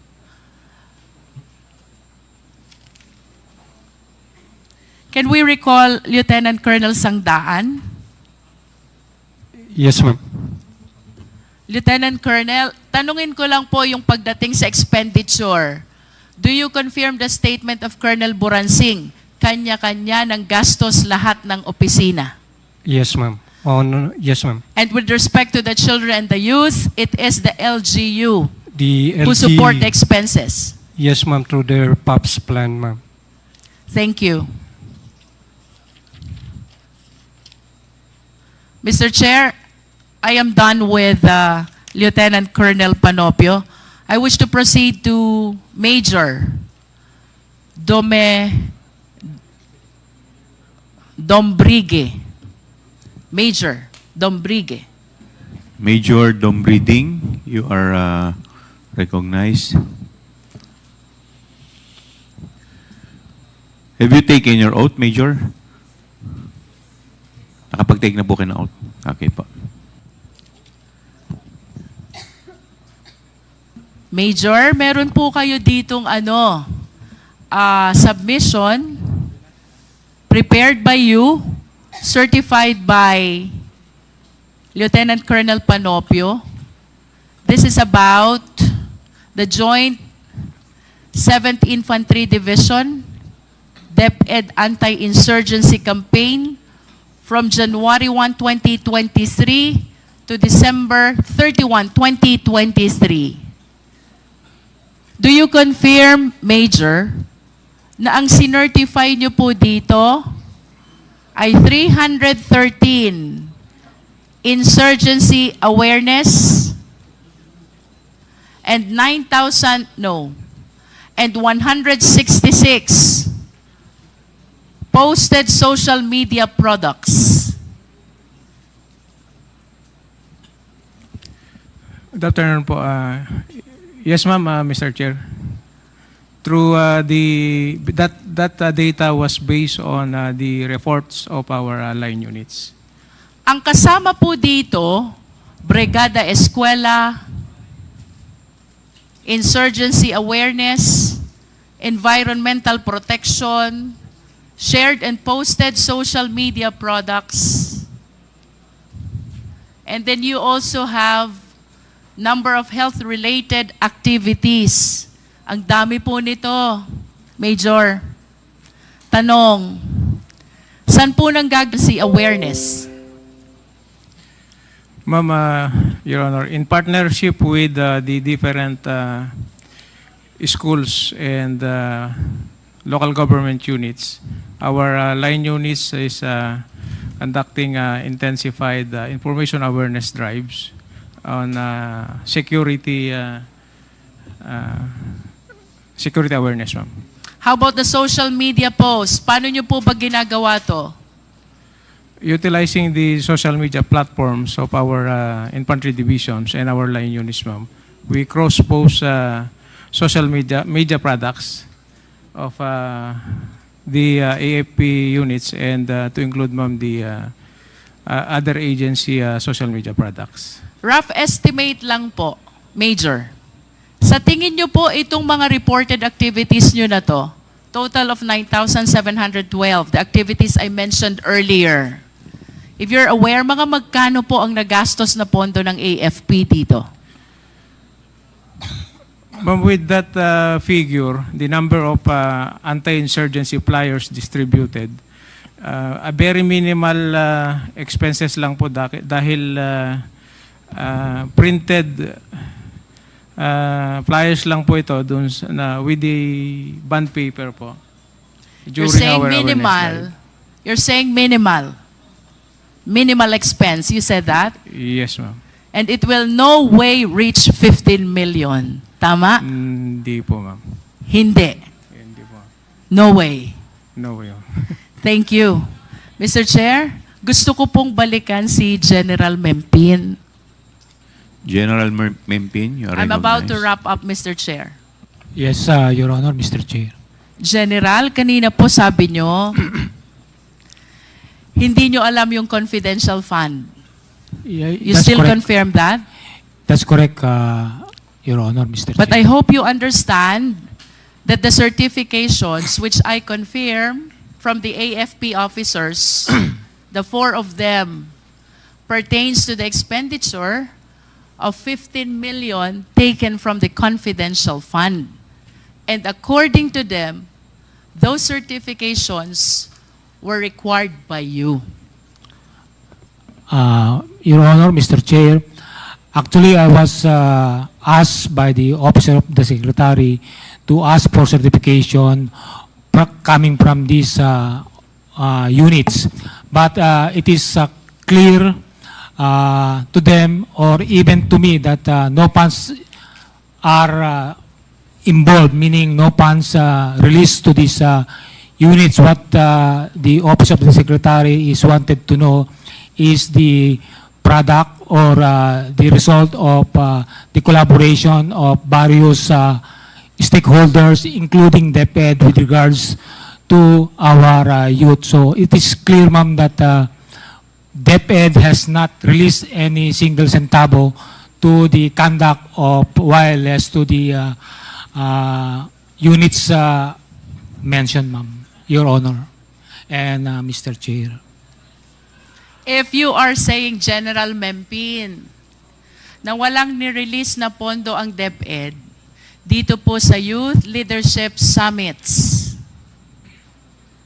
saan po ginastos yung 15 million? That's, Your Honor, Mr. Chair, that was I was not aware of it because the task given to me is just to coordinate because to be candid about it, the commanders of Colonel Boransing, Colonel Panopio, and Lieutenant Colonel Sangdaan are my former colleagues or classmates in the Philippine Military Academy. Mr. Chair, I wish to ask the COA, Attorney Camora, tama ba ang understanding ko? Sa AOM, may disallowance na 75 million. Out of 75 million, you are asking for supporting documents of the 15 million which were paid as rewards to informers. Attorney Camora, you are recognized. Yes, Mr. Chair. And in response to that supporting documents, the DepEd submitted these certifications about the Youth Leadership Summit. Tama ba? Yes, Mr. Chair. In other words, these certifications submitted by the AFP officers are being used as justification for the 15 million utilization paid as reward to informers. Tama po ba? Yes, Mr. Chair. General Mempin, your statement is completely contradictory to the stand and position of COA. Your Honor, Mr. Chair, as I previously mentioned, the only task given to me is to coordinate to my colleagues in the active service of the Philippine Army to have a report on the conduct of Youth Leadership Summit. But as to the utilization or disbursement of 15 million payment to informers, I was not made aware of it, and I have no knowledge that this certification is for the payment of informers. Your Honor and Mr. Chair. General Mempin, I understand we also have Major General Bahaw. You have a letter here, General Bahaw. This is about the 9 Youth Leadership Summits. Kanino nyo po ito in-address? Good morning, ma'am. Good morning, Mr. Chair. May I be recognized? Major General Bahaw, you're recognized. Thank you, Mr. Chair. Ma'am, I addressed the letter to Yusek Nolasco Mempin po, updating him of the YLS conducted in my division then. And similar to the questions that were propounded to the 3 other AFP officers, kapag ho ba nagwa-YLS kayo, sinong gumagastos? Ma'am, sari-sariling agency po na nagpa-participate dito ang gumagastos. Sa amin po, more on facilitation and security, kami po ang gumagastos sa sarili naming mga tropa. And with respect to the children and the youth who are the participants, do you confirm what they said already? LGU ang gumagastos? Yes, ma'am. At kanina po sinabi din ni General Mempin, balikan ko si General Mempin, sabi niyo po, General, wala talagang gastos ang DepEd dito? To You be stated clarified, that kanina. because as I was asked if the confidential funds is used for the conduct of wireless, so it's clear that no funds is downloaded or given to the Philippine Army for the use of the conduct of wireless, but if confidential fund is given General, to informers that is of tantamount to saying na walang gastos ang DepEd sa inyo. When you said that they did not or DepEd did not download any fund to the military. Tama? That's correct, Your So, Honor. and what you wanted to say, walang ginastos ang DepEd sa taga-military when it comes to the Youth Leadership Summit. Do you confirm that? That's I confirm that's correct, Your Honor, Mr. Chair. Mr. Chair, I am very much surprised, but let me wrap up and make this manifestation before I yield to the other members of the committee. While we believe that these certifications were submitted to justify the 15 million that were allegedly paid as reward to informers in the submission of all these certifications. Mr. Chair, to proceed, let us all be reminded, ito pong confidential fund na ito, pera ng taong bayan. We, all of us, are accountable to the Filipino citizens. Public office is a public trust. We should be accountable to the people at all times, and I do not understand why these people who are supposed to explain the 15 million is totally unaware of the same, because they are saying that they never use the DepEd fund and what they use is the fund of the AFP. While we understand, Mr. Chair, that confidential fund by its nature is not encouraged to be scrutinized, there is nothing under the law that prohibits the same as well. There are important observations, Mr. Chair. Number 1, among all civilian agencies, DepEd is one of the very few with confidential fund. 2, DepEd had this confidential fund only in 2023 and never in prior time. 3, I hope we can show also that while the DND, which has a mandate to address the national security, has 37 million confidential fund only, the Department of National Defense has 37 million. The DepEd, which mandate does not include national security, has 150 million confidential fund.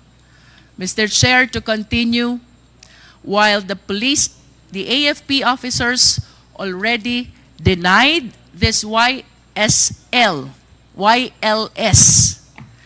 having been supported by DepEd, 15.54 million po ang amount that the DepEd is trying to justify in making use of the certifications that were submitted by the AFP.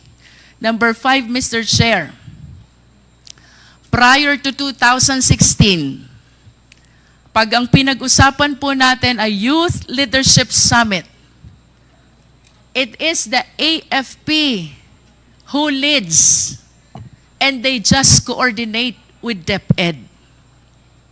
But on the report that was given by COA, it seems to appear that the one leading the Youth Leadership Summit is the DepEd in coordination with AFP. Paligtad po ito. Number 6, Mr. Chair, I do not want to preempt any conclusion.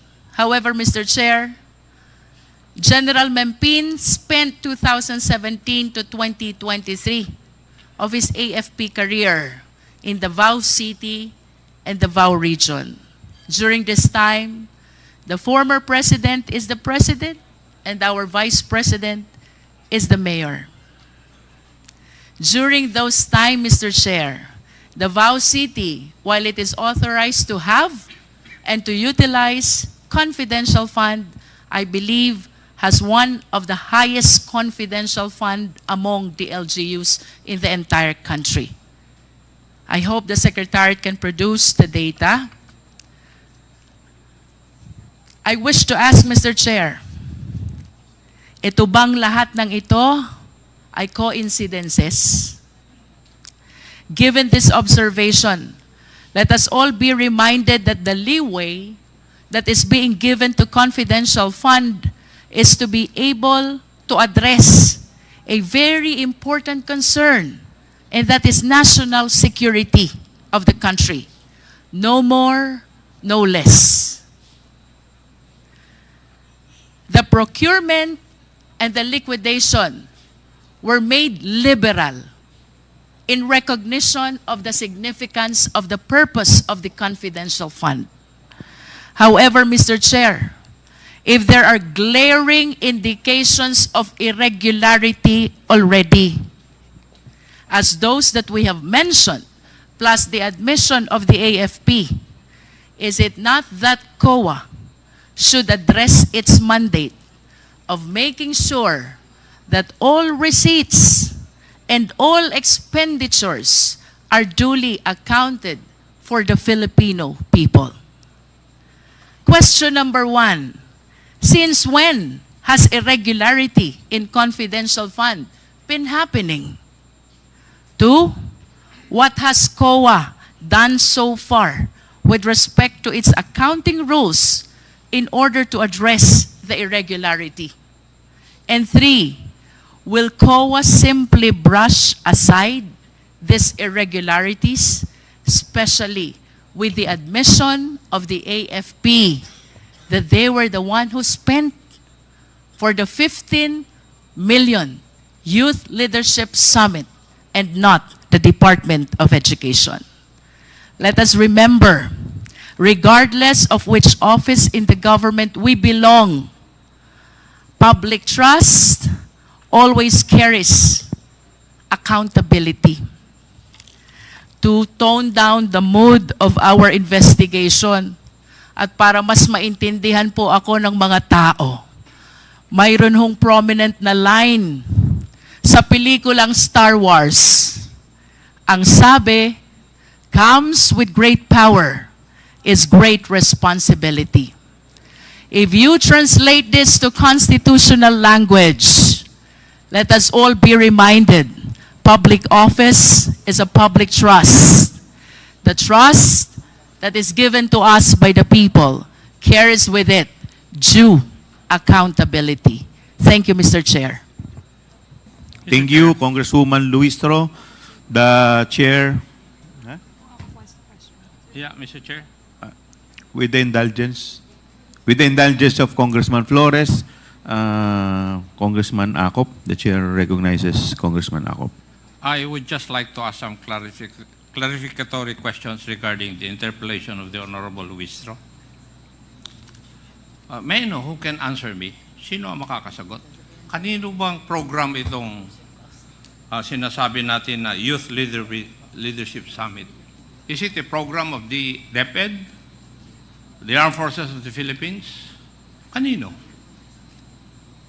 Sino makapagsasabi sa akin? Major General Bajau. Bahaw, sir. Bahaw. May I be recognized, Mr. Chair? You are recognized. Your Honor, it's a Philippine Army-wide program, a 3-day activity po. It's an activity included in the budget of the Armed Forces of the Philippines. Tama? Yes, Your Honor. It's one of PPAs insofar as your budget is concerned. Yes, sir. So in other words, when you conduct these events, you do not need the help of other agencies or the funding of other agencies. I would disagree to that, Your Honor, because we can only spend for our own troops, but the need of other participants and the subject matter experts have to be carried by participating agencies po. What is the legal basis why the program of the Armed Forces of the Philippines is participated on by other agencies of government? What is the legal basis? Your Honor, we just operate in the context of the Peace and Order Councils po. Our participation in the POC would also reflect on the participation of other agencies when we conduct this activity, sir. Oh, direct question na lang, General. Did you receive any funds from the confidential funds of the OVP in the conduct of these events? No, sir. No. No, sir. There's no funds coming from. There are no funds coming from the Office of the Vice President. Yes, sir. No funds regarding coming this. from them. Thank you. May I ask Yusek Memphine? Yes, sir. Yusek Mempin, you are recognized. Why would Yes. Why Yes, would Your Honor. certifications be addressed to you? Your Honor, Mr. Chair, as I mentioned to a while ago, I was asked by the Office of the Secretary to By get the- report from the You were asked by the Office of the Secretary. by the Office of the Secretary. and who in the office of the secretary asked you that? Hindi naman pwedeng magsalita yung office of the secretary, di po ba? So It's a- there must be somebody from the office of the secretary who asked you to do that. It's And may I know who that is? it's our former Chief of Staff. And who might that be? And who might that be? Former USEC Attorney Mike Poa po, sir. Your Honor. Yusek Poa, would you agree to the answer of the Yusek Mempin? Yes, Mr. Chair, Congressman Acop, yes, I confirm that. That you asked him to ask for the certifications from the different unit commanders of the Philippine Army?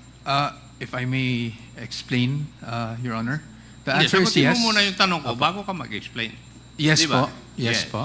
So, tama yung sagot sa akin ni Yusek Memphis, Yes po. na kayo po ang humingi sa kanya na humingi siya ng certification doon sa mga units ng Philippine Army na nag-conduct ng YLS. Your Honor, if I may qualify, hindi po specifically on YLS. What I asked for was for any accomplishment. Kasi po yung ayon doon sa AOM na natanggap namin, pag nagbigay daw po ng rewards, you needed evidence of success of the information you received from the rewards. I mean, you received through the giving out of rewards. So because of this, I coordinated with Yusek Mempin to see to provide any proof of accomplishment para po doon sa rewards na na-disburse ng confidential funds. Thank you. And may I ask, you have been in the Army, Yusek Memphis, di ba? Yes, Your Honor, Mr. Chair. Ano po ang part ng programang YLS na may kasamang rewards? Could you please tell me which part of that program would require the giving or the awarding of rewards? Which part of the program would require the gathering of information? Kasi yun po yung purpose ng confidential fund ng DepEd. 4 po yun. Now, which part of this? Your Honor, Mr. Chair, for the conduct of YLF per se, there's no in that particular any areas of that for the Yes. rewards, giving of rewards, Your Honor, Mr. Chair. Basahin ko man ng ilang beses yung programa na yon, walang nagsasabi doon na pwedeng gamitin yung confidential fund ng isang agency. Would you agree with me? Yes, Your Honor, Mr. Chair. Yes. So, Yusek po, mali po yun. Kasi kitang-kita naman na natin that you ask for these documents to support your liquidation insofar as the confidential fund of the Department of Education is concerned. Kasi hindi naman kaya basically primordial na kasama doon po sa mga events na yun. And yet, you are submitting or you submitted to COA documents to support your liquidation of the confidential fund of the Department of Education. Wala Kahit na anong basa ko. Kasi, for your information, Yusek Powa, naging controller ako ng pulis kaya alam ko kung ano ang sinasabi nitong mga membro ng Philippine Army ngayon Alam ko rin na ginagamit nyo lang yun para i-justify yung expenditure nyo ng confidential fund ng Department of Education. Di ba? You just use that to justify your liquidation of the fund. Di po ba? Yes, Your Honor. Yes. If I may also just, if Your Honor would allow me, Mr. Chair. Mr. Michael Powa, you are recognized. Basically, just to expound and just so I can inform the committee factually what happened. We received an AOM back in February asking for certain documents, one of which are the DEPs, which are the document evidence of payments. Another one would be for pag may rewards daw, kailangan daw po merong evidence of success. Because I am not aware on how the confidential funds are operationalized, I went to Yusek Mempin, who is our former security consultant, to ask if there would be any document that we would be able to show the COA na meron namang success, on the premise that whatever activity was conducted on the ground by the military was targeted because of information received from DepEd due to those rewards given out. Yun po yung pinanggagalingan ko. And when I received the certifications, I submitted them as such in response lang po to the AOM. Mr. Chair, just a clarification. No? I Yes, think Congressman Abante, you're I recognized. heard him mention that he is not aware of the nature of the confidential fund. Is that right? Not the nature, if I may clarify, Mr. Chair, not the nature. I understand the nature of confidential funds, but on how it is actually operationalized or used on the ground. Under oath, I would like to state for the record that I'm really not aware. Hindi ko po nakita yung fund, hindi ko po alam kung paano siya ino-operationalize on the ground. Ang participation ko po ay naganap nung ako po ay OIC for finance kasi at that time, nung na-receive namin yung AOM. And we had to respond to the AOM. And so because we had to respond to the AOM, I had to get all the documentation that COA was asking for po through that AOM. So, ibig sabihin po, hinihingi nyo lamang po itong mga documentation na to para lang ma-justify kung paano ginamit. Pero in actual, hindi talaga doon ginamit. Tama po ba? Parang gano'n ang pagkakaintindi ko eh. Parang hinihingi nyo lang po yung certification nung nilabasan na kayo ng AOM. Tama po. Tama po? Tama po. Nung lumabas po yung AOM, Saka kayo humihingi nito. kailangan daw po ng evidence of success. Yes. So kahit na hindi doon ginamit, gumawa kayo ng mga documentation na parang doon ginamit. Parang ganun. Kung tama po yung pagkakaintindi ko. Hindi naman po, Mr. Kasi Chair, lumalabas po, hindi naman po doon ginamit yung confidential fund. Pero itong documentation na in-issue po nila Yusek Mempin, yun ang sinabit natin sa COA just to justify yung AOM. Mr. Chair, again, this is just under my impression nung nakuha ko yung certification. Na po. The certification po kasi, when I read it, stated that they conducted yung mga YLS based on the information received from LGUs, DepEd, etc. So ang impression ko po, and again, this is just my impression, is that because of the information they received from DepEd, sinagawa nila, targeted kung saang areas yung YLS. Again, that is just my interpretation of the certification, Your Honor. And now, whether or not that is indeed the case, I really do not have personal knowledge to Yes, but confirm. you have no idea if the fund coming from confidential fund was utilized from LYS. Wala po kayo idea. I cannot confirm or deny that, Your tama. Honor. Yes, the chair would like to recognize. Yes, please continue, Congressman Acop. Thank you. So,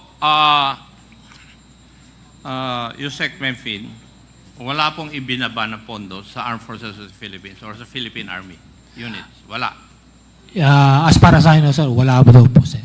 Yung mga units ng Philippine Army which conducted the summits, wala rin po kayong pondong natanggap galing sa DepEd. Would that be correct? Yes, sir. Correct, sir. That's correct. Now, may I ask, bakit kayo nag-issue ng certification? Hindi. That's not you kasi hindi naman ikaw nag-certify eh. Why did you issue certification? Sino pong sasagot? Mr. Chair, Colonel Colonel Boransing, Boransing. Yes, you are recognized. Mr. Chair, sir, as I earlier mentioned, sir, because almost all of our activities on the ground are multi-stakeholder. When we appear in activities of one or many agencies ask for certifications of attendance, as I have asked the Secretariat to issue us with a certificate of attendance that we attended this activity. We assume that that certification was also for for that purpose. So a lot of other national government agencies and local government units ask for certifications in that manner also. So you're trying to tell us that it was Yusek Mempin which required the submission of those certification. Siya po ba ang nag-require sa inyo? Yes, he asked, Mr. Chair. Yes, sir. Was it through a written document or what? He called our commander, sir. Ganun na po ba ngayon? sa Armed Forces of the Philippines? Well, sir, the other agencies also, like for instance, the Department of, the regional offices of the Department of Agriculture, TESDA, they also text me during our activities. So I think it's a accepted mode of unofficial communication, sir. For your information, yun pong purpose ng confidential fund ng DepEd in its accomplishment report ay 4 po. For your information. Number 1, counterinsurgency programs. Number 2 is abuse prevention and control within schools. Number 3, anti-illegal activities operations. And anti-extremism and terrorism programs. Di po ba?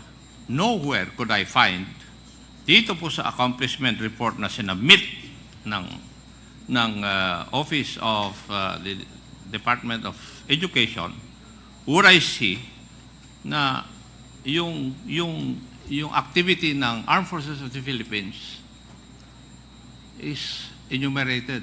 Wala eh. Wala akong makita. And yet, yung mga ginawa niyong activities, nandun ngayon dun sa, sa liquidation ng contingency fund ng DepEd. Bakit ganun? Yusek Mempin, did you not ask why?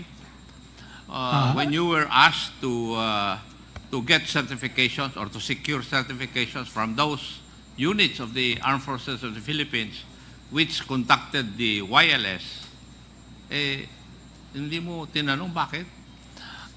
Your Honor, Mr. Chair, as former Yusek po mentioned, I was also informed that the Office of the Secretary needs some impact or outcome of the efforts of the Department of Education in terms of protecting the youth, including the out-of-school youth and some IPs.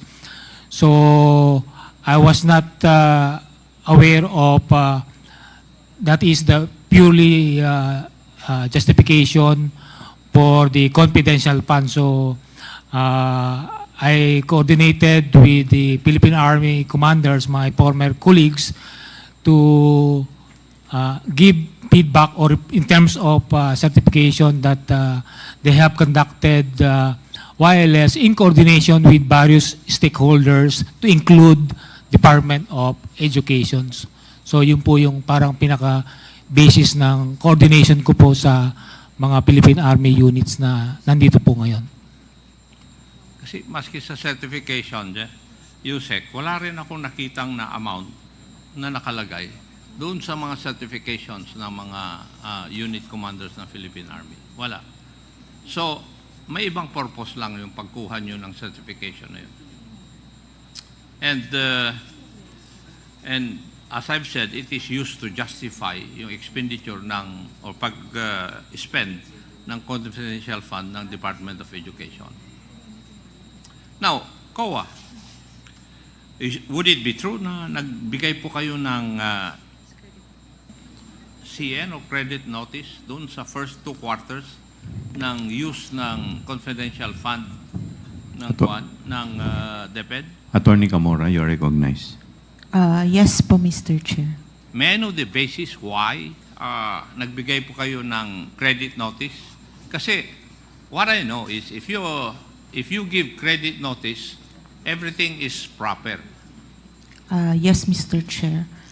Now, bakit po kayo nagbigay ng credit notice doon sa first 2 quarters? Since submit po sila ng documents that we required in the AOM, we deem them okay na po for the compliance. Parang sa joint circular din. Yes, Mr. Chair. Di ba? Yes, Mr. Chair. Actually, yun nga po, yung certifications is one of the requirements po.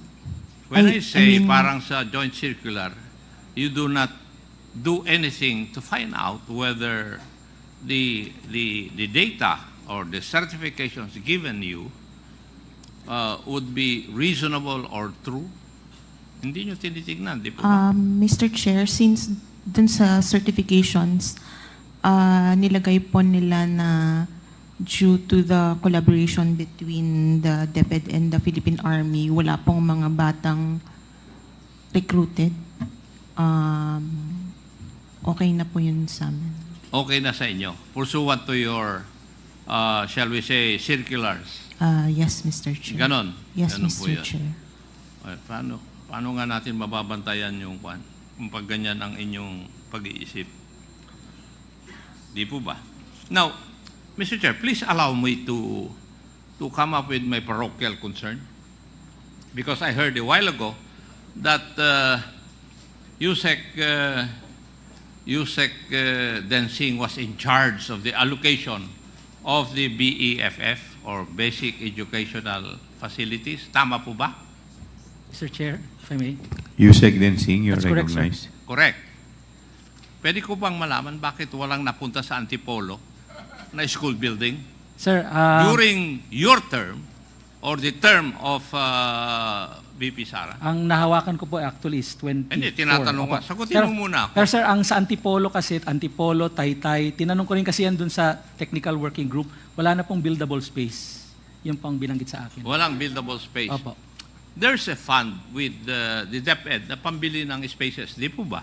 Wala po. Yun po ang nilabi namin nung nakaraang budget. That is for GA 2022? 24 po, 24. Hindi, tinatanong ko nga eh. Sa 22 po, wala. Congressman ako noong 2022. Apo. My wife was a congresswoman I wasn't there yet, but there was since no fund, sir. 2019. I was not there Pero yet. wala kaming natatanggap. Apo. Your records will bear me out. Apo. I As a matter of recognize. fact, the first time, 2022, nag-usap po tayo. Kasi kinausap po ninyo yung mga kwan eh, yung mga members ng parties. Di po ba? And we talk. Sinabi ko yung concern ko na yun. Apo. We did. In fact, nung ginawa nga nila, may mga districts nga, legislative districts na wala po. Now, may I ask you, Yusek Densing, is that following the mandate of the Constitution that you are supposed to equitably distribute government resources? That's the part of the criteria that I mentioned to the National Technical Working Group. Tinatanong nga kita eh. Apo. When you do not allocate school buildings doon sa isang lugar, is that equitable distribution? Again, sir, the problem was there are no buildable spaces in the area. Sino po ang nagsabi? Yung National Technical Working Group po. Itong 2024, humingi ako. Opo. 2024, humingi ako. There are buildable spaces, pero wala pa rin.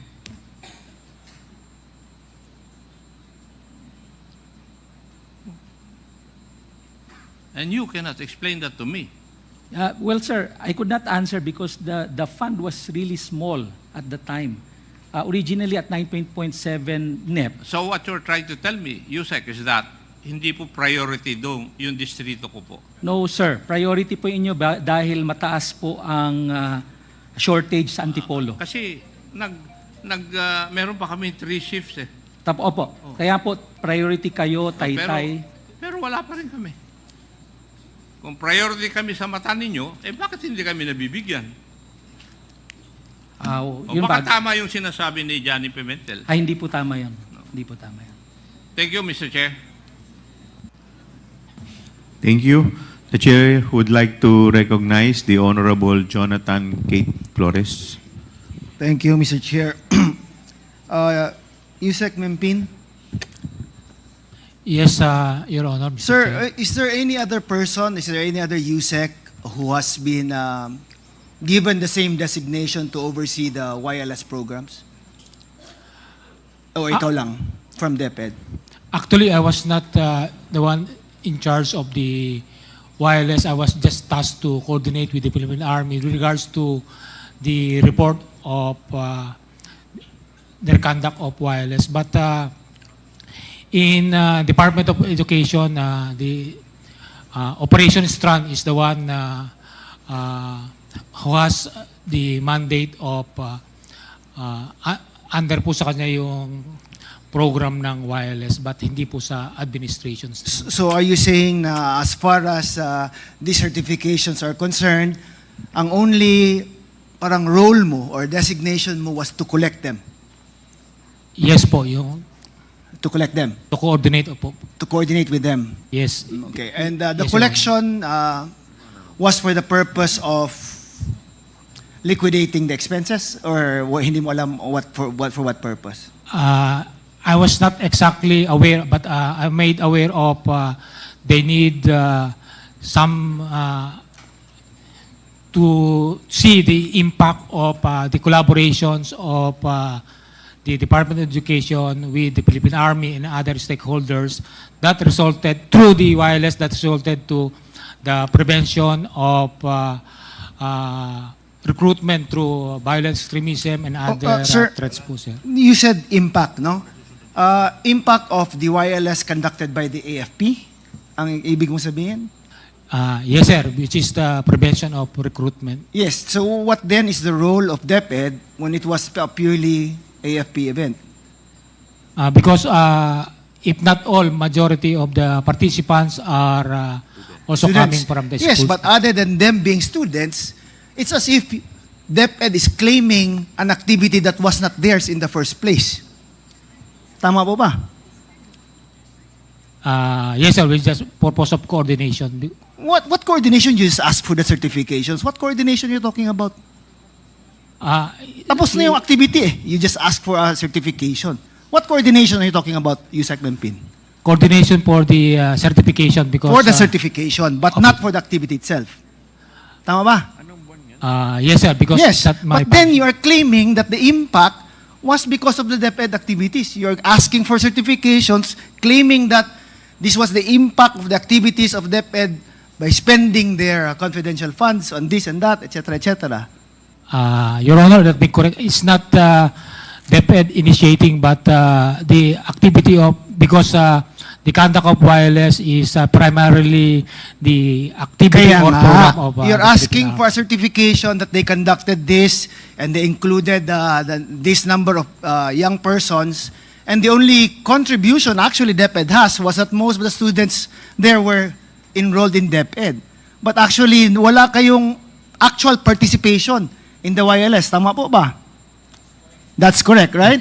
That's correct, Your Honor. And all you did was collect the certifications from the different units of the military that they conducted these activities and that they had this number of participants. Tama po ba?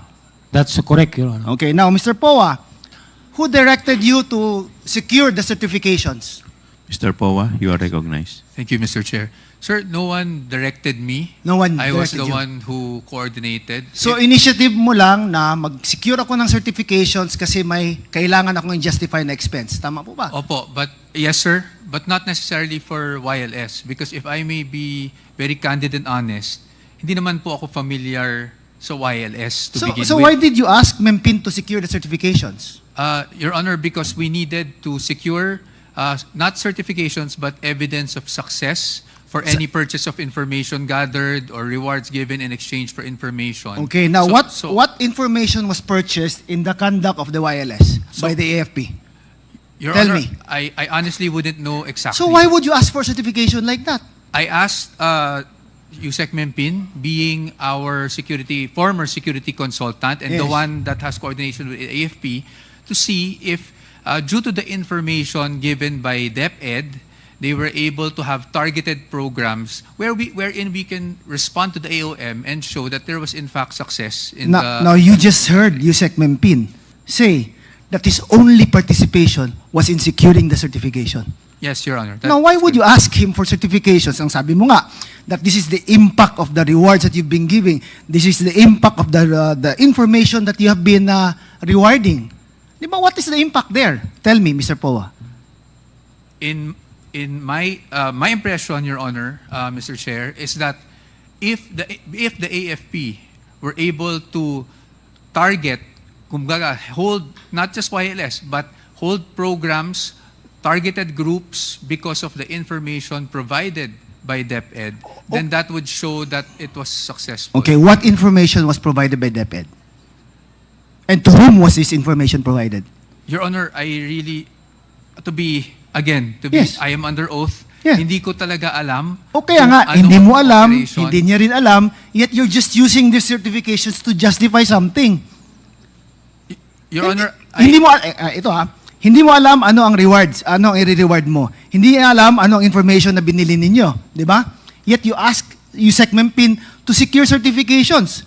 Si Mempin naman, secured certifications from activities conducted by the Philippine Army using their own funds. So saan dyan ang ano?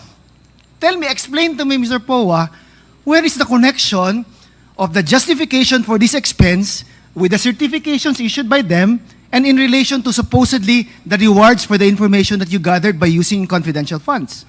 Yes, Your Honor. Mr. Chair, under my theory, Your Honor, if we were able, because may mga anti-insurgency, yun yung nakita ko sa accomplishment report, no? Anti-insurgency campaigns. Hindi po ba? So, anti-extremist campaigns. So, that's why I approached USEC Mempin and said, meron ba tayong makukuhaan ng any report or any certification, kasi yun ang nasa JMC, showing that because of the information that DepEd was probably able to give the AFP, na target nila kung sino yung mga susceptible to insurgency and were able to at least prevent them from being recruited. And in this case, ang nabigay po nila would be seminars. And that is why yun po ang sinubmit ko sa sa response namin sa AOM. Okay, no, parang for me, forgive me Yes, po, I understand. ang labo kasi na you saying na ito yung information that we gathered using this reward money, supposedly, and that in effect, the AFP conducted these seminars. Tama po ba?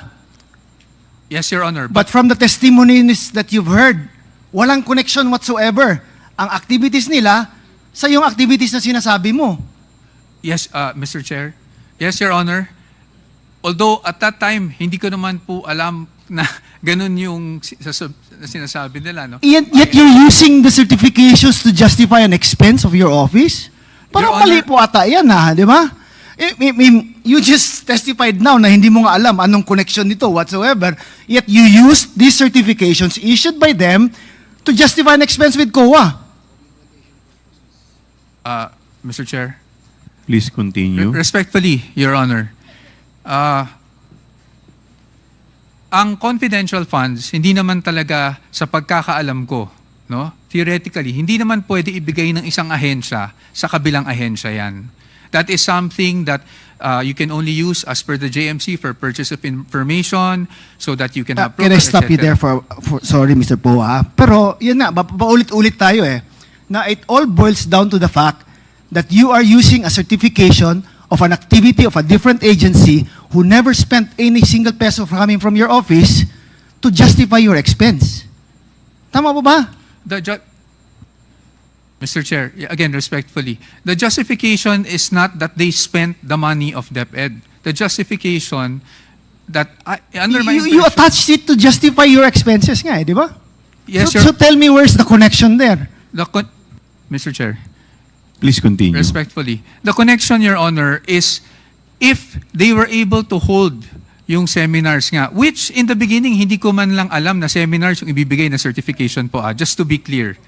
If they were able to hold the seminars in certain locations because of information given by DepEd to them that these locations have vulnerable learners that wherein seminars have to be held, for example, yun po yung justification namin na nasubmit sa COA on the success of the expenditure.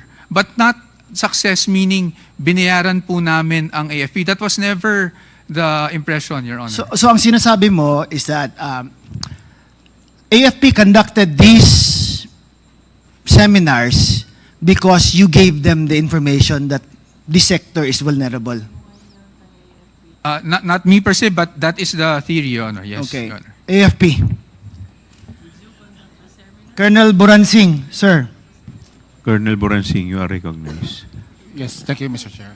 When the YLS was conducted in your area by your division, you conducted it because it was a regular program of your division. Tama po ba? Yes, Mr. Chair.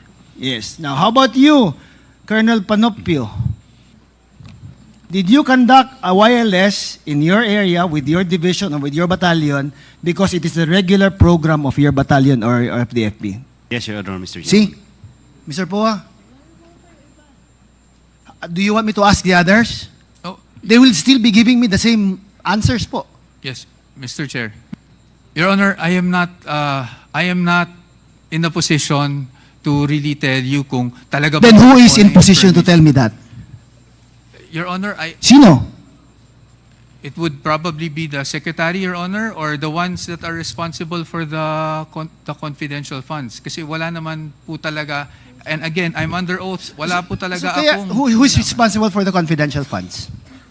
Your Honor, the Secretary and the SDO are the only ones Well, then that they, are privy. you know, if only Opo. they would have been here to answer these questions para mas maklaro po. Kasi right now, everyone is really confused, no? Una, why will you be using a certification for an activity of another unit? Tama ba? It's confusing, right? If it's just between us nga, it's confusing eh. Now, if you hear the answers of the AFP, silang lahat had nothing to do with DepEd. When they conducted the YLS, it had nothing to do with DepEd. It was their own programs that they were pursuing. Now, here comes Yusef Mempin collecting the certifications from the activities conducted by AFP, submitting it to you, and you submitting it to COA to justify your expense. Yes, Your Honor. It's that's wrong, di ba? Yes, but From no matter how you look at it, it's so wrong. Mr. Chair, yes. Please proceed. But yes, factually, that's really what happened, Your Honor. I got the certifications, I got the documents evidencing payment, the DEPs, which are the acknowledgement receipts. I attached them because that's what COA was looking for, and I submitted to COA, Your Honor. Kaya nga. Anyway, I've already asked my questions, Mr. Chair. Thank you, Mr. Chair. Thank you. Mr. Chair. Briefly, you are a lawyer, tama po ba? Yes, Your Honor. Yes. Ang tanong ko lang, hindi po ba ninyo binasa muna yung justification bago ninyo sinubmit sa COA? Kasi po, ang hinahanap po ninyong justification sa AOM is insurgency. Tama po ba? Opo. Tapos ang sinasubmit ninyo seminar. Hindi po ba medyo... Siyempre tayo, abogado tayo eh. Mabusisi tayo sa mga dokumento eh. Yes. So, hindi ba parang...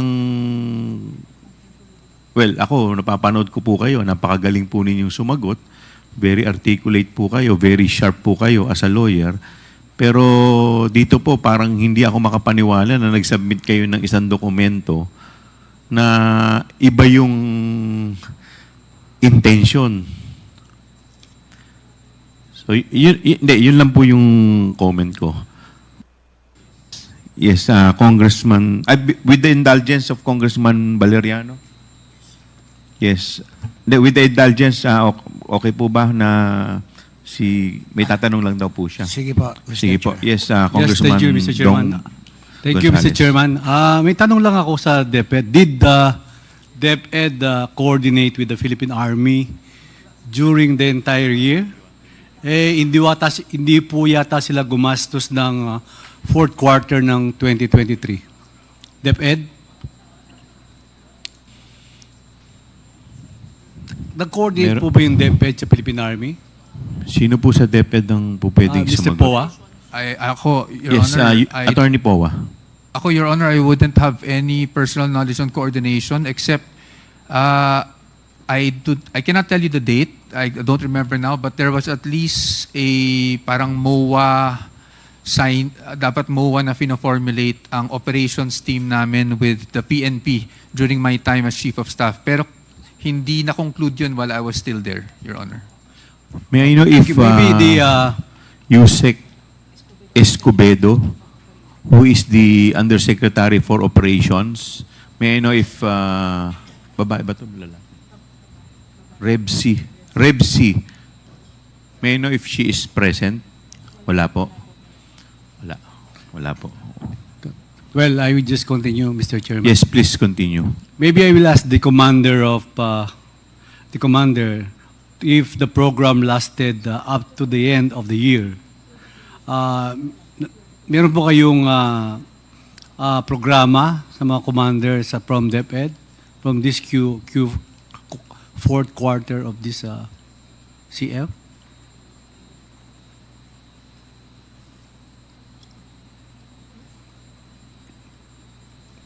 Sino pong sasagot? Sino sasagot? Sa commander po ng Philippine Army or Colonel Panopio? Sige po. Or Colonel Panopio? May again ask the question, Your Honor. Well, yung yung programa po ng Philippine Army at saka ng DepEd, meron po kayong MOA na sign. Ang alam ko po si Mr. Attorney Poa signed the response to the AOM po. Totoo ba ito, Mr. Poa?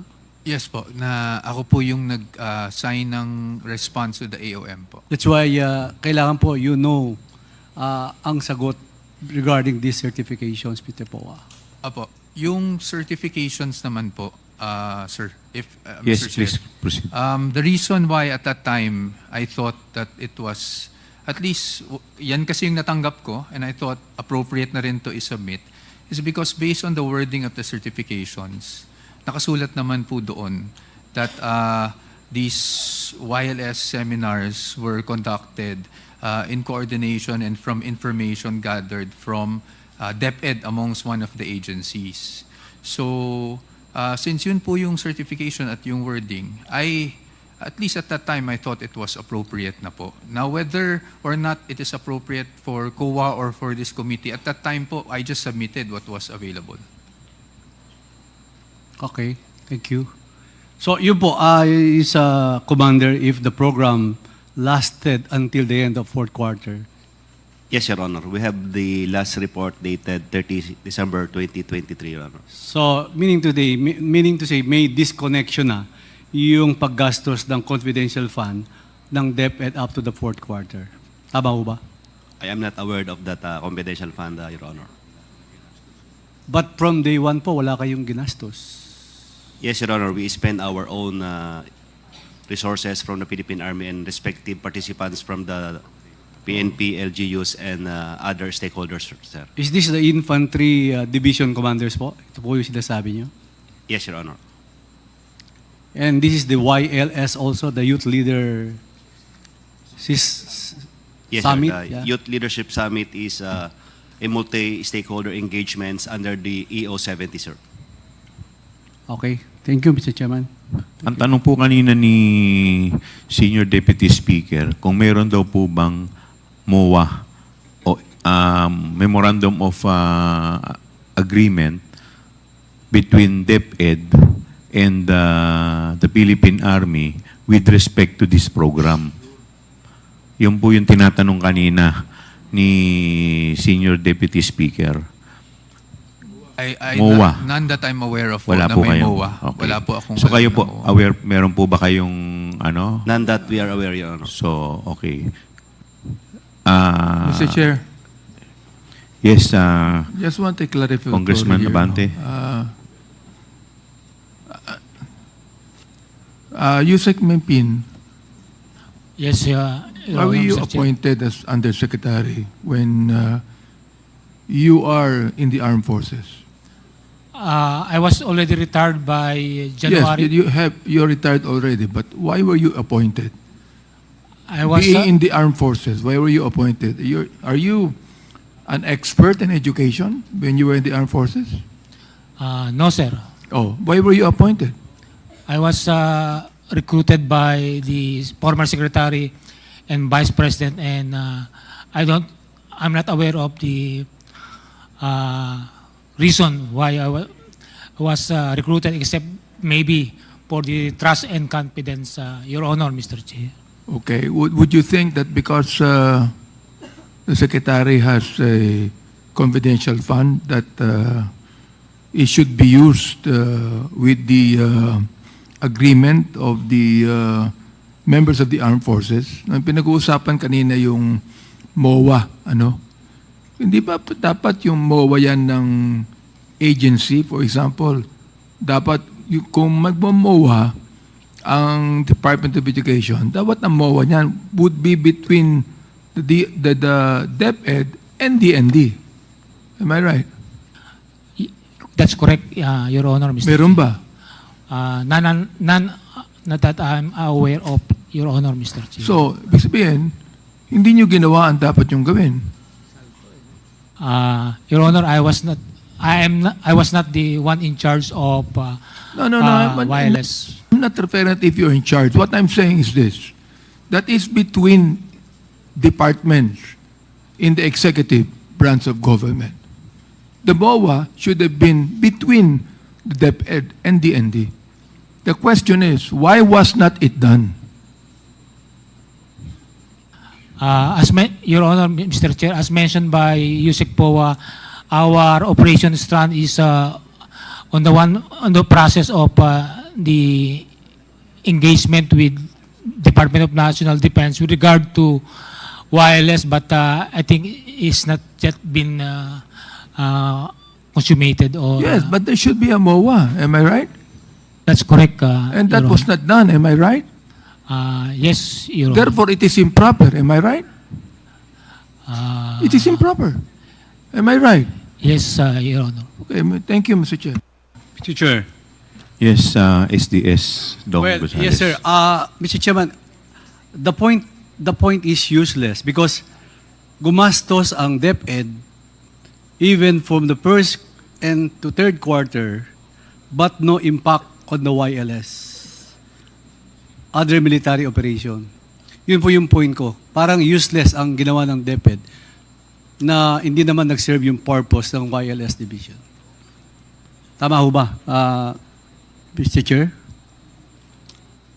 Gumastos ang DepEd na walang kasaysayan sa paggastos nila sa CF from first, second, and third quarter. Actually, lumalabas, wala pong nilabas, wala pong ginastos dahil as we speak, lahat po ng mga ahensya, yung sa Army, wala po silang natanggap. And they spent their own money. So, meaning to say, justified pala not giving DepEd confidential funds in 2024. The same goes for 2025 then. Diba, Mr. Chairman? Tama po kayo. Thank you, Mr. Chairman.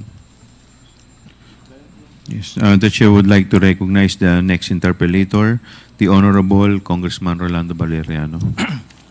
Thank you, Mr. Chair. Yung tanong ko po kung pwede kay Attorney Resty Osias. Tama po ba, Osias? Yes, sir. Good afternoon po. Osias, you are recognized. Mr. Chair. Thank you po. This is in regards to Yusek Gloria Mercado regarding po do sa statement niya last hearing.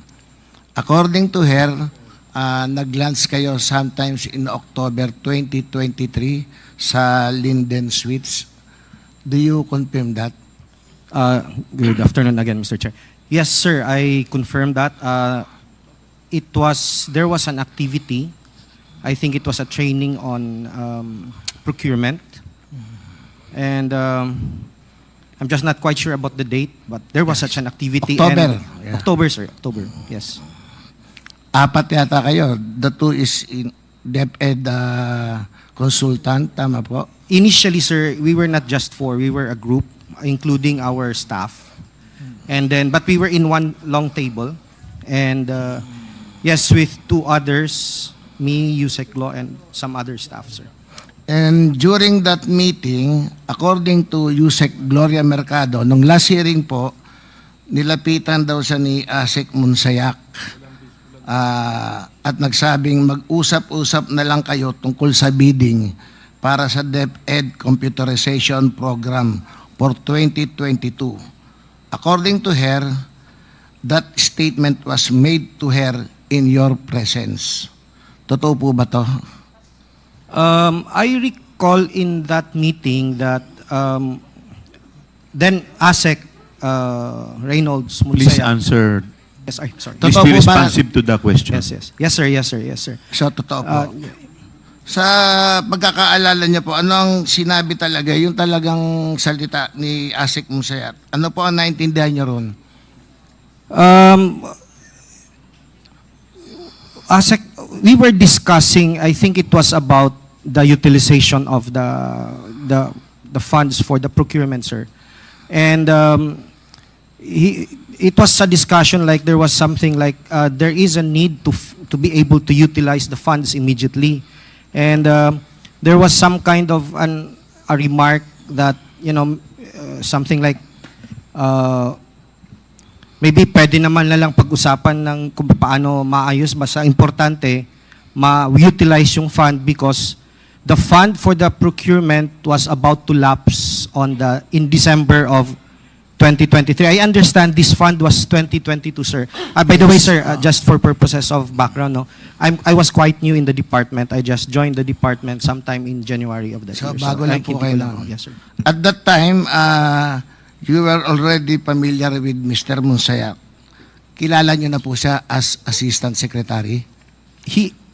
If I recall it right, I was former HR director, sir. Yeah. So, if I recall it right, ASEC Monsayak was the appointment of ASEC Monsayak was, I think, October 1st of 2023.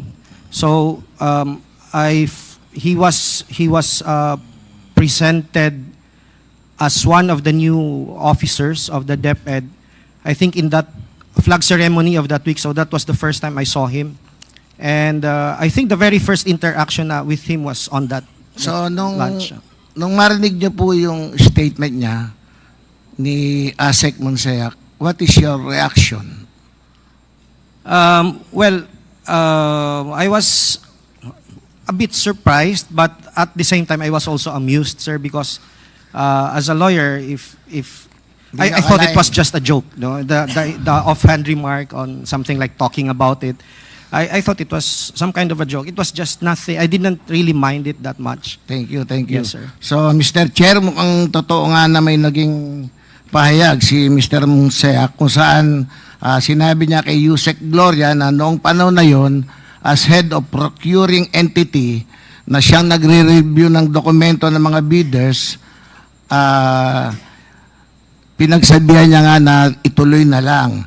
At kung saan hindi tinanggap ni Yusek Gloria yung mungkahi na yon at dapat masunod yung tamang proseso. Nakakapagtaka lang, Mr. Chair, na si ASEC ay head ng procurement at malapit na kaibigan ni BP Duterte na siya pang nagpahayag o nagpahiwatig sa isang head ng procuring entity at pati na rin sa harap ng isang back chairperson. Mr. Oseas, noong huling hearing, sinabi din po ni Yusek Mercado na kayo'y isang director sa DepEd. Totoo po ba ito? Yes, sir. I was the former, at that time, I was the direct report of Yusek Glo. I was under her strand as the director of HR. Kailan po kayo na-appoint?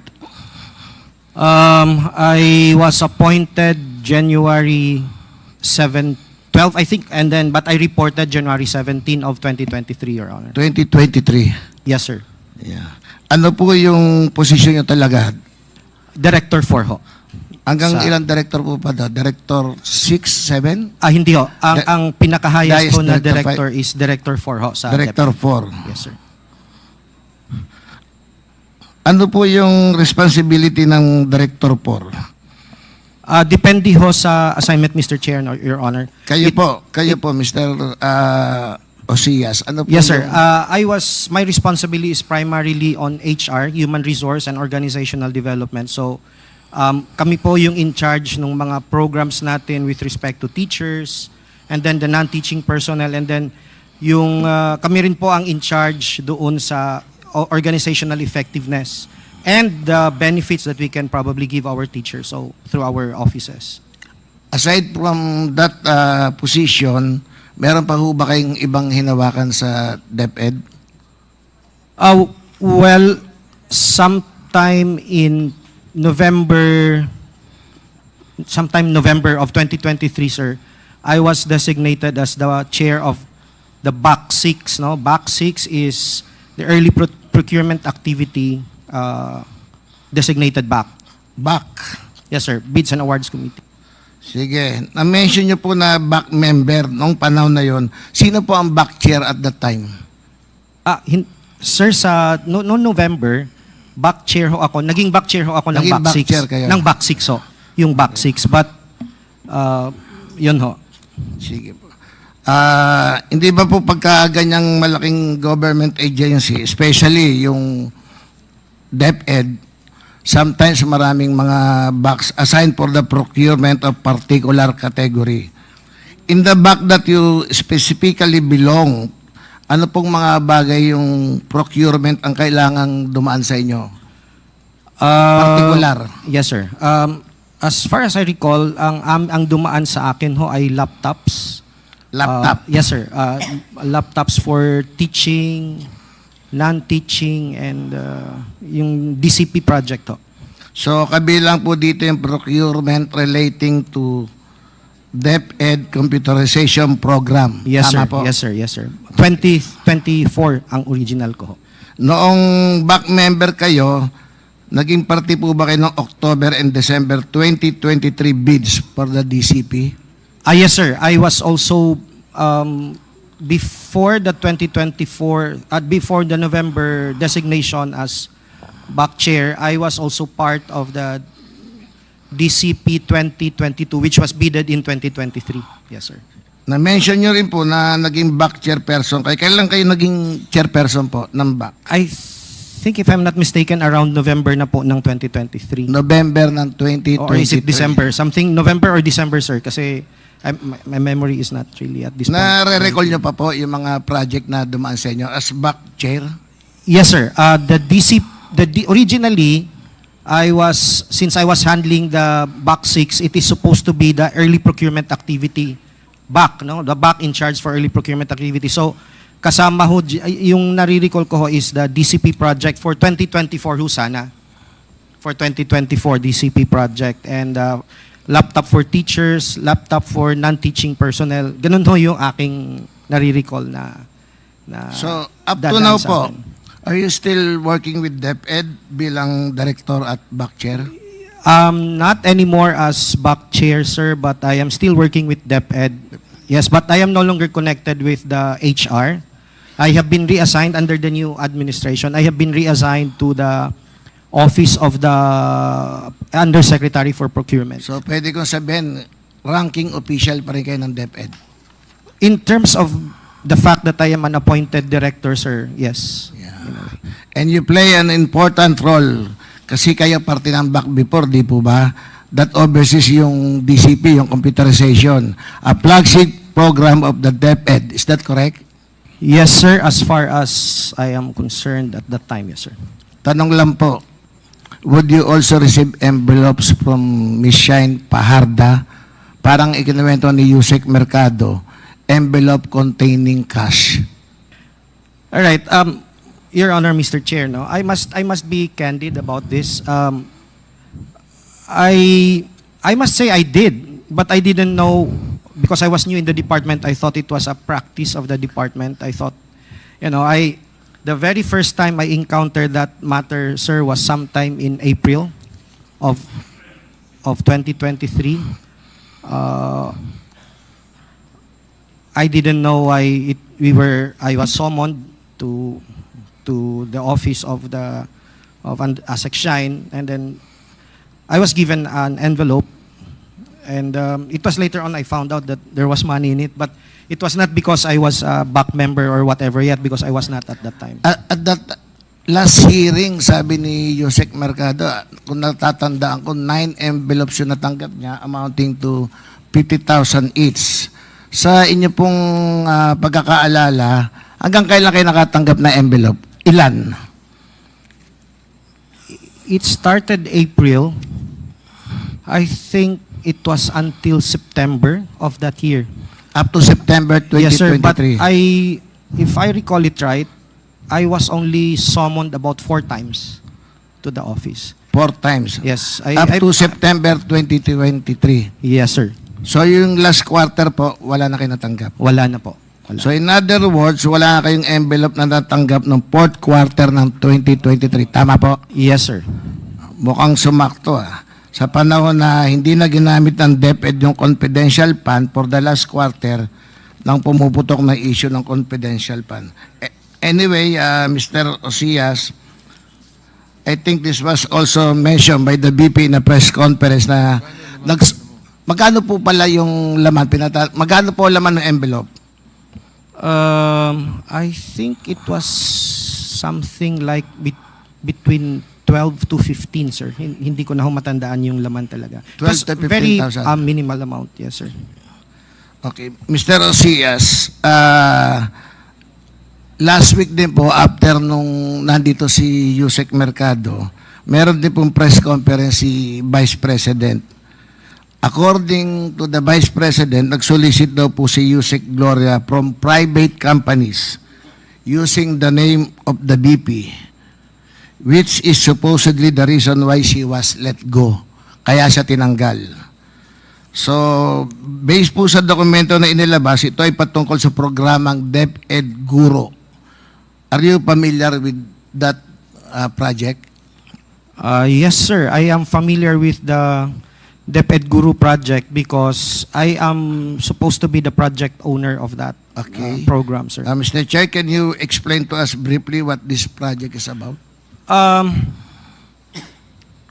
Early on, when I joined the department, about maybe a few weeks after I joined the department, and as normally done by former Yusek Glo, she would come up with a list of things for us to do. And I recall that there were tasks given to us. I think it was after she went on a birthday trip. By who? There were about I'm sorry, sir. There were about 40 tasks that has to be accomplished by our strand, the HR and OD strand, including the other components of that strand, sir. So the HR strand or the HR OD strand and NAYAP and TEX, we had about 40 tasks. Out of the 40, there were about 27 that pertains to my bureau. So for HR and OD. And I recall that one of the priorities that we were informed by Yusek Law, one of the priorities that we need to deliver as a strand is some kind of a chatbot wherein the secretary can connect directly with our teachers. Meaning that the idea was for her to be able to, for the teachers to be able to connect with her directly so that she can immediately respond to this With the concerns. secretary? Yes, sir. And there were 3 assigned to me, and the other 2 were a PDIS, we call it a PDIS, an information system on all the employees of the department. And the other one was a hiring process which will minimize the engagement of the human intervention. So the computations were all done by the system, something like that. So there were 3. So DepEd Guru was more on the aspect of that parang immediately makakausap ni VP yung mga teachers so they can immediately raise to her the concern. Kasi the thing there, sir, is if you use the idea there is if you use the current social media processes like Messenger, etc. There are about, at that time there were about 888,000 plus teachers. So just imagine if a teacher comes up with a concern, and there were so many of them, matatabunan lang ho yung kanyang concern, and there is no possibility for example, the VP to be able to answer the concern. So there has to be some kind of a different approach to it, some kind of technological approach wherein it will ensure that the VP is able to answer all these concerns because there are really many of our teachers. Thank you. So the DepEd Guru, sir, is for that purpose. According to Yusek Mercado din po, at that time, nangailangan din kayo ng external partners para sa project na to. Tama po? Yes. Actually, as far as I recall, there was an activity wherein our strands were asked, what are your projects? What are your concerns? And we were supposed to, there is an office in DepEd that is supposed to be in charge of coordinating us, the strands or whatever the concerns of the strands with an external partner, and they're the ones who actually are supposed to help us. So merong office na in charge para sa pagpili ng external partners, tama po? Yes, sir. So sinasabi niyo ba walang direktang pagpili sa mga external partner? I mean, you and Yusek Mercado, hindi kayo yung namili na external partners. Tama ba? Yes, sir. I for one am not involved in the process. I just sit there when we make a presentation on what is that guru all about. I'm So just part of the So people with that, who sit Mr. there. Chair, sino ang pumipili o nag-entertain ng mga external partners para sa mga ganyang partners, especially yung DepEd guru? There is an office. I think it's the External Partnership Services. External Partnership Service or Services. Services. I think that's the office, or is it the ICO? It's either of the two, sir. So parang isang department sa DepEd yun. Yes, sir. Yes, And sir. it is not under Yusek Mercado? No. It's a different office. So sir. malayo. Sa pagkakaalam po ninyo, ano yung mga kailangang programang ito mula sa external partners? Why you need that external partners? Ano yung kailangan nyo sa kanila? Well, from what I understood at that time, the need for the technological thing that the VP wanted to have, we cannot do it on our own because there is no budget for it. So we need external partners to help us make it turn it into fruition, or to make it to accomplish that program, sir. So I think that is the answer to that. When you say external partner, kailangan nyo, hindi pera ang sinulisit nyo sa external partner, or pera yun? If I will relate it to the DepEd guru, it was not money that we wanted to. Hindi pera. Yes, sir. It was like, because the DepEd guru has components. No, it's like technology and other matters, no? Hardware, software. So gamit. Gamit, sir. I think that is the word, mga components. Not really money, sir. Mr. Chair, kung may alam po kayo, anong gamit yun kung alam nyo? Okay, so if I recall this right, no, the DepEd guru will involve, for example, sir, some kind of yung ano ho dun sa, for example, sa truck, meron ho sa likod na parang lalagyan ho, parang malaking tapos may wheels, parang ano ba ang tawag dito, yung parang yung sa likod doon ng truck, di ba, for example, mga trucks na mga refrigerated trucks, di ba, yung likod do parang may mga closed na portions, so may gulong. For example, yan ho is one, kasi the design is nandun sa loob nun yung mga gadgets na ilalagay, because the intention was to have 3 of these kinds of equipment in Luzon, Visayas, and Mindanao. So i-deploy ho siya para kung mayroong conflagration, kung mayroong nangyaring masama, hindi ho, una makakausap pa rin ni VP yung mga students or concerns or whatever, and then independently powered ho siya, component ho siya talaga ng buo. So meron siyang laptops, meron siyang solar panel, marami ho siyang components, sir, para ma-ensure lang na kahit walang kuryente dun sa lugar, tuloy-tuloy pa rin ang magiging communication ng VP. Ganun ang pagkaintindi ko doon sa... So, Mr. Chair, with that, yung equipment na yun, kanina po mapupunta yun or saan napunta yun? Hindi ho natuloy yung project, sir. So, hindi natuloy? Hindi natuloy ho. So, walang nakuha na personal na pera o gamit, equipment si Yusek Mercado sa paghanap niya ng external partner para sa DepEd Guru program? Negative? I can only speak up to the extent that I interact with USEC law, like for example in the office. If that is the basis of that, the premise, Your Honor, I don't think there was any. Kasi wala naman ho, hindi naman ho natuloy yung project. Sige. Sa pagkakaalam niyo po, Mr. Chair, palagay niyo ba importante itong project na to na magkaroon ng direktang komunikasyon? Yung halos 900,000, almost 1 million na teacher at CBP sa ilalim ng Guro program? I can only speak, sir, from experience, no. I am a survivor of the Yolanda tragedy. It almost killed me and my family. As far as I'm concerned, there is really a need to have things like this during a conflagration, especially for purposes of our kids, no, continuing with their education despite everything that happens, no. So, to my mind, it is something that we really need to have.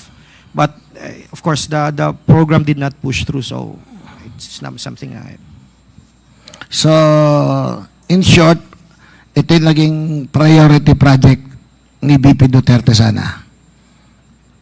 Sir, that was the information I got or we got from the USEC kasi siya naman ho ang nakakausap sa EXICOM, hindi naman ho ako involved. Kung ano lang ho yung binababa sa amin, yun lang ho yung aming extent ng knowledge kung ano ang mga kailangan ho talaga. Ano bang difference ng priority project komparado sa regular project nyo sa DepEd? The way I understood it, sir, is that ang priority projects, these are immediate ang need. No? While the other projects, these are projects, many of the other projects have been there for the longest time pero hindi ho gumagalaw. That's why, as I was saying earlier, there were about 40 that the Strand, HROD, and NAEAP and TEX had to do, no?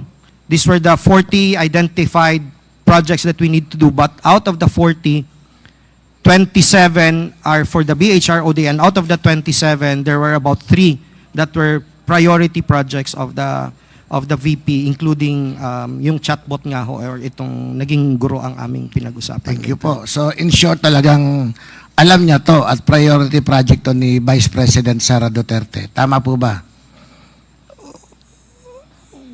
Well, I am not quite sure if the VP directly know about the project, but we present this project every time there is a Strand or EXICOM meetings, or I think that is when it is presented. But EXICOM hindi na ho kasi ako kasali doon. So, she is aware. So in short, Mr. Chairman, ang DepEd Guro program sa katotohanan ay isang legitimate project ng DepEd na isang priority project rin ni BP Duterte, kung saan ang mga external partners ay hindi pinili ni USEC Mercado kundi ng ibang opisina sa ilalim ng DepEd. Dagdag pa rito, walang pondo o kagamitan na personal na makukuha si USEC Mercado sa programang ito. Nakakabahala lang, Mr. Chair, na isang directive ng pinuno ay siya ring gagawing rason na paikot-ikutin upang sa pilitang magtanggal ng isang career government official tulad ni USEC Gloria Mercado. And that's all, Mr. Chair. Thank you. Thank you. Mr. Chairman. Yes, Congressman Abante, you are recognized. Attorney Ucias admitted that he has received envelopes. Now, I'm not saying it's wrong, no? It can be an appreciation thing or a love gift, whatever it might be. I don't think it's wrong. Pero if that is actually the habit of the secretary to give envelopes to her people, I wonder if only USEC Mercado or you receive envelope. Perhaps USEC Mempin should also say something about that, or anybody here among the DepEd family. Because as I've said, no, when you receive an envelope, there was no thinking that there's anything wrong with that. Wala kaming inaiisip na masama yan. Just, you're under oath, and just tell us about it. And thank you for telling us that. Yes. Sir, again, I must say that when I was called and received an envelope, initially I thought that it is how it is in DepEd because I did not come from DepEd. So, to be honest, I was grateful because it helps a lot. No, I am from the province, so parang nakakatulong. Where were you before, Attorney Osia? Before you went to DepEd, where were you before? I spent more or less 25 years in another agency, sir. In the private? No, government also. Government sir. then? Yes, sir. Oh, okay. I just came across the DepEd, yung posting. So you were thinking that, receiving an envelope is just something that that happens in DepEd once in a while, and you're grateful. I really appreciate that. No, as I've said, we're not thinking of anything wrong in receiving those envelopes. We're just wondering, how many of a DepEd family receive envelopes too? We're just wondering. If Attorney Osias was able to say and tell us the truth about that, and perhaps Yusek Mercado, Yusek Mempin, can you say something about that? Yes, Your Honor, Mr. Chair. For me, sir, I have not received any envelope coming from ASEC Sunshine. Oh, you have not received any envelope? Yes, So, Your Honor, for me, sir. Ibig sabihin, only some special people receive envelopes like that. And you're not too special, am I? Is that what you're trying to say? I'm not aware of it, sir. Can you say something about that? You're the spokesperson. Yes, sir. When I was Hope, sir, I became Hope. No, I can categorically say I was not able to receive a single envelope at all. But I do remember sometime December 2022 or early December, I did receive an envelope, just minimal amount. And at times, pag nagsasabi, may mga times kasi, sir, na candidly, medyo napagalitan ako because nag-aabono daw ako. Because when people come to me as a spokesperson, sometimes they tell problems, I would give, at the end of the day, ang kailangan lang pala nila, 3,000, 5,000. So nagbibigay ako personally. So there were instances, occasional, although not regularly, not like monthly at all, that I would receive, but not from ASEC Shine. I would, when I would tell the VP, like nung Christmas, the VP gave it to me herself. Well, there are times. But yes, I did receive occasionally. There are times, when you appreciate stuff. Ako rin, ganun eh. When I appreciate my stuff, I would sometimes give envelopes Yes, to sir. them too. But occasionally, yes. Kahit na maliit ang amount. The thing is this, Attorney Monsayak, you promised that you're going to submit a rebuttal to... Yes, Your Honor. In fact, I only learned today that I was being directed to submit the documents, and I will comply, Your Honor. Before the next hearing date, I will submit the documents requested of me, Your Honor. Before the next hearing date, Your Honor, I'm just gonna compile it and submit it to the committee, Your Honor. Okay. Well, how many days will it take? Maybe 3, Your Honor. Maybe 3. 3 days. Okay. We will expect that. Yes, Your Honor. Committee. Mr. Chair, can I just make a manifestation? Yes, please continue, Congressman Abante. I have a very high regard on the armed forces. Very high. You are professional soldiers. Yusek Mempin, correct? Major General Bajau, Colonel Baransing, all of you. Very high regard ako sa armed forces of the Philippines. Okay? Like my good friend here, Congressman Ako, who used to be a general. Masyadong respect ko sa inyo. I hope that you're going to remain above politics. Because, listen, your only accountability is to the Commander-in-Chief. No one else. Not the mayor, not anyone else, but the Commander-in-Chief. and that's the President of the Republic.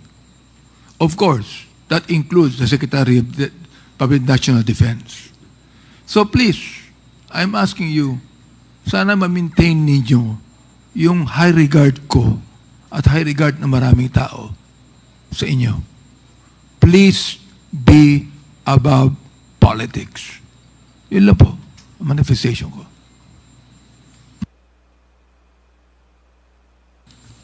Yes, Congress, Senior Deputy Speaker, Don Gonzales. Thank you, Mr. Chairman.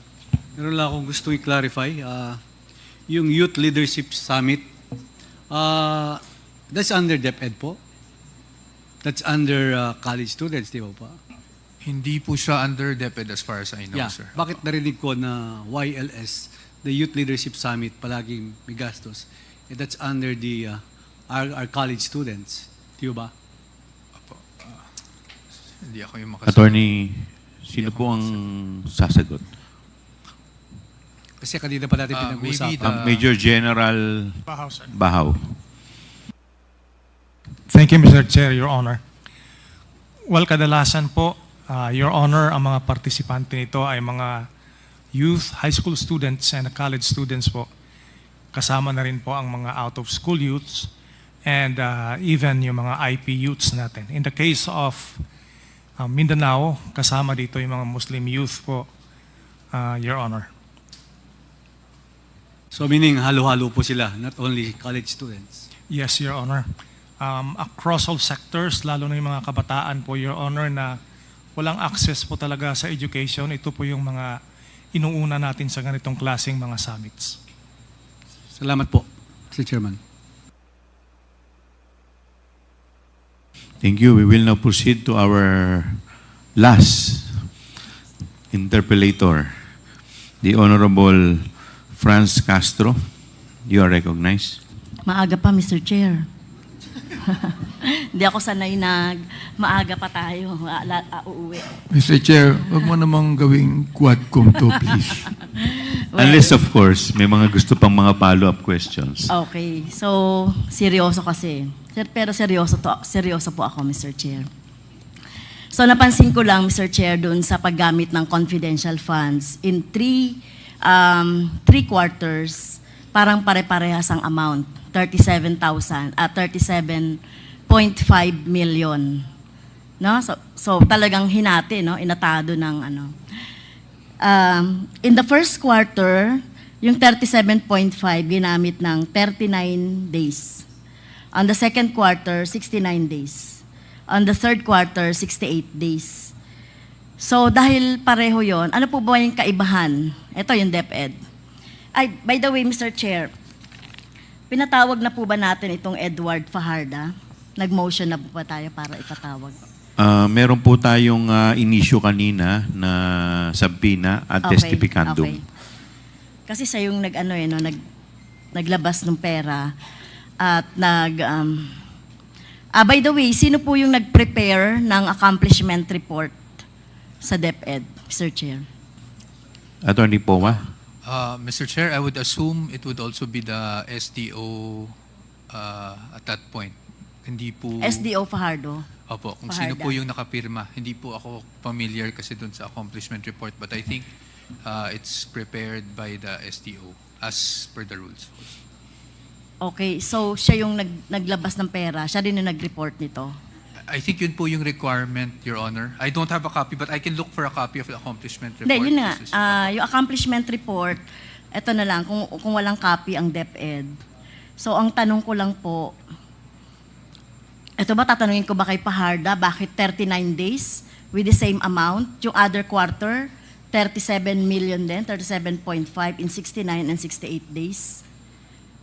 Can you answer Mr. that? Chair, Please Mr. continue. Chair, Your Attorney Honor, Powa. hindi ko po, and Representative Franz knows this, no, I'm very straightforward with you all the time, pero hindi ko po talaga alam yung sagot dyan sa pag-operationalize ng confidential funds. So, unfortunately, hindi ko talaga kayo masasagot, ma'am. So sinasabi ba, Mr. Chair, ni Attorney Powa na it is Edward Fajarda and the Vice President Sara Duterte yung bumuo nitong accomplishment report? I have no personal knowledge kung sino po mismo yung nagbuo, but I'm only saying that because of the signatures found in the accomplishment report, Your Honor. Okay, napakahalaga Mr. Chair na mapatawag talaga si si Vice President Sara Duterte together with Fajarda. Kasi katulad nung observation natin sa 125 million na OV, nakakitaan talaga natin dito ng problema ng misuse. Like katulad niyan, 37.5 million. So ano ba yung kaibahan ng mga activities nitong mga to? Kasi kung titignan natin, Mr. Chair, isa lang po, isang set lang po yung activities, yung tinatawag nilang program, project, activities. Counter-insurgency programs, abuse prevention and control within schools, anti-illegal activities operations, anti-extremism, terrorism programs. So dito, makikita natin yung mga accomplishment.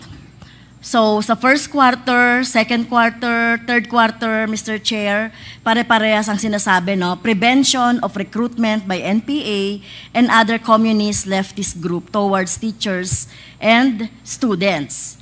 100% daw implementation ng mga activities. So, ang tanong ko lang, Mr. Chair, sino ang niloloko nito? Di ba? Itong mga ganitong mga report. Kung i-analyze natin itong mga ganitong report na parang i-accept na lang natin, ang COA, i-accept na lang natin through hook and sinker, itong isa na submit ni Sara Duterte at saka nitong si Fajarda, kung sila man talaga yung gumagawa nito, sino lolokohin natin dito sa sinasabi nila, na wala na daw, na-prevent na raw yung recruitment.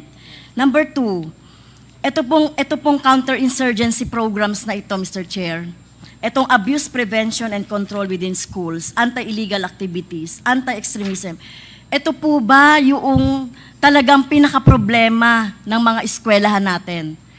Para kay Yusek Powa, alam ko ikaw, nung DepEd Secretary ka, we talk, no? Undersecretary. Ay, Undersecretary. Ko na agad ang tinremote. Di ba nagtotalk tayo ng mga problema sa schools? Di ba? So, tingin mo ba itong apat na to, ito yung talagang problema natin sa eskwelahan na kailangang gamitan ng confidential funds para maituloy yung programa natin sa eskwelahan? Well, Mr. Chair, if I may respond. Yes, please continue. Well, sa totoo lang po, honestly, isa siya sa mga problema pero hindi lang po siya yung problema. Napakarami po talaga nating problema, especially nung time ko sa DepEd. And I've discussed it with Congresswoman Castro several times. So, I cannot naman po say it's not one of the problems because may mga reports nga na umabot sa atin na may ganyang problema. But I would say na it's one of the many problems in basic education. Yes, mas yung problema like yung grooming, ito yung binanggit ni Sara Duterte nung tinanong ko, saan mo gagamitin yung confidential fund, Mr. Chair? So tinanong ko sa noong 2022. So sabi for grooming daw, etc. Pero nakita naman natin problema ngayon, di ba? Mga bullying, at iba pa na related, pero mukhang hindi ito yung nakikita nating pinaka-problema sa mga eskwelahan natin. Kung titignan natin ito, Mr. Chair, parang ginawa lang ito para ma-justify lang yung confidential funds na 150. Nakita naman natin, Mr. Chair, doon sa palitan kanina ng interpellation ng mga nauna. So itong mga ginagawa na ito na certification, Mr. Chair, hindi ito project ng DepEd. Hindi ito ginawa at hindi ito pinondohan ng DepEd. Hindi nga alam ni Attorney Powa itong mga activities na to. Hindi nyo naintindihan. Pero nakita natin, Mr. Chair, sinubmit. Ano ba to? Pinractice ba natin dito na yung parang sinasabi natin na hindi natin iniintindi? So, ito ba, Mr. Powa, Attorney Powa, sinubmit nyo na lang ng walang pagkaintindi? Hindi ba kayo nagtanong kay former Yusek Mempis. Ano itong mga ito? Please answer, Mr. Attorney Chair. Powa. Mr. Chair, with all due respect, ma'am, hindi naman po sa hindi inintindi. Humingi po ako ng reports na evidencing success para as required by COA. Nung nakita ko po yung report, ang pagkakaintindi ko po is hinold yung mga seminars due to coordination and information received from DepEd. So I took the Pero, certification Mr. as Chair, is. patuloy na kita dyan, Attorney. Opo. Malinaw naman kanina doon sa interpellation na wala itong relasyon dito sa activity ng DepEd. Ni wala ngang MOA, Mr. Chair. Di ba? So, hindi mo pwedeng gawin ito na justification para bang Mr. Chair, sa eskwelahan, hindi ka makapag-liquidate. Ngayon, kulang ka ng ilang thousands. So, ang gagawin mo ba? Maghahanap ka ng resibo sa kung saan na pwede mo ipamasak doon sa liquidation ng confidential funds. So, parang ito kasi, yung certification na ito, Mr. Chair, this justifies yung sa hinahanap ng COA na kulang na 15 million. Pero syempre may question nga ako, no? Paano ba ina-analyze ng COA itong mga ginagastos na ito sa confidential funds? Parang tanggap na lang ito. So okay na po yung kay Attorney Powa, no? Narinig ko na yung justification kanina. So sabi natin na kanina, Mr. Chair, na sige, hindi naintindihan nyo naman po ito na isinabmit sa inyo at isinabmit nyo sa COA. Pero hindi pa kayo nag-scrutinize, hindi pa kayo nagtanong. Para saan ito? Bakit ganito yung sinabmit ni Yusek Powa sa inyo? Yusek Mempin sa inyo po, Attorney Powa. Mr. Chair. Yes, please answer. To be perfectly candid, Mr. Chair and Your Honor, ang dami ko pong trabaho nun sa DepEd. One of them was to comply with AOM. I'm not using that as an excuse. One of them was to comply with AOM. So kung ano pong documentation na available at that time na nasa OSEC or binigay sa amin, binigay sa OSEC, yun na lang po talaga yung sinubmit ko sa COA. Of course, I read the documents, Your Honor. If I respect the opinion of the good Congresswoman, I maintain fact na yun po yung impression ko na because there was already coordination and information from DepEd that I wasn't even sure if it would suffice, but at least that was a documentation that was provided to us, and so I had to submit it in compliance with COA po, Your Honor. So sa tingin ko, Mr. Chair, hindi ito suffice to justify yung paggamit ng confidential funds. Narinig naman natin na walang relasyon ito dun sa confidential funds. So saan napunta? Ang tanong dito, saan ginamit? Saan napunta? At kanino napunta? Itong tinatanong natin na 15 million na confidential funds na hindi na hindi nakita po ng COA. Mr. Chair, sino pwedeng sumagot nun? Mr. Chair. Please Hindi mo rin alam. answer, Attorney Mr. Chair. Powa. With all honesty, under oath, hindi ko po masasagot kung, Okay. dahil wala po akong personal knowledge dyan. Ang kanina kasi may nag-withdraw ng pera sa Land Bank. Tama ba, Mr. Chair? Doon sa mga interpellation kanina.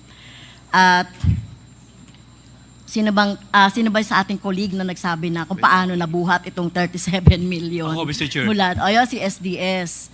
So, itong 37.5 million na ito, ibig sabihin, cold cash ito na ang nag-disburse lang.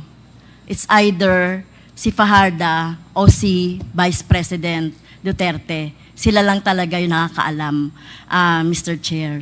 So, sinasabi natin dito na talagang talagang significant yung presence ni Vice President dito. Well, sa COA, ngayong alam niyo na po. By the way, saan pong justification? Saang PPA po siya? Sa counterinsurgency? Tama po ba sa COA? Saang justification itong certification na to? So is this certification for the whole 3 quarters? Mr. Chair? Mr. Chair? Si Attorney COA. You are recognized, Attorney Camora. Madam Chair, for yung certification na po yun is for yung mga rewards nung buong quarter na po yun. Anong quarter po ito? Itong certification na to. 3 quarter eh. Nagpasa sila ng First and second quarter po yata. Are you sure? Yung certification. Kung yung certification po, Mr. Chair, I think it's for the whole year. Although yung sinusupport po niya na liquidation is for the first and second quarter. Yes. For what PPA? Is it in the counterinsurgency programs? Hindi po na namin tinignan kung anong... Have you read the certification? Ano yung sinasabi sa certification? Ito, sinasabi sa certification. Halimbawa na lang, itong Mr. Chair, no, basahin natin. Yung kay Boransing, kay Colonel Boransing. Kung titignan natin yung certification, may 8 activities na sa YLS, 531 participants, 9,428. This was carried out from January 1 to December 1, which resulted to 0 reported CTG recruitment. In addition, this command has implemented hindi ko po alam yan kung ano yan, Complan Tinabangay. So, ang ibig sabihin po, ito ay para dito sa PPA 1, PPA number 1. Kasi for CTG daw to eh, no, yung mga recruitment ng NPA. Ito kung titignan natin, Mr. Chair, yung certification po ni Lieutenant Colonel Panopio, ganun din yon for the elimination ng mga NPA tsaka recruitment, no? Okay, next. At yun din po, yung sa yung sa iba pa na ito information education campaign. So tingin ko para doon sa sa YSL o YLS. So ito para dito sa number 1 PPA po. So yung abuse prevention and control within the school, asan po yung outcome and accomplishment report? Kung ito for 1 year ng PPA 1, asan po yung accomplishment report ng number 2 PPA? Kasi nakalagay dito, reduce abuses against learners. So meron ba tayo, Mr. Chair, na base data kung ilan po yung abuses within the year? Kaya nasabi ni BP at nasabi ni Fajarda na reduce na daw po yung abuses against learner. Asan po yung accomplishment report nito? Kasi hindi natin pwedeng tanggapin lang ito na ganito lang. Mr. Chair, where is it?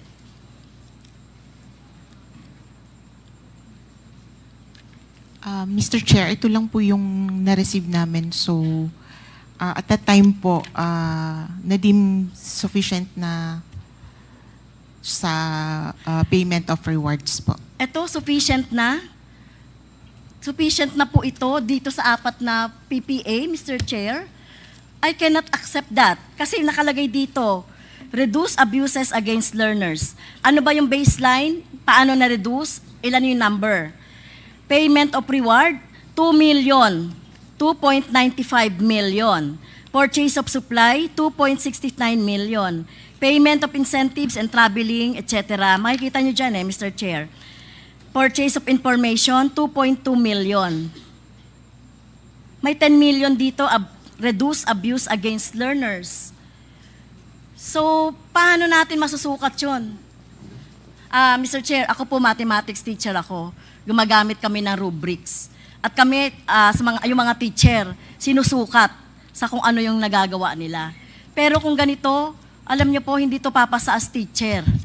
Kung ganito po, hindi po ito papasa or hindi ito magkakaroon ng, ng record ng VS or S. Baka NI pa to. Kasi wala itong, wala itong justification. So sinasabi ba ng COA, ito na for the whole year, Mr. Chair, yung para sa justification ng 150 million? Mr. Chair, dun lang po sa rewards, yung 15, yung sa payment of rewards lang po yun. Hindi po, Hindi, kaya nga gusto ko makita yung accomplishments. Gusto nating makita yung actual outcome. Ano yung actual outcome? Tinanggap ko na nga yung number 1 eh. O di sige, ito meron ito. Kahit na hindi ito katanggap-tanggap, Mr. Chair, kung bubusisiin ko pa yan. So, asan po yung pagre-reduce? Next, eliminate illegal activities within schools. Okay, eliminate illegal activities. Ano ba yung mga illegal activities within the school? Ano yung baseline data? Ano yung mga na-eliminate? Ano-ano tong mga illegal na ginagawa sa loob ng eskwelahan? Meron po ba accomplishment? Conducted surveillance in 119 areas. 100% implementation of activities. So what's this? Walang meaning ito, Mr. Chair, sa atin. Kung titignan natin, kung talagang bubusisiin talaga natin itong confidential funds. So kung ganito yung sinubmit, tinanggap nyo lang yan, tapos sasabihin nyo, ang kulang lang ay yung pagkapaliwanag ng rewards. Kung ako yung auditor, Mr. Chair, hindi ko tatanggapin yon. Ano-ano yung mga sinasabing outcome nito. And next, anti-extremism, terrorism programs, gather information necessary implementation of general peace and order within the department. Ano po yung outcome nito? Ano po yung patunay nito, Mr. Chair? yung certification din, Mr. Chair. Like yung iba po may kasamang terrorism, physical harm, criminalities, and drug abuse. It's the same po, yung certification din po. So meron kayo ng certification? This the same po na yung sinubmit po ng... Well, Mr. Chair, hindi po katanggap-tanggap ito na pinayagan ng auditor natin. Etong sinabi ko na, no, hindi masusukat, no, sa kahit na ano. Tapos gagastos tayo ng 150 million na confidential funds, minus 37 million. So, hindi po katanggap-tanggap to. Ngayon, Mr. Chair, na alam mo na, ngayon alam na ng COA na ito ay para sa justification ng 1 to 4 na PPA. Bagamat din natin tinatanggap, Mr. Chair. At sinasabi ng Philippine Army na hindi daw ito related sa DepEd activities nito. So, anong ibig sabihin niyan, Mr. Chair? Ito po ay support po ng success ng information gathering. Naiintindihan niyo po ba ako, Attorney Gloria? Hindi nga ito yung support Kasi sinasabi nila, different ito na activities na separate na ginagawa ng AFP. Opo, pero... so bakit gagamitin mo ito dito sa liquidation? At bakit tatanggapin ng COA na ito yung pang-justify doon sa million na confidential funds ni Sara Duterte as DepEd Secretary? Yun po, yung sa to prove yung success nung program. No, this is not the success. Success siguro ng Hindi po, success nung information gathering related to the program po of DepEd and collaboration po yata kasi ito. Hindi ko yun matatanggap, Mr. Chair. Talagang mayroon talaga tayong gagawing batas para mapahigpit talaga natin and even yung pag-audit ng mga confidential funds, Mr. Chair. Hindi nyo pwedeng mag-submit, kahit na teacher ka, mag-submit ng ganyan yung bata. Siyempre, babasahin mo, scrutinize mo, i-gradean mo. Pero ito, Mr. Chair. So, yun lang, Mr. Chair, ang ano ko dyan, dahil nalaman na ng COA na hindi ito yung mag-justify noong confidential funds ng DepEd in 2023. Mr. Chair, dapat ibalik yung buong ibalik yung buong confidential funds. dahil hindi yan makakapag-justify nito. Kahit nasabihin pa natin sa COA yan, hindi ko matatanggap, Mr. Chair, na ito yon, no, na pwedeng itong pang-justify dito sa sinasabing PPA. So, yun lang, Mr. Chair, no, kung ito yung magko-cover nung lahat ng accomplishment nitong 150 million na confidential fund minus 37.5 million, ay hindi ko po matatanggap, Mr. Chair. So, yun lang, Mr. Chair, at meron tayong dapat na gawin kaugnay dyan. Okay, thank you. Before we wrap up this hearing, the chair would like to recognize the Honorable Congressman Romy Acop. Points lang, Mr. Chair, na hindi na take up. But for the information of the Honorable Castro, tinanong ko na rin yan kanina eh. Pero ang sabi nila, yun po ay ganun talaga ang requirement lang nila in order to liquidate yung confidential fund. But Yusek po, you mentioned something about the AOM. That's why you got certifications from the Philippine Army units. Would that be correct? Yes, Your Honor. Yes, sir. Now, may I ask ko, what was the AOM all about?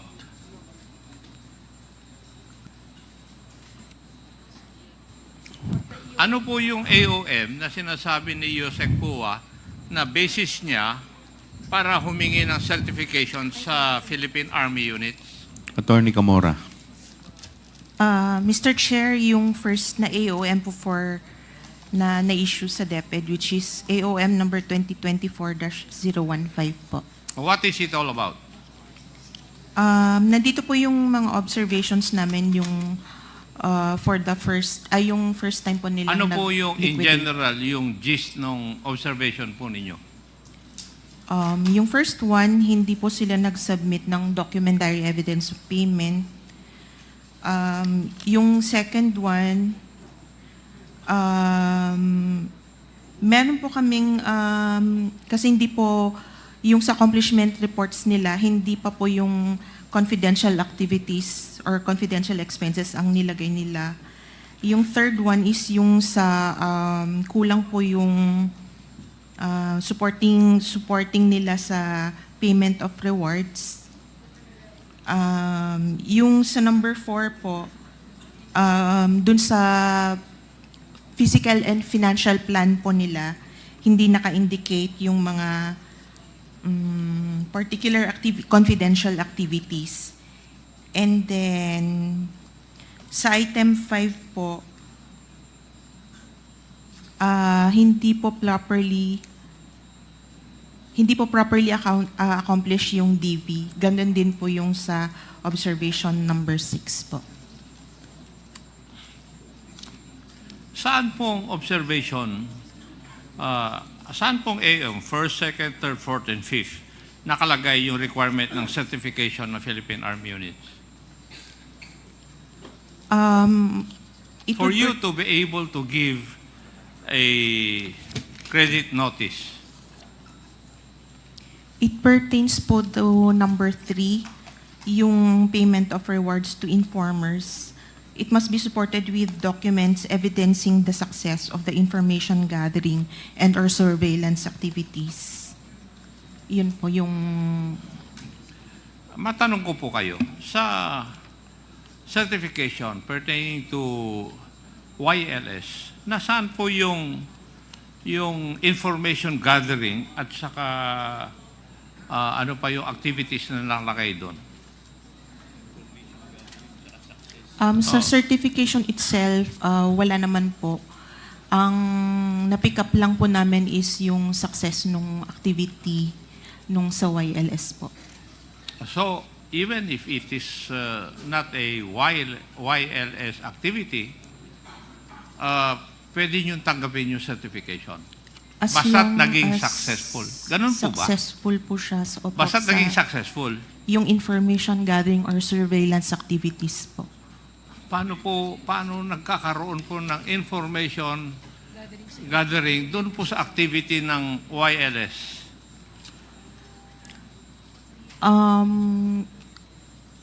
Kung programs po yun ng DepEd, Tapos, kailangan po nilang, yun po, mag-gather ng information on... Kaya nga, programa ng ng DepEd yun. Opo. Paano natin i-connect yung programa na yun doon sa YLS activities na Philippine Army? Yun nga po, based sa certification nila, there was a collaborative effort between DepEd and yun po, yung nag-issue po ng certification. There was a collaborative effort Yeah po.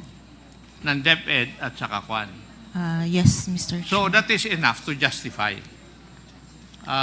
na bigyan nyo sila ng green notice, ay credit notice at mawala na yung observations ninyo sa AOM. Yun po ba yung sinasabi nyo po sa amin? Yes, Mr. Chair po.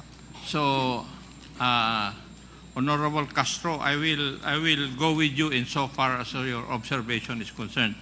Thank you, Mr. Chair. Mr. Chair. Honorable Benny Abante. Just a few questions before we wrap up. No? Yes, please continue. Ako naman talaga taga-wrap up kaya sa kwet ko man. Anyway, sa atin pong military, no? For example, Major General Bajau. Alright. Ano ba? Sa elementary and high school natin, matindi ba ang problema sa insurgency?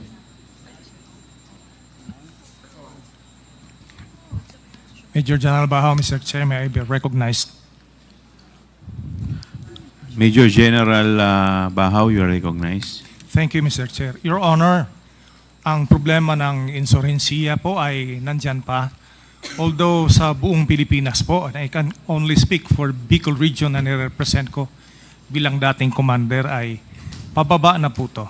Okay, na generally speaking, Major Bajau, alam ko Bicol lang, no? Are you a Bicolano? No, Mr. Chair, Okay. Your Honor. Sa Bicol ko lang. Pero I think that even Yusik Mempin could be able to say this. Matindi ba ang problema sa insurgency, sa high school and elementary o hindi na? Sapagkat hindi na. Pababa na po siya, Pababa Your na. Honor. Yes, Your Honor. Gano'n po baba, for example? Ilang percent? Gano'n po baba? Gano'n po baba? I can only speak for the 9th Infantry Division, Your Honor. Meron kaming dating 8 guerrilla fronts. Ngayon, mag-isa na lang po ang naiwan na weekend guerrilla front. So, ganun kababa na po. Meron pa ba tayong mga NPA na mga sundalo na mga minor de edad? Marami pa ba?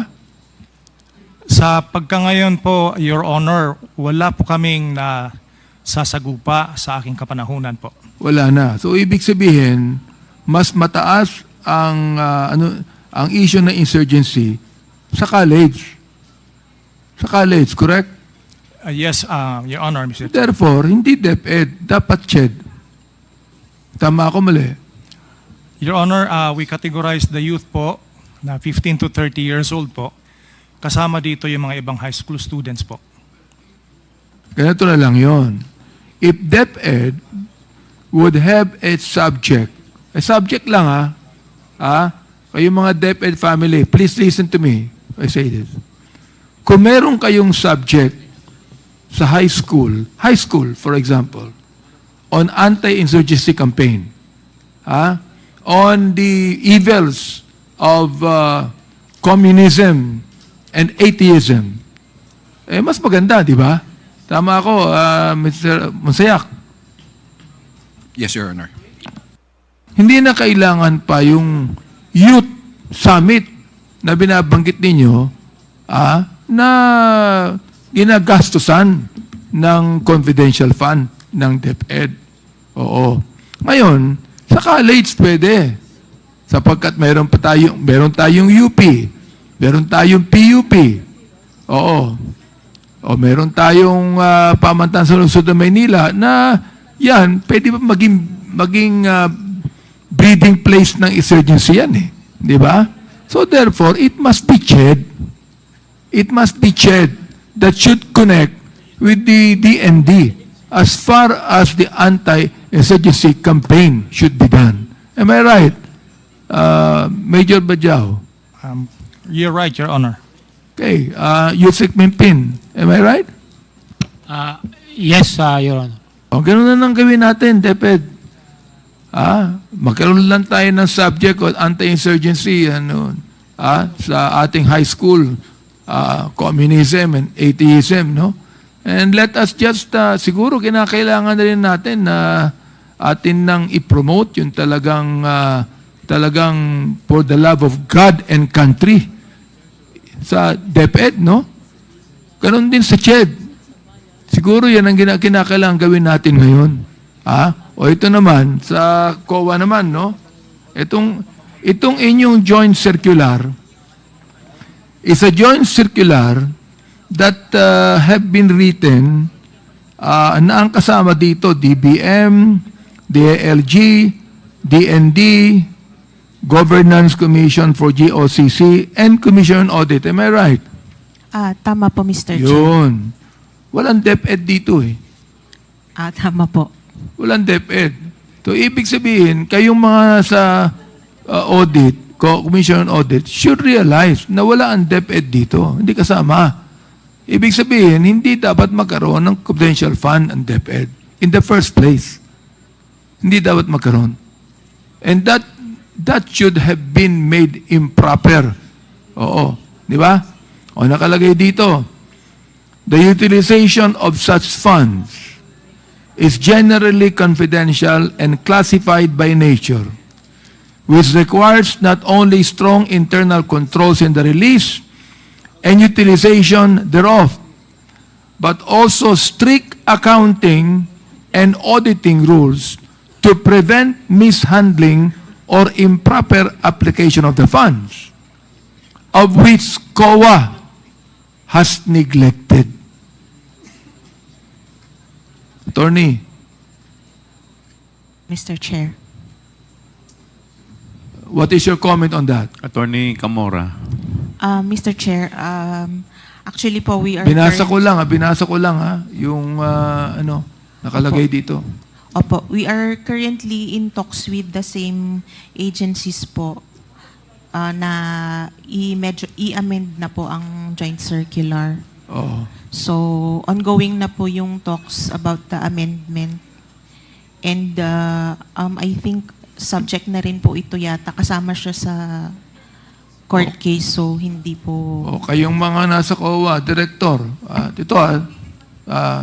therefore, kung naniniwala tayo dito sa nakalagay sa circular na ito, then COA should strictly account and audit, yan nakalagay to prevent mishandling or improper application of the funds.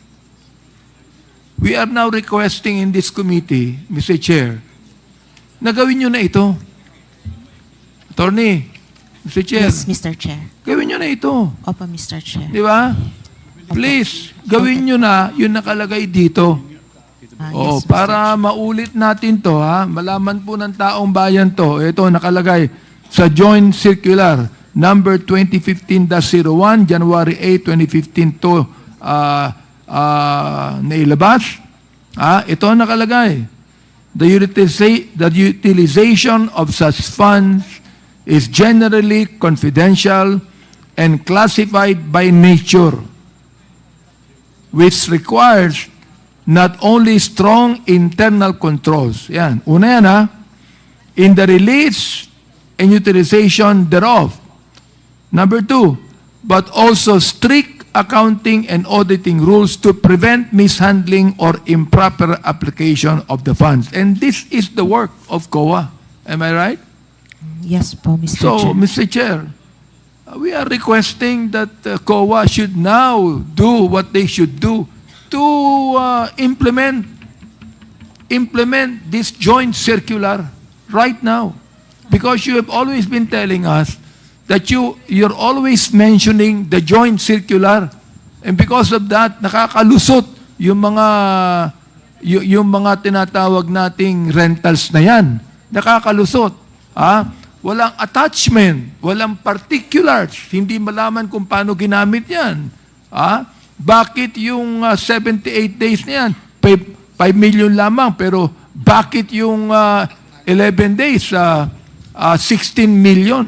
My goodness, kahit sinong kausapin nyo, kahit hindi marunong na mathematics, sabihin nila, aba, ang taas naman ito. Di ba? Kahit hindi marunong magbasa at magsulat niyan. Pag nakita yung mga figures na yan, ba't ganun?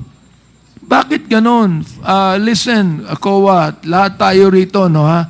Tandaan po natin na ang taong bayan pa rin ang makapangyarihan dito.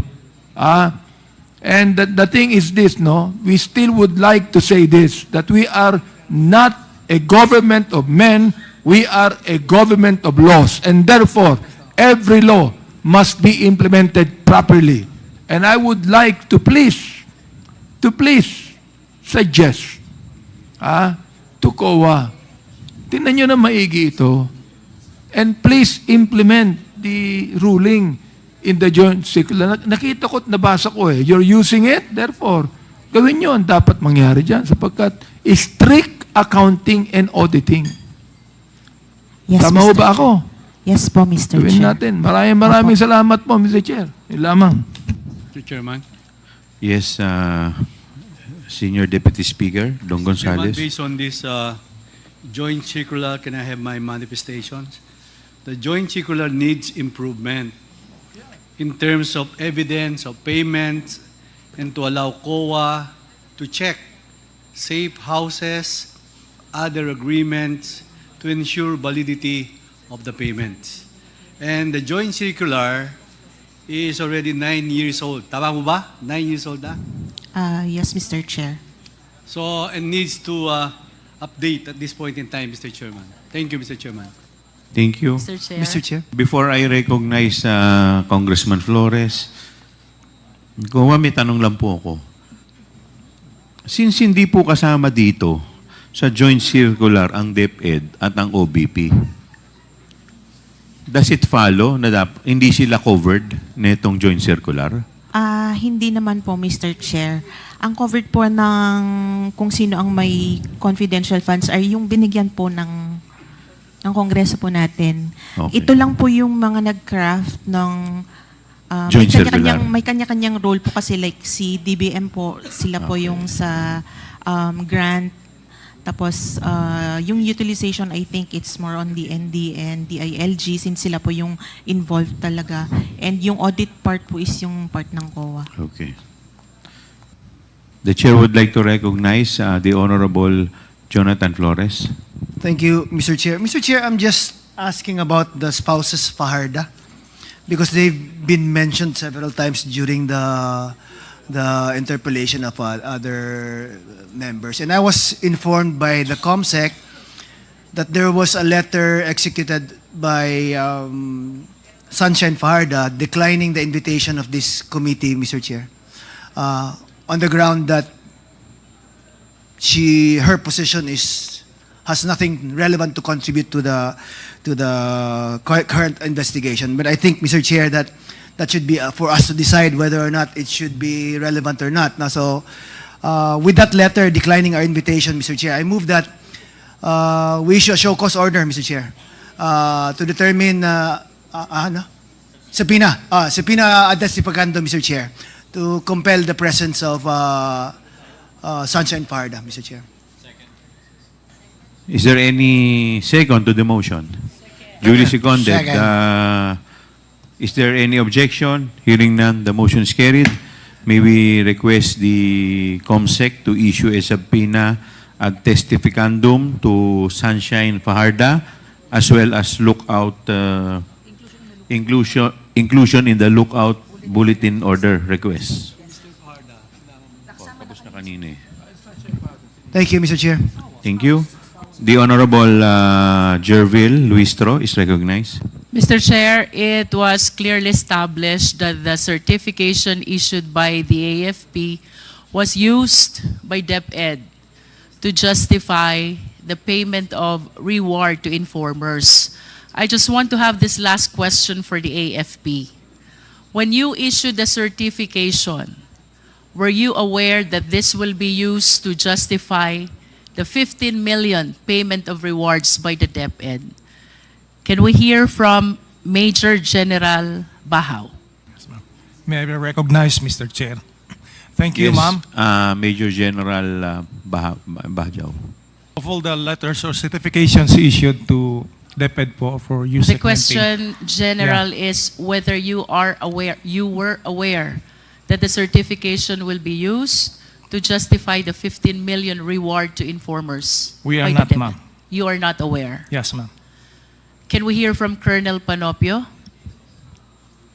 Mr. Chairman, Your Honor, we are Colonel not aware. Panopio, you're recognized. Yes, ma'am. Mr. Chairman. Were you Honor, aware? We are not aware, Your Honor. You were not aware?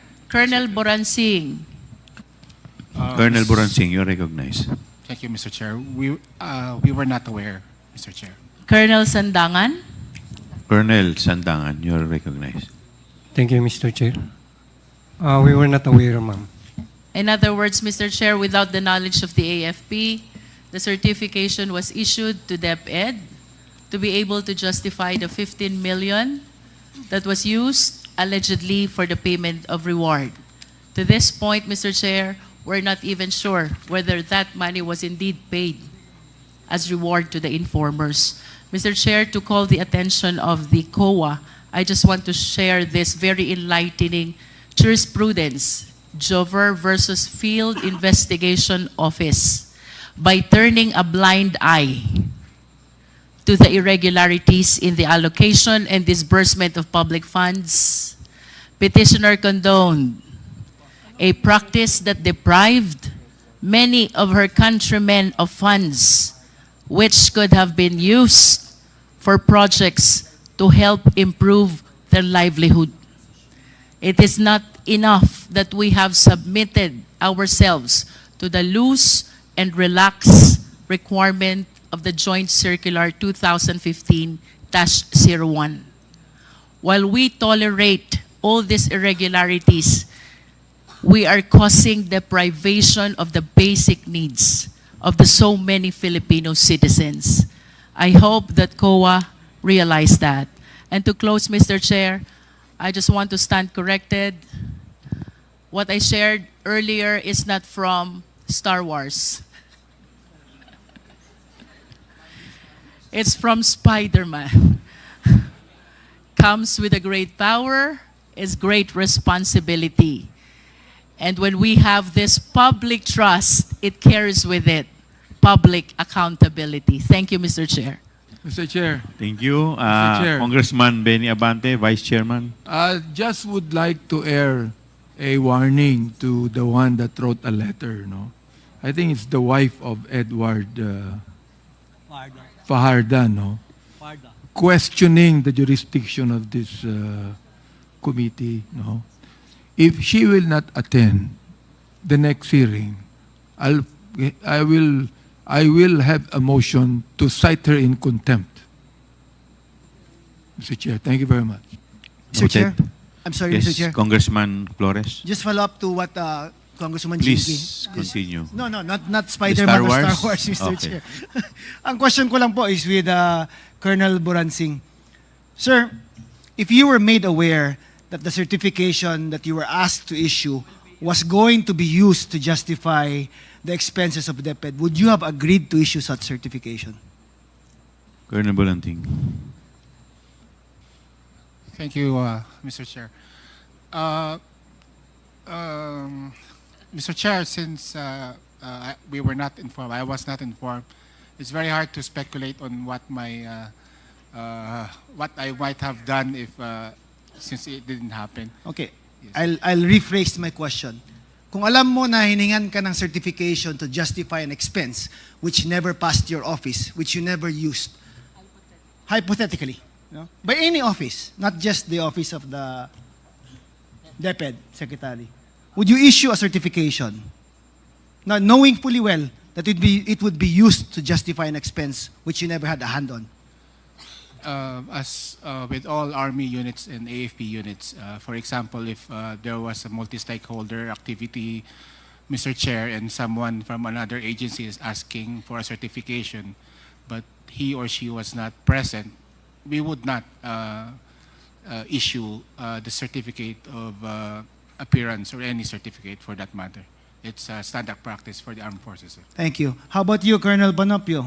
Colonel Panopio, you are recognized. Would you have issued the certification na alam mong... Same question. Yeah. First of all, there was no mention of certification of fund in the. There was no mention of funds in the certification, Your Honor. But if we are aware that it will be used and we did not receive the money, we will not issue the certification, Your Honor. Okay, I think that's a similar answer, Colonel Sandangan. You are recognized, Yes, sir. Colonel. I will not. Thank you, Mr. Chair. Thank you. Meron pa po bang Spider-Man? Wala na po ba? So kung wala na po, do I hear a motion to suspend the hearing? Motion to suspend, Mr. Chair. Is there any objection? Hearing none, the committee hearing of the Committee on Good Government and Public Accountability is hereby suspended until further notice.